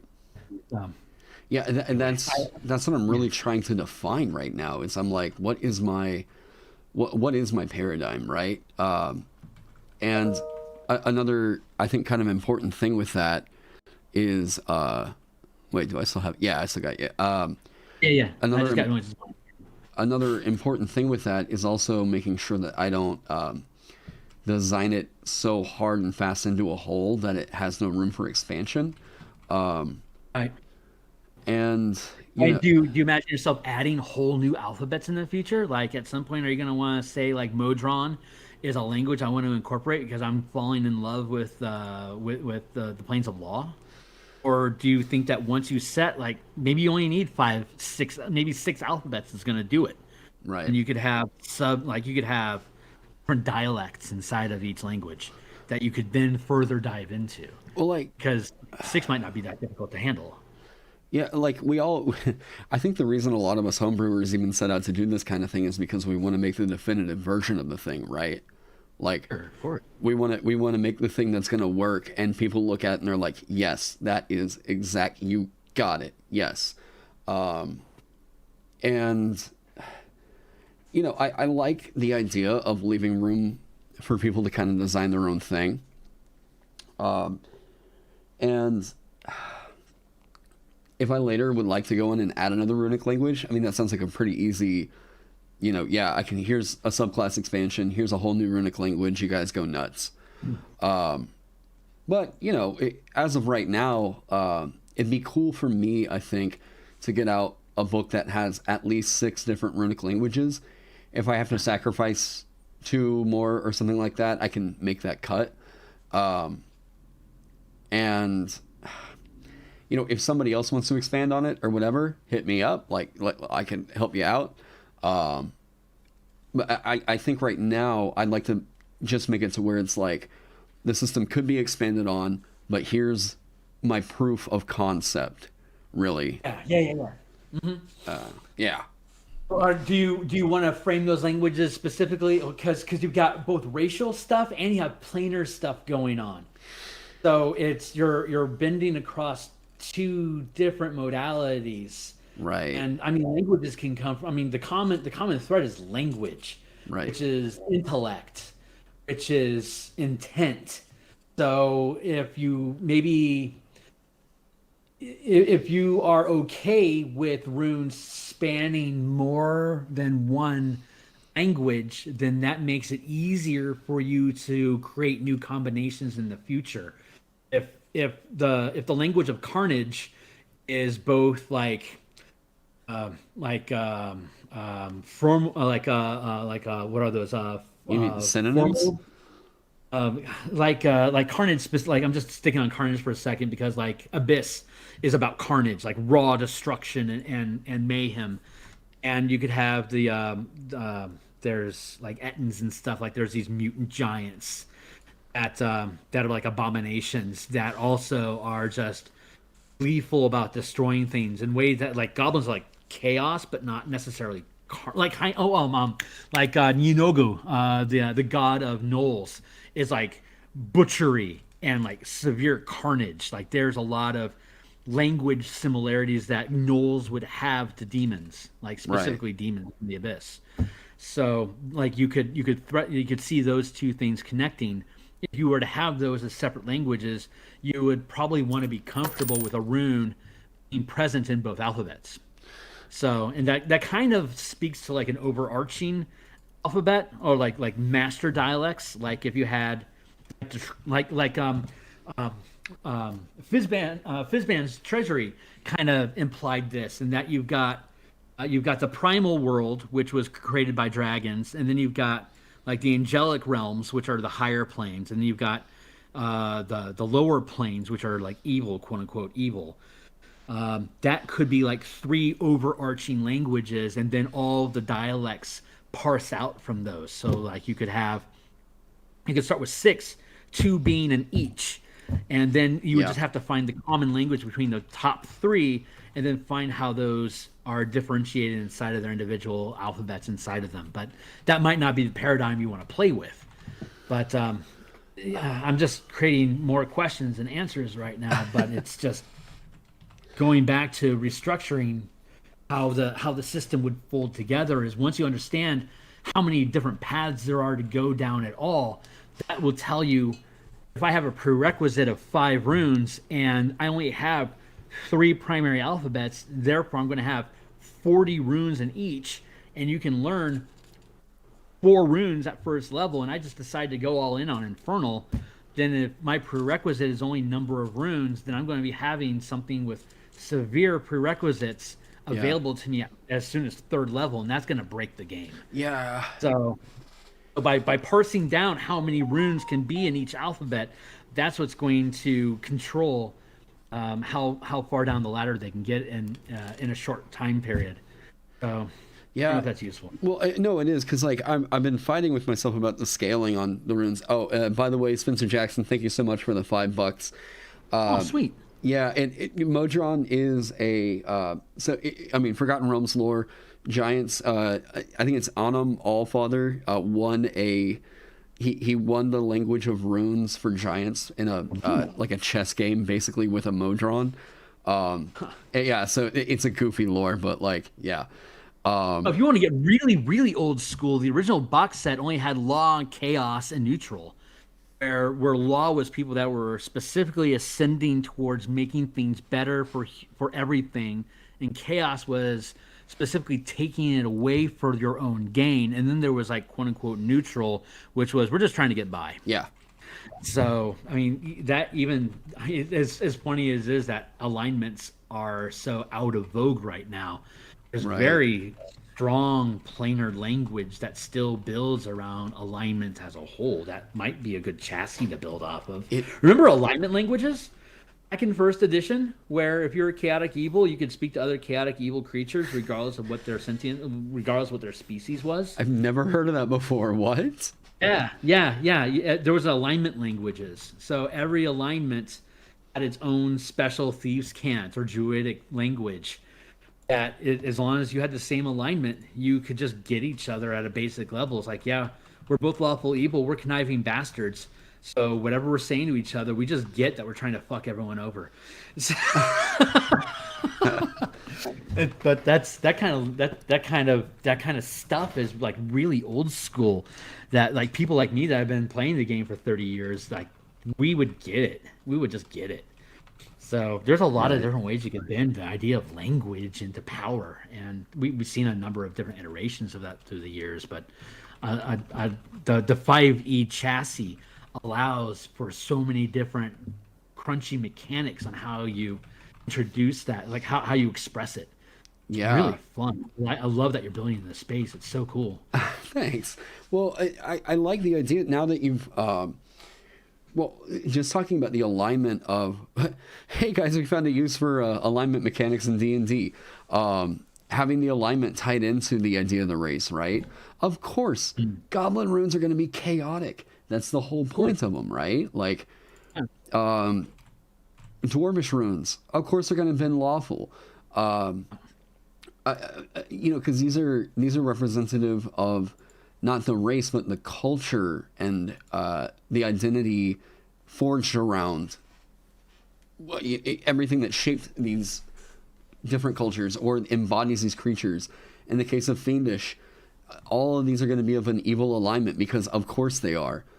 Chaotic for Abyssal or lawful for Infernal. Like, oh, wait, what? We have a thing here. There is a thing here. Like, oh, man. Cool. Okay. Cool. I don't know if that's the path that you want to go down, but it's certainly an interesting paradigm to explore. But then you have the idea of like creation. Is it lawful creation or is it chaotic creation? Yeah. Well, I mean, you could you could even get so core as to just have two primaries of law and chaos. You not have to worry about the good and the evil. You really kind of throw away the entire woke war. If you just go with law and chaos, like which is what D&D was originally built on in first edition or box set. You're not worrying about my good or evil. It's like, am I trying to build structure? Am I trying to tear it apart?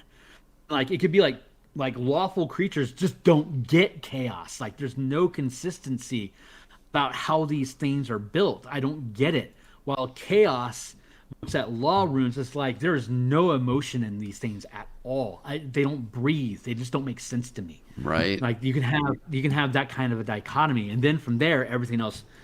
Like the difference between chromatic dragons versus metallic could be the essence of chaos in color versus law and metallics. Of course, Modrons fit into law, so that means that giants fit into law. But then you have like the Formians. Formians is Formion. Formians. Yeah. Those were like the chaos giants that were like mutations of the original giants. So like they're subverted, so they bend away from law into the chaos realm. So I don't know. There's if you wanted to get that simple, you could. And giants are so kind of all over the place. They don't really have a specific kind of like tend towards whatever. And like sure they have trolls in there as well, but like if we're really thinking about what the Jotun runes are, we're really thinking storm giants. We're really thinking, wow, even they're chaotic? Really? I thought giants would have been tending towards lawful for some reason. I think it's the like even cloud giants, they have like a massive sense of freedom. That freedom's associated with chaos. There's very I think fire giants are probably the most structured of all the classic giant kin. Yeah, they're lawful. And interesting. They're also unequivocally evil. Yeah. Like them and hill giants are the most evil. The hill giants are too stupid to really bend around the idea of law. Right. They don't have like the game often equates intelligence with law, which is I think a false narrative. But that's kind of how the game evolved. But in the original sense, I believe all giants originally were all chaos. So I don't think there was any law giants in like the box set. Like I don't think you really worry about it until companion series, which is like level 10 plus. So weird. Yeah. So so once you decide what your overarching, like what your core languages are, then it makes it a lot easier for you to curve out races into their cores, and then that starts building a subculture of what each language was built from, and then you can further parse out the aspects, and then you can decide if a rune is like a master language versus a lesser language, and then it could be a matter of like if you're going to have like invocation versus preparation, it could be that you are having the invocation aspect of the master language, but then you're preparing specific dialects inside of it, perhaps. So I don't know. Not sure. It's once you parse out what, from my perspective, it would be figuring out what alphabets you're going to keep and how are those alphabets connected, and if you want runes to span across more than one alphabet or not. That starts really allowing you to better parse where like how many of these runes is each language going to have, and once you know how many each language is going to have, that lets you know, is it sensible to make them preparation or known. And once you understand if they're prepared or known, you can start bending into, do they act like attunement, or do they act like learned spells slash invocations, or are they strictly prepared?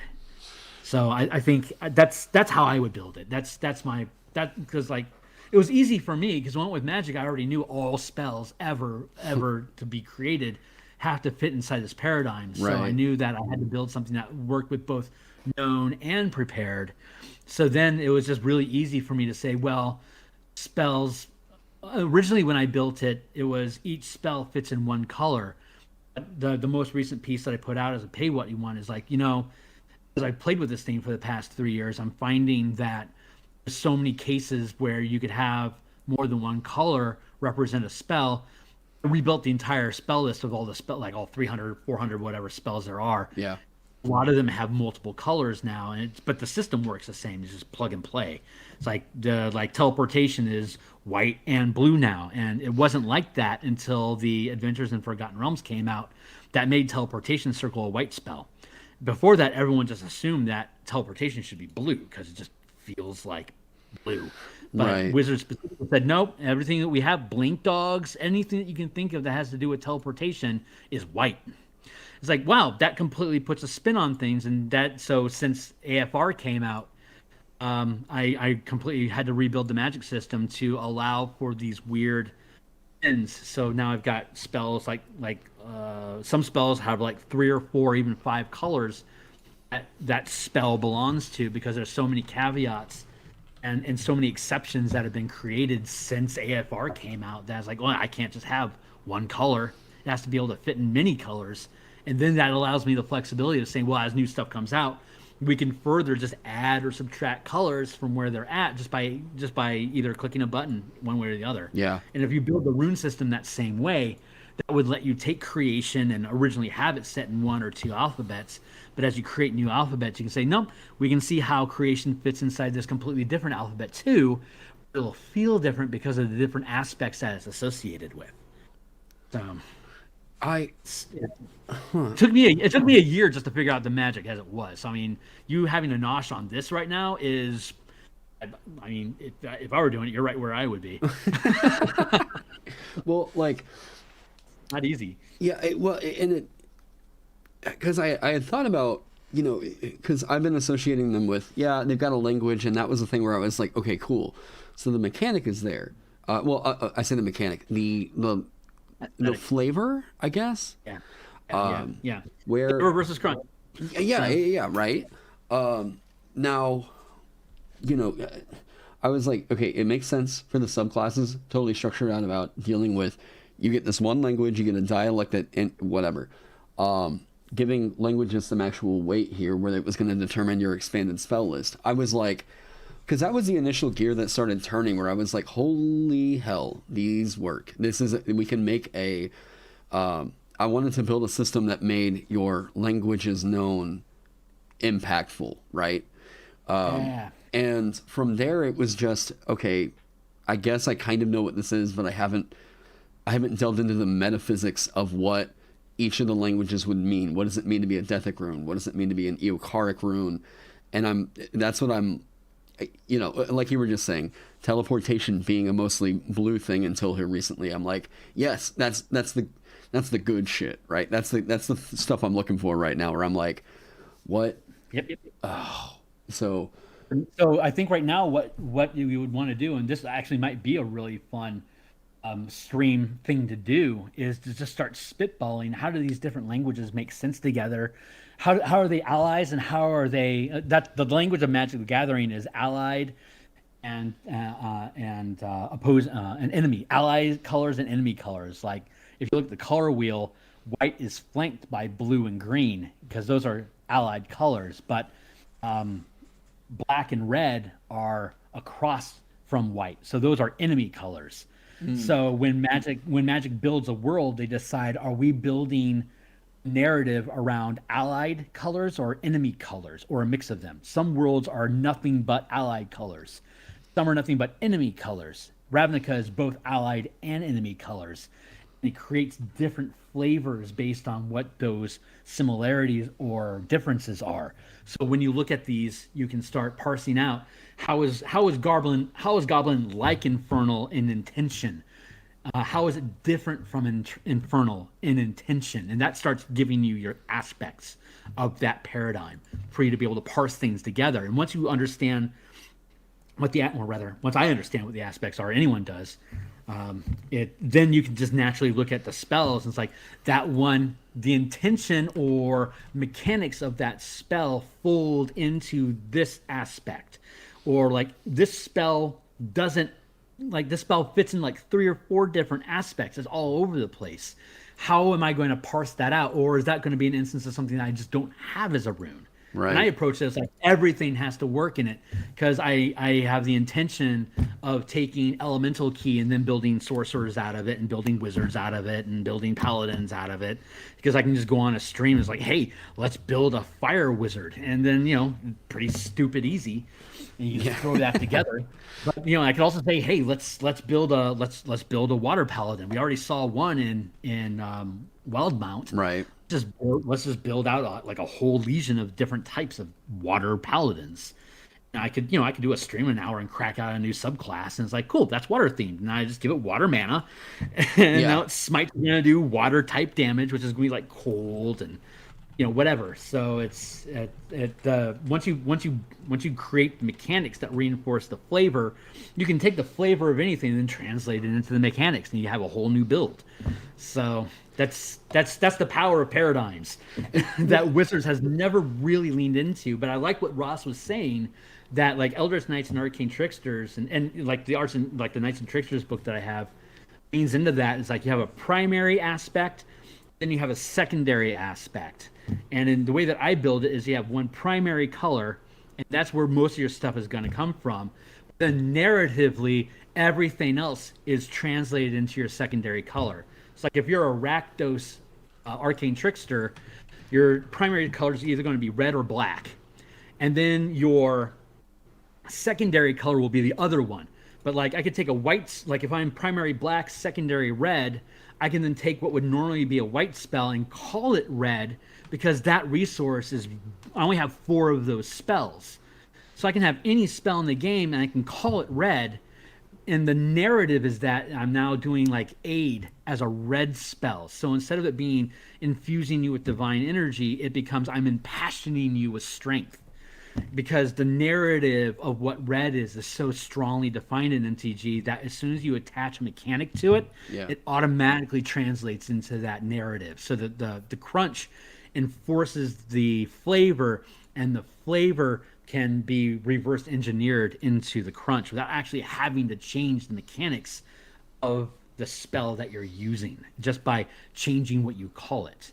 So when we have a strongly defined aspects of each alphabet, if you were to take something that would normally be Modron or Giant and then you translate it in Infernal, it's like it shouldn't be there.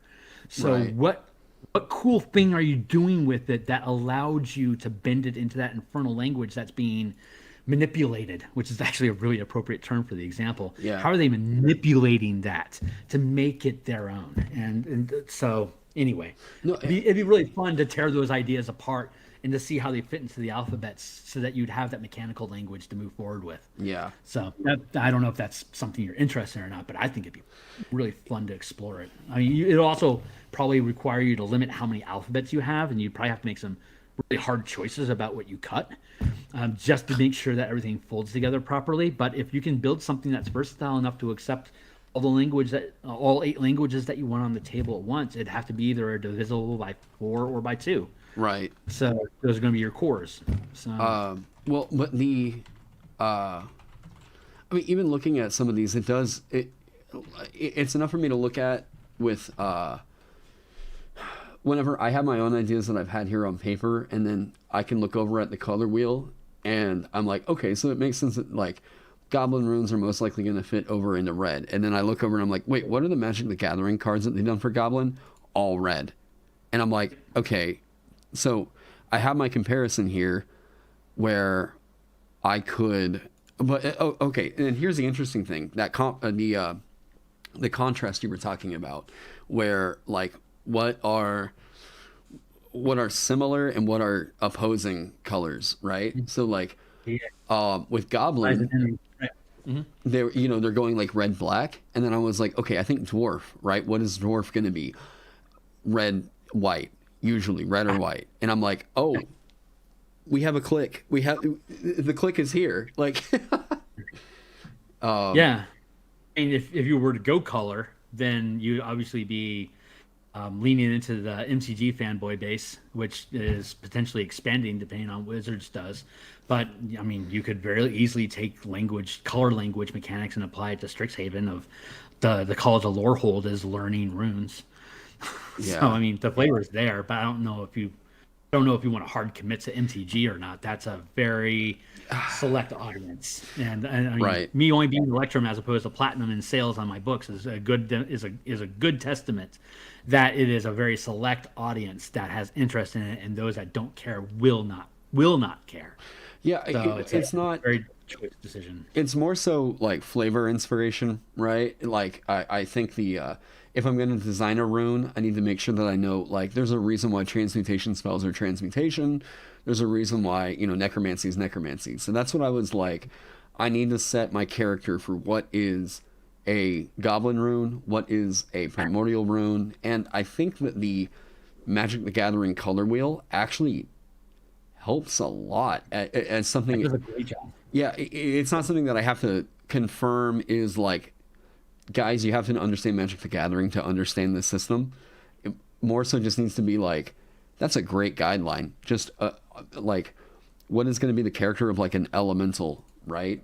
Yeah. So, oh man, okay, that is.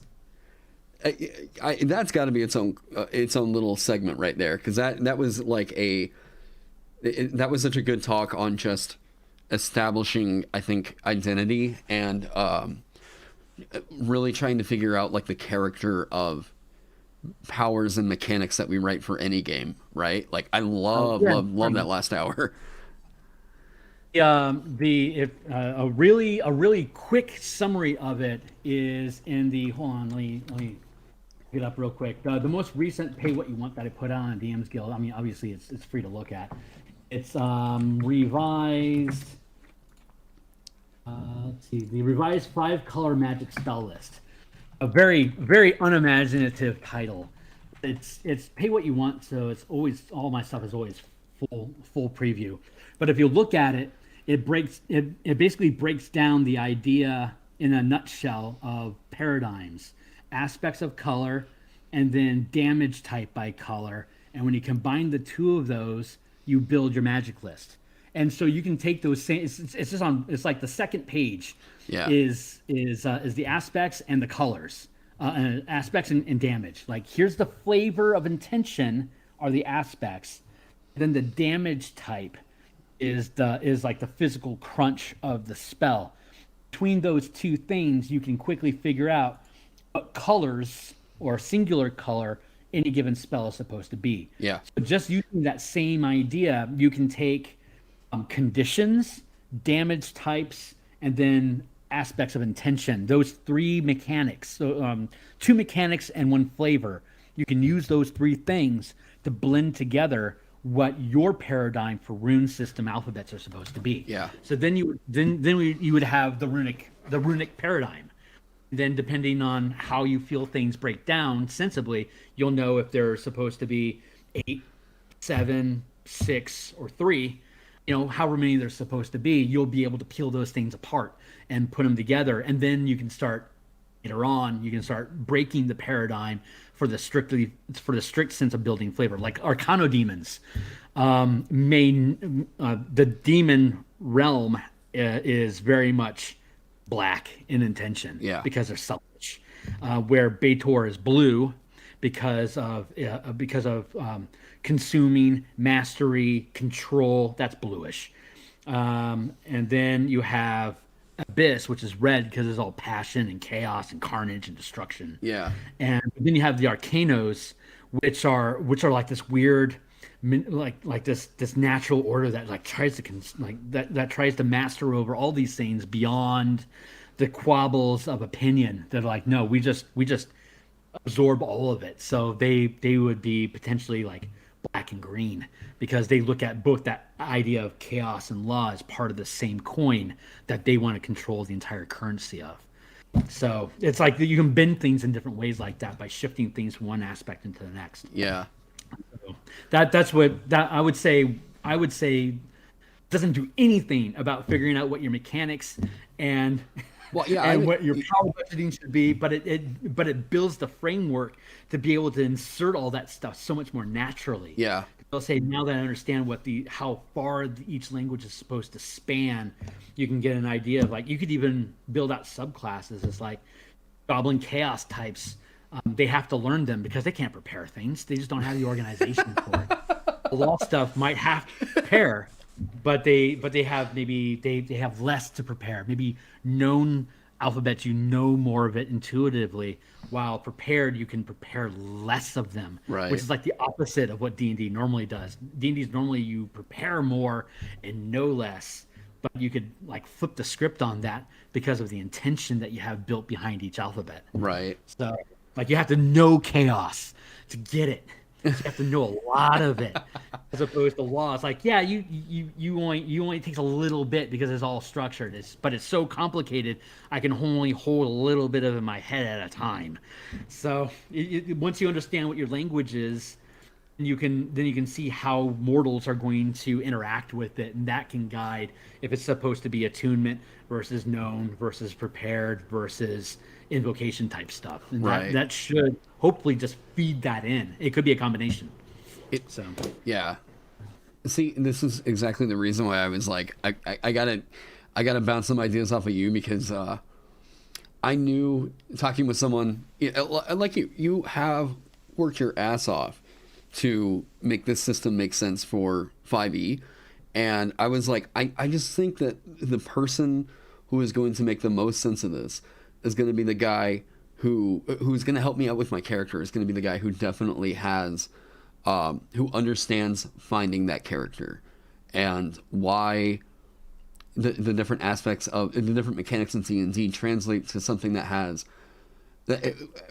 something that so definitively has defined spells in another game, and like, yeah, Very just do what? Thank you.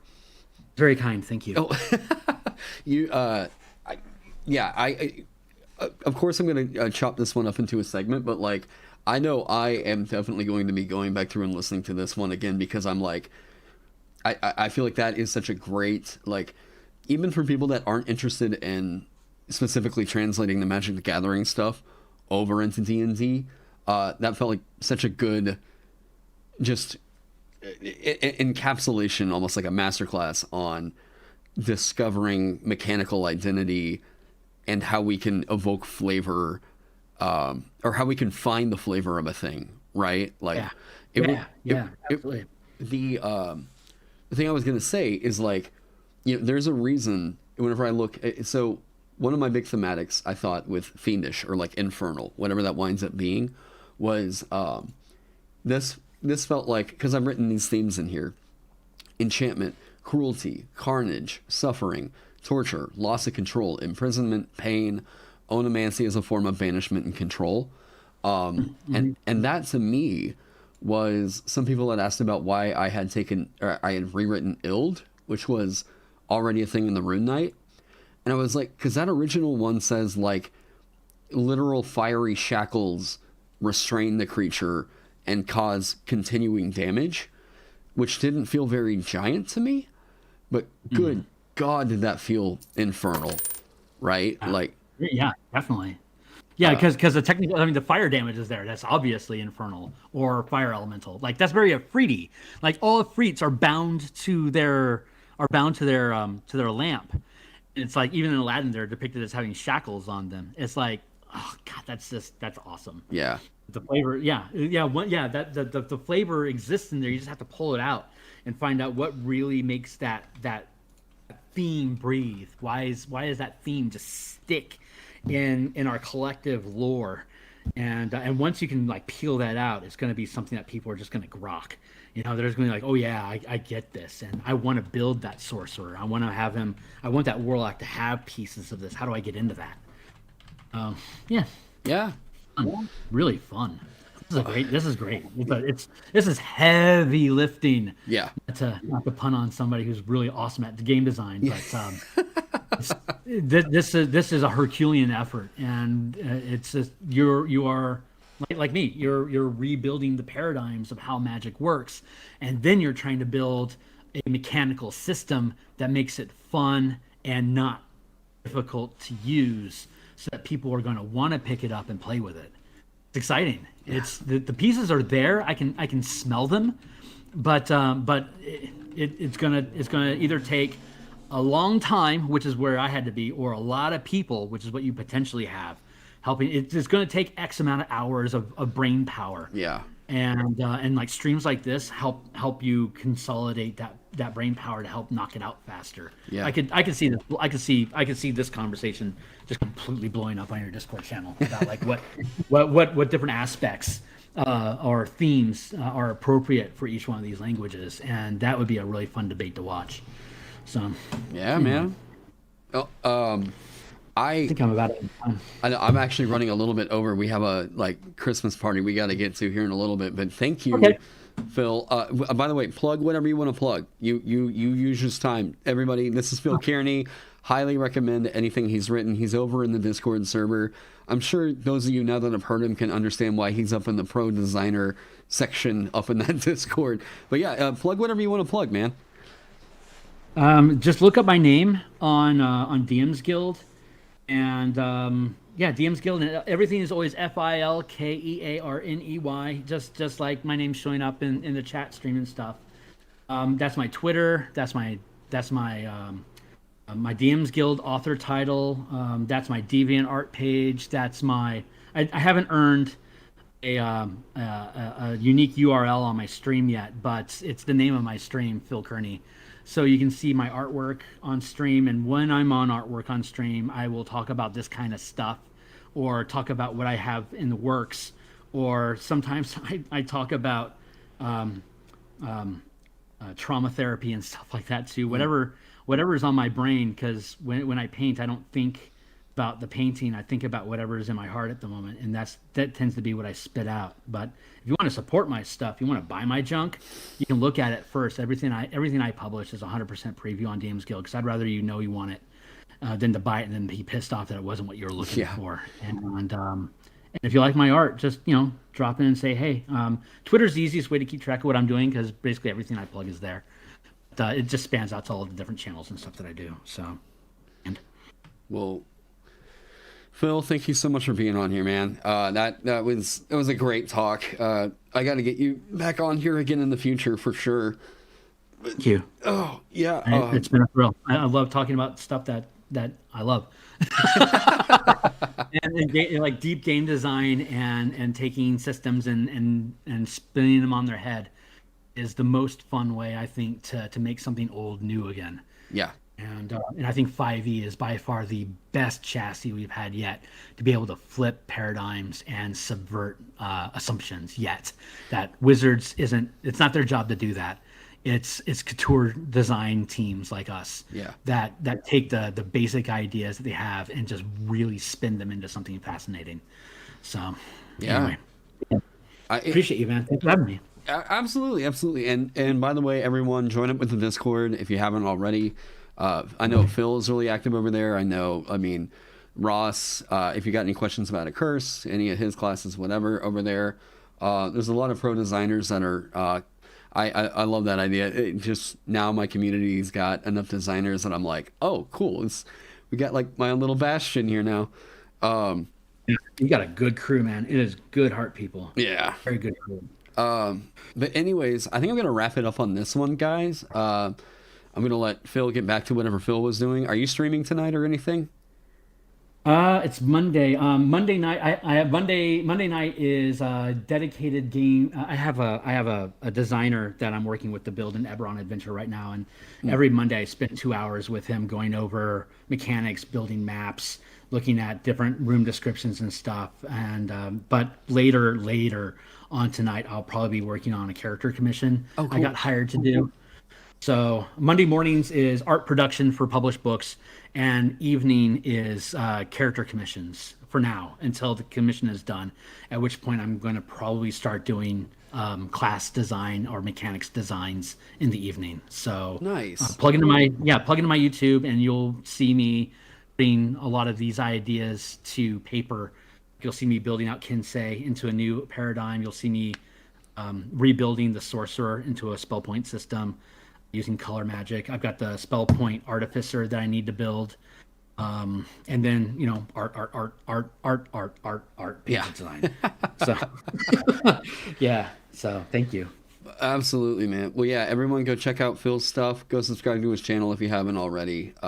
It's cool to see that there's more of these designers kind of trying to enter the video production architecture as well. Yeah, just more people getting their word out there. Yeah. So anyways, I'm going to wrap it up on this one, guys. Thank you all so much for being here. If you're new to the channel, subscribe if you haven't already. Big shout out to my Patreon sponsors. Thank you all so much for helping keep the lights on around here and coffee in my blood. Y'all are absolute heroes. Yeah, and this is the end of it, Trek. I know. But hey, the VOD is going to be up. This is the fourth longer than 4-hour stream I've done this week. I'm gonna take a good rest. I'm gonna go drink some beer if it shuffles, play some board games, have some fun Christmas food, all that. Anyways, guys, thank you, Phil. Thank you, Ross. Everybody. It's been a great time. Anyways, hope you all are staying safe, staying healthy, and I will see you all in the next one.